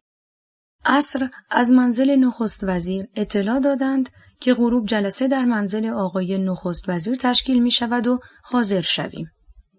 وقتی منزل ایشان رفتیم دیدیم آقای فروغی در رخت خواب خوابیده و اظهار داشتند امروز عصر شاه ساعت 4 بعد از ظهر منزل ایشان آمده است. شرح آمدن شاه به منزل آقای فروغی این بود که ساعت 4 عصر روز جمعه 21 شهریور شاه به منزل آقای فروغی تلفن کرد و ایشان را احضار کردند. از منزل آقای فروغی جواب داده شد که چون بستری هستند و به علاوه دکتر قطعاً کرده که به شمیران به واسطه ارتفاعی که دارد بروند معذورند. بعد از چند دقیقه اعلیحضرت شخصاً از شمیران به شهر آمده و یکسره می آید به منزل آقای فروغی. پیشخدمت آقای فروغی از این وضعیت پیش آمده غیر انتظار دست باچه می شود و متحیر می شود. شاه می پرسد اتاق کجاست؟ سالن را ارائه می دهد. مدتی هم با پیشخدمت سر کلاه کشمکش داشتند. چون شاه رسمش این است که کلاهش را در دست گرفته وارد اتاق بشود، ولی پیشخدمت اصراری داشته که کلاه را بگیرد و به جای لباس آویزان کند. در هر صورت موفق نمی شود و شاه وارد سالن منزل آقای فروغی می شود. پیشخدمت به آقای فروغی که در اتاق مجاور سالن خوابیده بود اظهار می دارد شاه آمده است. تا آقای فروغی لباس می پوشد 10 دقیقه طول می کشد. در اتاق سالن قدم می زند. سربخاری اتاق سالن آقای فروغی چند عکس تاریخی داشت. یکی عکس تاجگذاری شاه که خودشان به آقای فروغی که در آن زمان رئیس دولت بودند هدیه کردند. یکی عکس اسمت اینونو رئیس جمهور ترکیه که در موقعی که آقای فروغی سفیر کبیر ترکیه بودند و ایشان رئیس الوزرای ترکیه به آقای فروغی داده‌اند. یکی عکس مصطفی کمال پاشا که آن هم در سفر ترکیه به آقای فروغی دادند. یکی هم عکس امیر فیصل پادشاه عراق که وقتی به تهران آمده بودند به آقای فروغی دادند. البته عکس شاه خاطرات زیادی از نظر شاه مجسم کرد. چون که وقتی آقای فروغی وارد اتاق شد می‌بیند که شاه توجه مخصوص به عکس دارد. در هر صورت مذاکرات شاه با فروغی هرچه بود ظاهراً حالت دیدن و احوال پرسی داشت و این از عجایب کارهای رضا شاه بود، چون این رفتار مخصوصاً این ایام اخیر خیلی مستبعد به نظر می رسید. آقای فروغی جریان امر را برای ما که غروب به منزل ایشان رفتیم اینطور بیان کرد که شاه امروز مرا احضار کرد. چون کسل بودم عرض شد کسل و مریض می باشم. خودشان تشریف آوردند و 2 مطلب را بیان کرد. یکی این که باید مردم و مجلس را حالی کرد که من مایلم با اصول مشروطیت و قانون کارها من بعد اداره شود و مردم باید این نکته را بدانند و در روزنامه ها برای اطلاع عامه باید مقالاتی نوشته شود. یکی دیگر این که مرا مأمور کردند از سفیر انگلیس بپرسم مقصود از این مذاکرات و انتشارات در رادیو لندن چیست. البته هر کدام از ماها حدس می‌زدیم ولی تقریباً آنچه همه می‌دانستیم ولی باز جرأت و جسارت نبود اینکه اصولاً بازی تمام نشده بود و دعوی سر رفتن شاه است که باید برود، ولی البته اظهار این مطلب هنوز گفتنش خطرناک بود. بنده تصور می‌کنم شاه مذاکرات دیگر هم با آقای فروغی کرده بود و شاید می‌خواست بداند مقصود از جلسات محرمانه مجلس و نیت آنها که قطعاً به او خبر داده اند چیست و شاید از بیان آقای فروغی بفهمد که او هم اطلاعی دارد یا خیر و باز تصور می‌کنم به آقای فروغی راجع به استعفای خودش و اینکه آیا بعد از رفتن او سیاست خارجی با بودن پسرش و بودن سلطنت موافق است یا خیر مذاکره کرده است. در هر حال این حدسیات من است و آقای فروغی چیزی بیشتر از آنچه قبلا اشاره شد به ما نگفتند و شاید هم چیزی دیگر نبود. در هر حال راجع به بیانات شاه قرار شد مقالاتی روزنامه ها بنویسند و برای اینکه باز مشکلی پیش نیاید قبلا بدهند آقای فروغی ببینند. بعد در روزنامه ها درج شود. در قسمت رادیو لندن هم اینطور نظر دولت شد که آقای فروغی تلفن به سفیر انگلیس بکند که به واسطه یک کسالت در منزل است و خوشبخت می شود که آقای سفیر انگلیس در منزل از ایشان عیادتی بکند. بعد در ضمن مذاکره راجع به رادیو لندن گله کند، بلکه طوری بشود که هم منظور معلوم شود هم اگر بشود جلوگیری شود. همینطور هم عمل شد و فردا صبح سفیر انگلیس قرار گذارد در منزل آقای فروغی را ملاقات کند. نتیجه این ملاقات را آقای فروغی روز بعد به ما اطلاع داد که شرح آن را بعد خواهم نگاشت. روز شنبه صبح 22 شهریور را به وزارت دارایی رفته و جلسه ای با حضور سپهبد احمدی فرماندار نظامی تهران و فروزان رئیس شهرداری و وزیر کشور و رئیس کل کشاورزی داشتیم برای تأمین نان تهران. در جلسه مزبور آقای فروزان اظهار داشتند که دیروز اعلیحضرت همایونی به ساختمان‌هایشان که در سعدآباد است سرکشی کرده و آقای فروزان را احضار و عصبانی شدند که چرا ساختمان تعطیل شده. به عرض رسانده بود از وزارت دارایی قدغن شده و ساختمان‌ها تعطیل شده و تمام کامیون‌های شهرداری را که مأمور حمل مصالح برای ساختمان‌های شاه بود برای حمل غله اختصاص داده‌اند و کسب تکلیف کردند. گفتم خودم مطالب را به عرض خواهم رسانید. ضمناً برای توضیح مطلب عرض می شود که روز اول ورود قشون انگلیس و روس به ایران دستور داده بودم تمام ساختمان‌های دولتی حتی ساختمان وزارت دارایی و ساختمان‌های شهرداری که برای شاه می‌کرد تعطیل شود. 1-2 روز بعد شاه به شهرداری عصبانی شده بود که شهرداری مجدداً شروع کرد، ولی باز من موضوع را شب در هیئت به شاه فهماندم و موافقت کردند که فعلا ساختمان‌ها تعطیل شود و کامیون‌های شهرداری برای حمل غله اختصاص داده شود.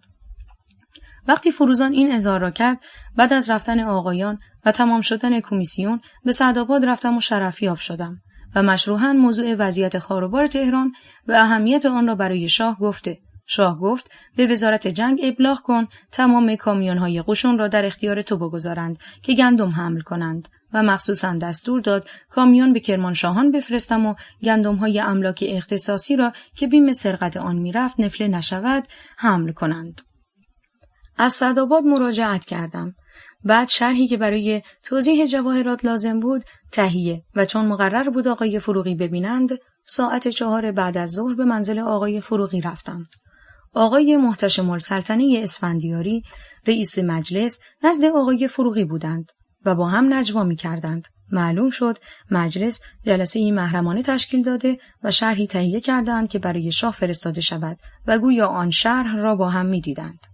در هر حال شرحی که برای مجلس راجع به جواهرات سلطنتی تهیه شده به نظر آقای فروغی رساندم و ایشان موافق بودند و به ایشان گفتم مقداری از جواهرات در موقع عروسی طبق صورت مجلس که به امضای وزیر دارایی وقت و رئیس بانک ملی، رئیس الوزراء، نظار بانک، رئیس دربار تهیه شده برای تهیه تاج و نیم تاج برای خانواده سلطنتی تغییر شکل داده شده و این جواهرات طبق اظهار شاه الان حاضر و در دربار موجود است و رسید آنها را هم رئیس الوزرای وقت آقای جم در همان موقع داده اند که در پرونده هست و اگر مقتضی می دانند این قسمت هم در شرح نوشته شود. آقای فروغی ضرورتی ندیدند و اظهار کردند مقصود این است که این جواهرات موجود و دست نخورده باشد و طبق رادیو لندن از ایران خارج نشده باشد و الا نوشتن این جزئیات ضرورتی ندارد. در هر صورت شب را به هیئت رفتم، مثل معمول ساعت 7 شاه به هیئت آمد. به دست راستش نگاهی کرد. آهی کشید و خیلی آهسته دست خود را بست. اظهار کرد مشت روی میز زده ام، دستم درد می کند. مثل این است که در رفته باشد. ولی حقیقت امر این نبود. معلوم شد که در 2 روز قبل راجع به نظام وظیفه و داوطلب گویا در وزارت جنگ کمیسیونی شده بود و نظری دادند که با وضع فعلی نظام وظیفه موقوف شود و این نظر به عرض رسیده بود. شاه کلیه افسران ارتش را خواسته بود و بعد از اینکه فوش داده به آقایان گفته بوده است اسلحه‌تان را باز و همه توقیف هستید. بعد تحقیق کرده بود که این فکر از کی ناشی شده.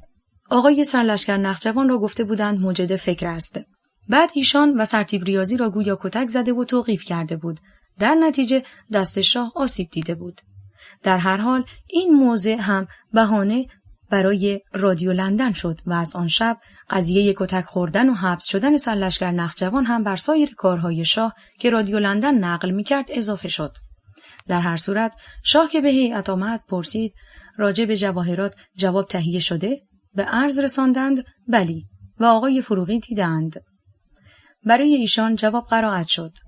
بعد رو کردند به آقایان که کدام یک از آقایان اطلاع دارید مجلس برای چه 2 روز از جلسه محرمانه دارد. آقایان اظهار بی اطلاعی کردند. بعد گفتند شنیدم آقایان دور هم جمع شدند و میگویند مشروطه باید بشود. مگر حالا مشروطه نیست؟ مقصود آقایان چیست؟ و معلوم بود از این اجتماع مجلس ناراحت هستند. داخل پرانتز چون موضوع مجلس آبان 1305 را البته در خاطر آورده بود که به یک قیام و قعود سلطنت 150 ساله قاجار از بین رفت. البته نگران بودند که آن قضیه تکرار نشود. در هر حال چون اطلاع صحیحی نگرفتند زنگ زدند پیش خدمت آمد. امر کردند فوری رئیس مجلس را خبر کنید شرفیاب شود. بعد رو به من کردند. خیلی اظهار رضایت نموده و به آقایان گفتند وزارت دارایی خیلی خوب راجع به ارزاق کار کرده و من دستور دادم کامیون‌های قشونی را هرچه هست به اختیار ایشان بگذارند. ولیعهد هم آمد. بعد رو به ولیعهد کردند. در حضور ایشان هم از من تعریف کردند و بعد گفتند با اینکه میدانم کار تو نیست ولی راجع به زغال و روغن هم که خیلی شهر در مضیقه هست کمک کن. عرض کردم تا اندازه که ممکن باشد اطاعت می شود. در این ضمن آقای اسفندیاری که احضار شده بودند حاضر شدند و در اتاق جلسه آمدند. شاه تعارف کردند و بعد پرسیدند در مجلس چه خبر است؟ آقای اسفندیاری شرحی شروع کردند که مجلس وظایفی دارد، طبق وظیفه‌اش باید ناظر اصول قوانین باشد.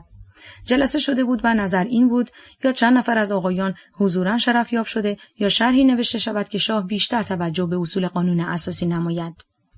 البته قدری عبارت تند بود و شاه این اواخر این طرز بیان را نشنیده بود. یک مرتبه شاه متغیر شد گفت مگر حالا مشروطه نیست؟ اصلا آقایان بی اجازه من چرا جمع شده اند؟ کی به آنها گفته است؟ لابد این افکار بلند از آقاست. این عبارت کار خودش را کرد. آقای اسفندیاری مجبور شد باز همان عبارت بندگان اعلی حضرت همایونی هر طور بفرمایند اجرا شود. منظوری نبود جز این که قضیه کسب اجازه شود. چون اعلی حضرت خودشان به آقای فروغی و روزنامه‌نگاران امر فرمودند بیشتر کارها روی اصول و مقررات مشروطیت باشد، این است که برای اجرای نیات ملوکانه مشغول اخذ تدابیر بودیم و از این عبارات. بعد شاه گفت این آقایان چه می‌خواهند بگویند؟ شاید این حرکات تحریک خارجی هاست. در هر حال آقای رئیس مجلس دست باچه گفت غلام اطلاعی ندارد. غلام اوامر مبارک را به آقایان ابلاغ خواهد کرد. مکرر می‌گفت. بالاخره شاه گفت من خودم آقایان را می‌خواهم و با آقایان مذاکره خواهم کرد و گفتند روز سه‌شنبه 25 شهریور ساعت 4 عصر من به شهر آمده در کاخ مرمر آقایان را اطلاع دهید بیایند. من خودم با آقایان صحبت خواهم کرد. بعد آقای اسفندیاری مرخص شدند. وقتی بیرون رفتند به آقای آهی گفتند به خانمو بگو دست از این حرکاتشان بردارد. این آبرویی که پهلوی من دارد نگذارد که از بین برود و خیلی به او نصیحت بکن. آقای آهی اظهار کردند اطاعت می شود. بعد قدری فکر کردند. از آقای آهی پرسیدند آقای فروغی می تواند به مجلس برود؟ آقای آهی اظهار کردند مشکل است. بالا رفتن از پله‌های مجلس برای ایشان خوب نیست. اظهار کردند ممکن است تا پای پله با اتومبیل برود چون من علاقه دارم که آقای گلشاییان را به عنوان وزیر به مجلس معرفی کند. بعد رو به ولیعهد کرد. خندیدند و گفتند نمیدانم حالا که مشروطه شده من حق این کار را دارم یا باید از مجلس اجازه بگیرم. آقای آهی عرض کردند خیر قربان، طبق قانون هم اشکالی ندارد. بعد گفتند در هر حال من میخواهم مجلس قبول کند یا نکند آقای گلشاییان را من از امروز وزیر میدانم و همینطور هم ابلاغ کنید. بعد مذاکرات دیگری هم در اطراف باز شدن خطوط تلگرافی شمال که هنوز بسته بود و نیز انتخاب فرمانداران نقاطی که فرماندار آن فرار کرده بودند شد و ساعت 8 از هیئت خارج شدند. البته بعد از رفتن ایشان رفقا به من تبریک گفتند، ولی من با اینکه در موقع عادی اگر این امر اتفاق میافتاد بدم نمی آمد، ولی در این موقع به فال نیک نگرفتم. در هر حال امری بود صادر شد و چاره ای نبود. شب را به منزل رفتم. صبح روز یکشنبه 23 شهریور به مجلس رفتم برای دادن جواب راجع به جواهرات. بعد از اینکه جواب را خواندم، بلافاصله آقای فروغی که آقای آهی امر شاه را ابلاغ کرده بود با وجود کسالت به مجلس آمدند و مرا به اینکه حسب الامر ملوکانه چون کارهای آقای گلشاییان مورد رضایت خاطر اعلیحضرت همایون شاهنشاهی است به مقام وزارت دارایی ایشان را معرفی می کنم. البته این معرفی با این ترتیب بعد از اینکه موضوع جواهرات مطرح بود و آقایان باور نمی‌کردند که جواهرات سلطنتی موجود باشد، خیال کردند بنده دروغی گفتم و این پاداش دروغ من است که اگر حقیقت داشت بزرگترین خیانت به کشور بود. در هر صورت بنده زرنگی که کردم این بود که ذیل یادداشت با اینکه آقای فروغی موافق نبود در همان مجلس اضافه کردم که این جواهرات در بانک ملی موجود است. هر وقت از آقایان یا نماینده‌ای از طرف مجلس می‌خواهد معاینه کند حاضر است. علت عدم موافقت آقای فروغی هم این بود که وقتی دولت یک امری را رسما در مجلس میگوید سندیت دارد و اگر خودش چنین اظهاری را بکند مثل این است که تردیدی در گفته دولت است. در هر حال از طرف مجلس مقرر شد نمایندگان معین و بروند جواهرات را طبق صورت مجلس‌های موجوده ببینند و معاینه کنند. در هر صورت صبح یکشنبه هم به این ترتیب گذشت. رادیو لندن این روزها دیگر تمام سخنانی که مردم در خفا هم جرأت نمی‌کردند بگویند از قبیل بردن مال مردم، سلب آزادی افراد، تصرف املاک، بالاخره توقیف و حبس و کشتن و غیره را با انتساب به شاه به فارسی میگفت و نیز خبر توقیف و کتک خوردن سرلشکر نخجوان را هم منتشر کرد. ضمناً هر دقیقه خبر حرکت قشون روس از قزوین که به سمت تهران می آمد. عصر در عمارت وزارت امور خارجه جلسه فوق‌العاده هیئت تشکیل شد. ولیعهد مکرر از دربار تلفن می‌کرد که طبق اخباری که به وسیله شهربانی و طرق می‌رسد روس‌ها از قزوین به سمت آبیک می‌آیند. آقای سهیلی با سفارت روس و انگلیس مذاکره بالاخره مجبور شد شخصاً به سفارت روس برود. سفارت تکذیب می‌کرد و برای تسکین فکر شاه آتاشه نظامی سفارت روس و انگلیس قرار شد به سمت قزوین بروند که از آمدن قشون اگر چنین خیالی دارند جلوگیری کنند. استعفای رضا شاه. تا ساعت 11 شب در هیئت بودیم و هیچ کاری نکردیم چون همه بلا تکلیف بودند. از قرار اظهار آقای سهیلی فردا که او را دیدم تا صبح شاه و ولیعهد نخوابیده بودند و مدام با تلفن استفسار می‌کردند. صبح دوشنبه 24 شهریور موضوع مهمی نبود. عصر در منزل آقای فروغی جلسه هیئت تشکیل شد. آقای سرلشکر امیر موثق که به جای سرلشکر نخجوان به وزارت جنگ منصوب شده بودند حاضر شدند و اظهار داشتند اعلیحضرت فرموده اند من بعد وزیر جنگ در جلسات هیئت حاضر شود. تا مدتی که ایشان بودند صحبتی نشد. بعد ناچار شدیم در اتاق دیگر رفته و بی‌پروا صحبت کردیم که این ترتیب قابل عمل نیست، باید فکر کرد و اینطور در نظر گرفتیم که شخصاً از آقای فروغی خواهش کنیم که به شاه گفته شود استعفا بدهند. آقای سهیلی اظهار داشتند فرض کنیم شاه قبول کرد، بعد چه کنیم؟ مجبور میشوید سلطنت به ولیعهد برسد. بعد مذاکره شد آیا روس‌ها و انگلیس‌ها موافق هستند که ولیعهد به سلطنت برسد؟ آقای سهیلی اظهار کردند تصور می‌کنم مخالف نباشند و در صورت لزوم ممکن است با آقایان نمایندگان آنها صحبت شود.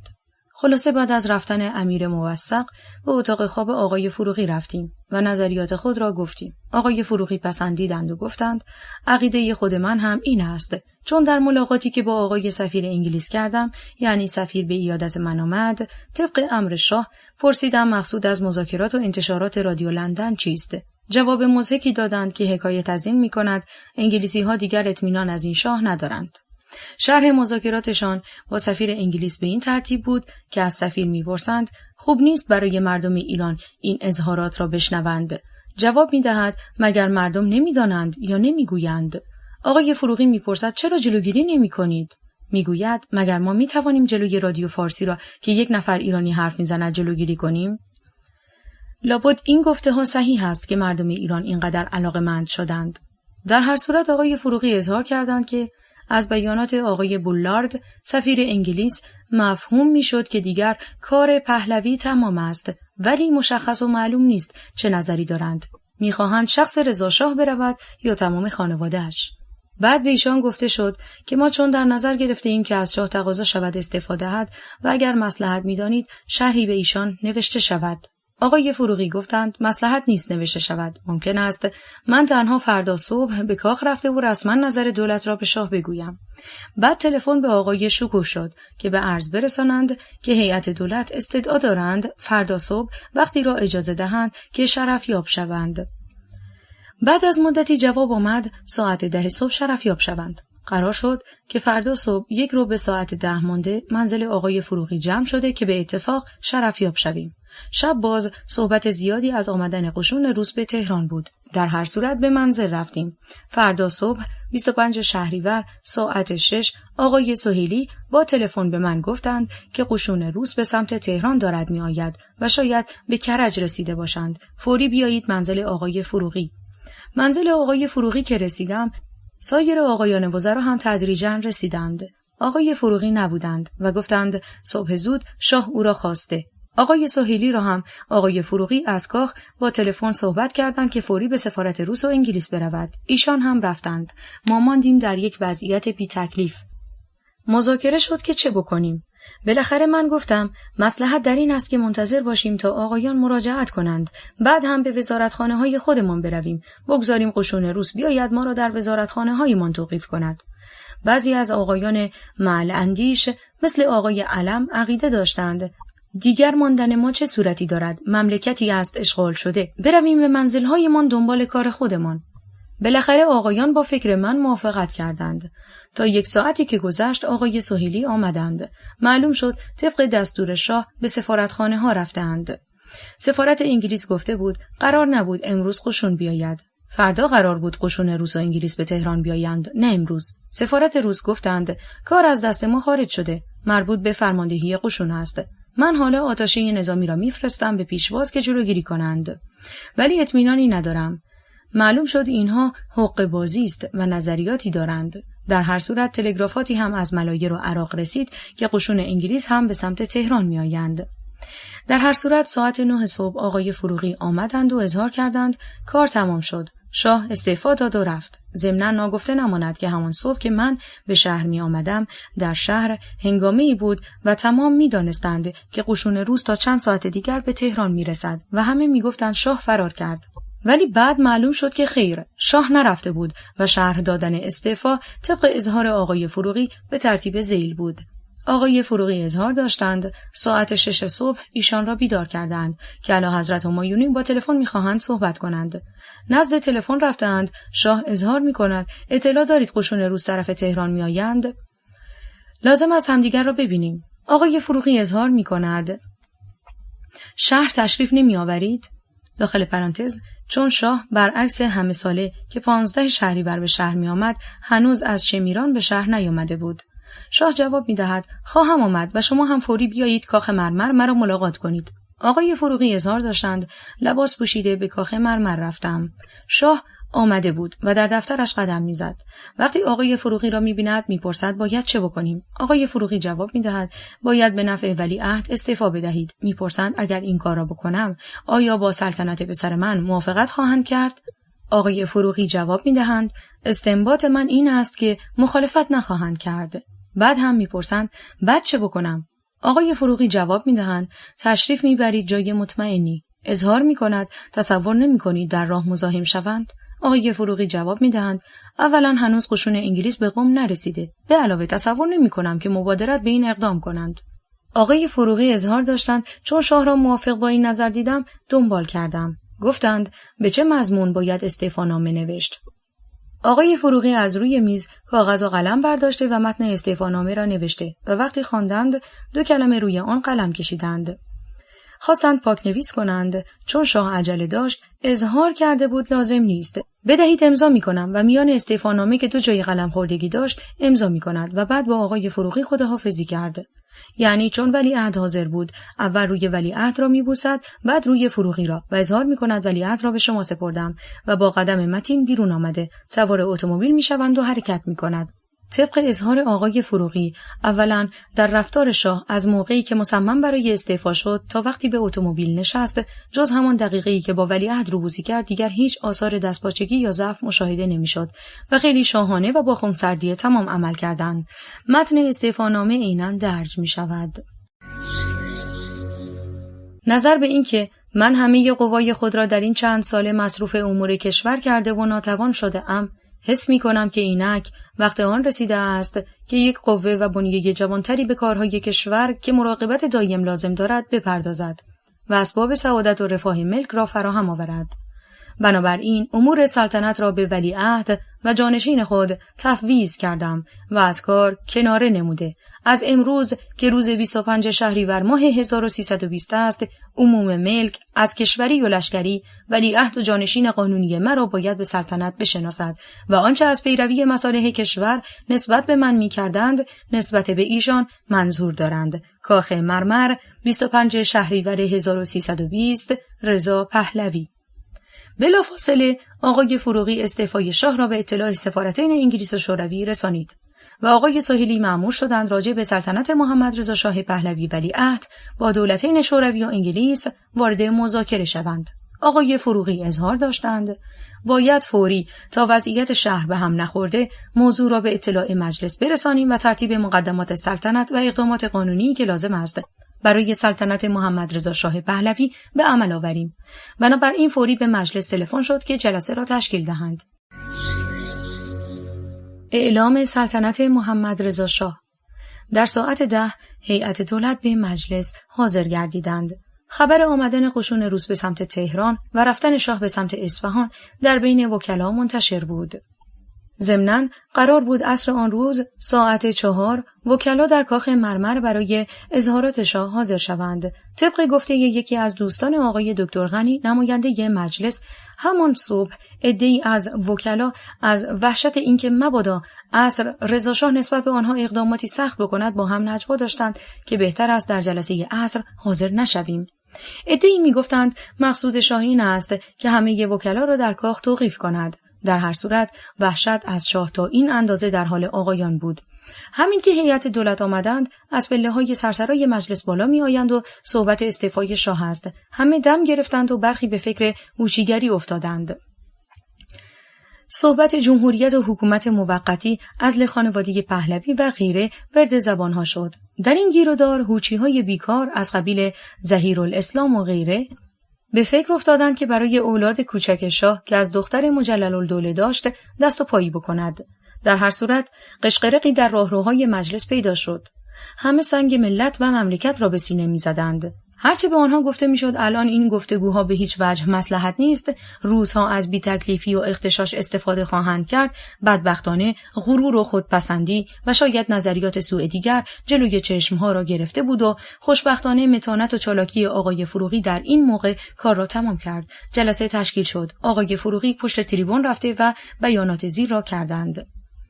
بعد از ذکر مقدمه و خواندن استعفانامه شاه اظهار داشتند: به طوری که عرض کردم، به حمدالله اعلی حضرت سابق جانشین جوان لایق و محبوبی دارند که بر طبق قانون اساسی می توانند فوراً زمام امور سلطنت ایران را به دست بگیرند و به دست گرفتند و بنده را مأمور و مفتخر فرمودند که با همکارانی که سابق معین شده بودند به اتفاق آنها در جریان امور کشور به وظایف خودمان بپردازیم، ولی در این موقع که ایشان زمام امور را به دست گرفته‌اند و بنا شد که ما کناره‌گیری اعلی حضرت سابق و زمامداری اعلی حضرت فعلی را به ملت اعلام کنیم، امر فرمودند که به اطلاع عامه و مجلس شورای ملی برسانیم که ایشان در امر مملکت و مملکتداری نظریات خاصی دارند که چون مجال نداشتیم تهیه کرده و بر روی کاغذ بیاوریم نمیتوانم مفصل عرض کنم. لذا به اجمال عرض می کنم و آن این است که ملت ایران بدانند که من کاملا یک پادشاه قانونی هستم و تصمیم قطعی من بر این است که قانون اساسی دولت و مملکت و ملت ایران را کاملا رعایت کنم و محفوظ بدارم و جریان عادی قوانین را هم که مجلس شورای ملی وضع کرده است یا وضع خواهد کرد تأمین کنم و اگر در گذشته نسبت به مردم جمعاً یا فرداً تعدیاتی شده باشد، از هر ناحیه‌ای که آن تعدیات واقع شده باشد از صدر تا ذیل مطمئن باشند که اقدام خواهیم کرد از برای اینکه آن تعدیات مرتفع و حتی الامکان جبران شود. امیدوارم این سلطنت نو بر ملت ایران مبارک باشد و آرزوهایی که ملت ایران نسبت به خودش دارد و آرزوهایی که ملت و میهن پرستان ایران نسبت به این دولت و مملکت و ملت دارند در سایه توجهات شاهنشاه جوان جدید صورت وقوع پیدا کند. اجالتا عرض کردم چون امکان نداشت که به تفصیل بیان کنم و توضیح مفصل تری بدهم. به این مختصر اکتفا می کنم برای اینکه هرچه زودتر مجلس شورای ملی و ملت ایران از وقوع این واقعه مهم خبردار شوند، تقاضا می کنم که موافقت فرمایند فردا مجلس شورای ملی را باز تشکیل بدهند که اعلی حضرت همایونی تشریف بیاورند و به وظایف خودشان در این باب عمل کنند. مجلس هم موافقت کرد. مجلس به این ترتیب خاتمه یافت. در اینجا بی مناسبت نیست گفته شود اگر با تردستی و عجله این کار انجام نمیشد و به مجلسیان مجال داده میشد که از این حال بهت زدگی بیرون بیایند، قضیه به این سادگی تمام نمیشد. ضمناً نباید فراموش کرد که وجود قشون روس و انگلیس در تهران هم بی اثر نبود. در هر حال قدم اول برداشته شد و بدون اینکه به هوچی‌ها که منتظر انقلاب و اغتشاش بودند مجال داده شود، عمل انجام گردید. برای حفظ و ضبط در تاریخ یادداشت می شود که دو دولتین انگلیس و روس هیچ کدام مایل به بقای سلطنت در خانواده پهلوی نبوده و به آقای فروغی صریحاً پیشنهاد کردند که ریاست موقتی دولت را به دست بگیرند. آقای فروغی به واسطه حس وطنخواهی و برای جلوگیری از هر گونه پیشامد سوئی امر را از مجرای طبیعی خود منحرف نکردند و البته اگر ماجراجویان بودند بهترین موقعی بود که اداره مملکت و شاید ریاست جمهوری را بربایند و برای دولتین همجوار استدلال کردند که طبق قانون اساسی راه ساده و طبیعی بعد از استعفای شاه به سلطنت رسیدن ولیعهد است و اگر بخواهیم هر روش تازه‌ای پیش بگیریم محتاج به تشریفات مفصل قانونی است که مجال به ماجراجویان خواهد داد و در نتیجه قطعاً اغتشاش و انقلابی پیش می آید که هم به ضرر متفقین است و هم به ضرر کشور. ناگفته نماند که عمل آقای فروغی بزرگترین خدمتی بود که به خاندان پهلوی و شخص محمد رضا شاه شد. حالا تا چه اندازه قدر شناسی بکنند بعد تاریخ قضاوت خواهد کرد. در اینجا موضوع گفتنی تشریفات فردا عصر مجلس 26 شهریور و آمدن شاه تازه به مجلس و داستان قسم بود. شاه ساعت 4 به مجلس آمد. هیئت دولت حاضر بودند. شاه به اتاق جلسه آمد و به این ترتیب قسم خورد: بسم تعالی، من خداوند قادر متعال را گواه گرفته به کلام الله مجید و به آنچه نزد خدا محترم است قسم یاد می کنم که تمام هم خود را مصروف حفظ استقلال ایران نموده، حدود مملکت و حقوق ملت را محفوظ بدارم. قانون اساسی مشروطیت ایران را نگهبان و بر طبق آن و قوانین مقرره سلطنت نمایم و در ترویج مذهب جعفری اثنی‌عشری سعی و کوشش نمایم و در تمام اعمال و افعال خداوند عزشأنه را حاضر و ناظر دانسته و منظوری جز سعادت و عظمت دولت و ملت ایران نداشته باشم و از خداوند متعال در خدمت به ترقی ایران توفیق می‌طلبم و از ارواح طیبه اولیای معصوم استمداد می‌کنم. به این ترتیب رضاشاه پهلوی از بین رفت و اندیشه‌ای که برای همه بود که بعد از مردن یا کشته شدن رضاشاه مملکت چه حالی به خود می‌گیرد تمام شد.